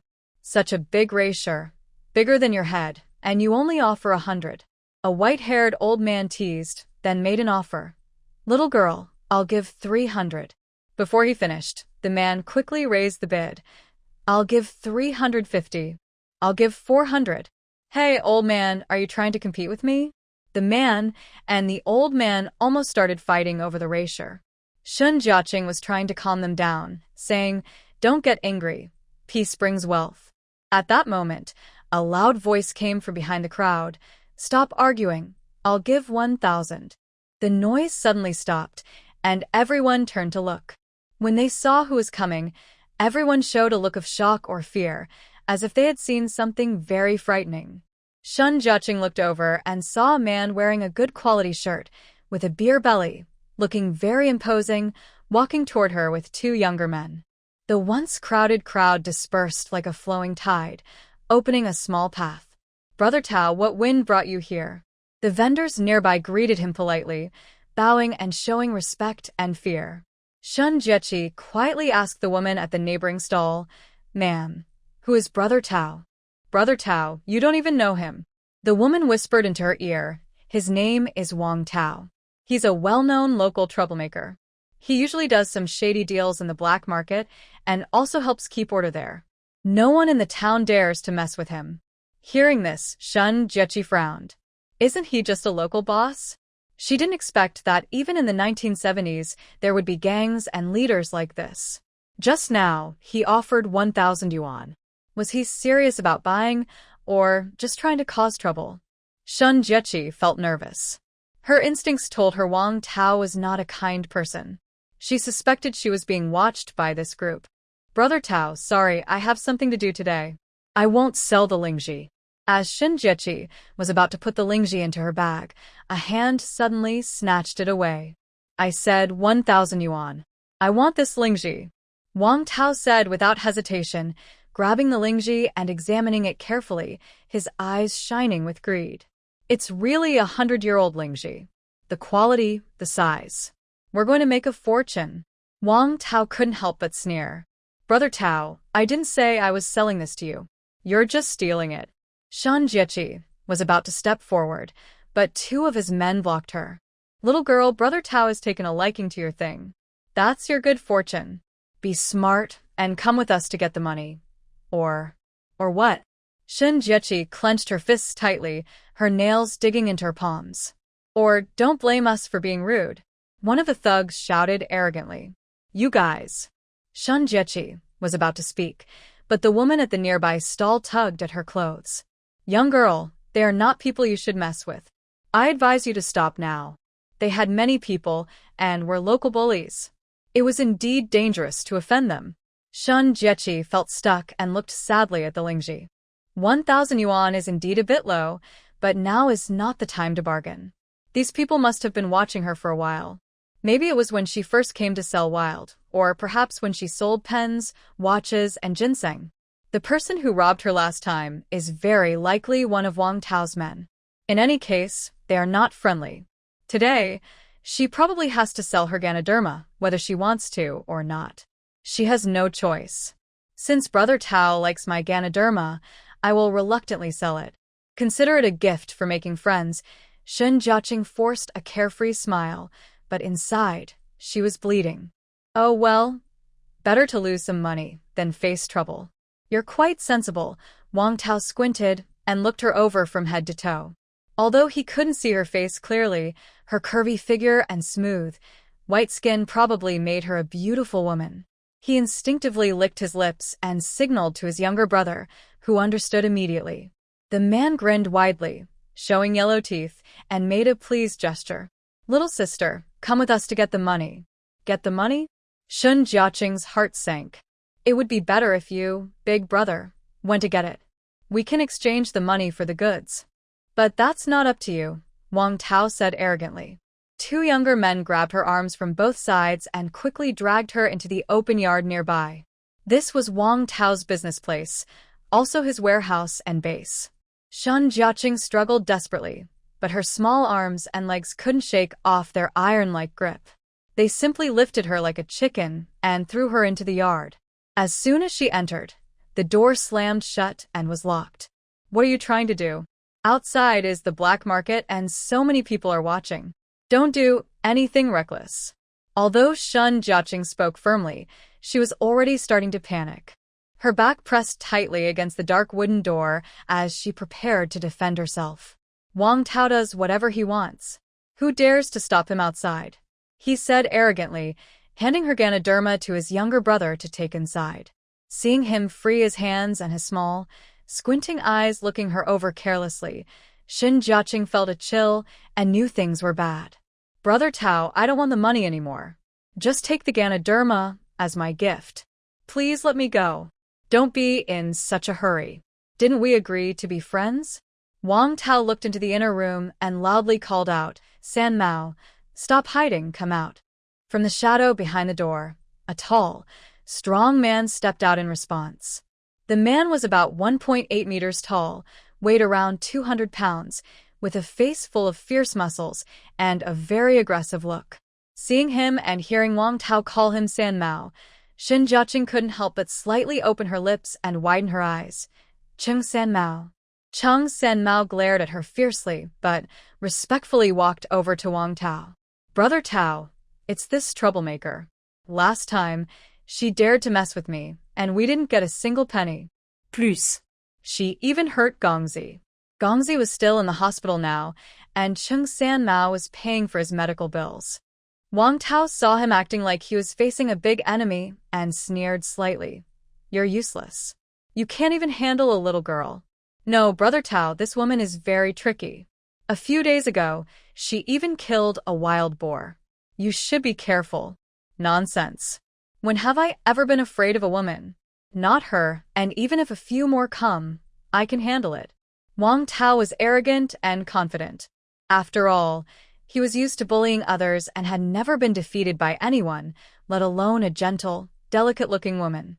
Their back and forth made Shun Jiaqing realize that today's trouble was caused by Chung San Mao. Not just today, he was also behind the theft of her cloth bag at the black market and following her into the back mountain at night. For Ge had injured Gongzi, who was still in the hospital. That was like cutting off Cheng Sanmao's right hand, which explained why he was desperate and came to seek Wang Tao's help. It seemed he was truly at his wit's end. Realizing she couldn't escape today, Shun Jiaqing quickly called out to the system. System, give me a strength pill, along with a wolf spray and stun baton. Item exchange successful, costing 300 points of goodwill. Before the system finished speaking, Shun Jiaqing already had several items in her hands. Without thinking much, she swallowed the strength pill. As the bitter Malteser slid down her throat, the familiar powerful energy quickly surged within her body. Shun Jiaqing crossed her arms, holding the wolf spray in one hand and the stun baton in the other. Wang Tao, Cheng Sanmao, I give you one last chance.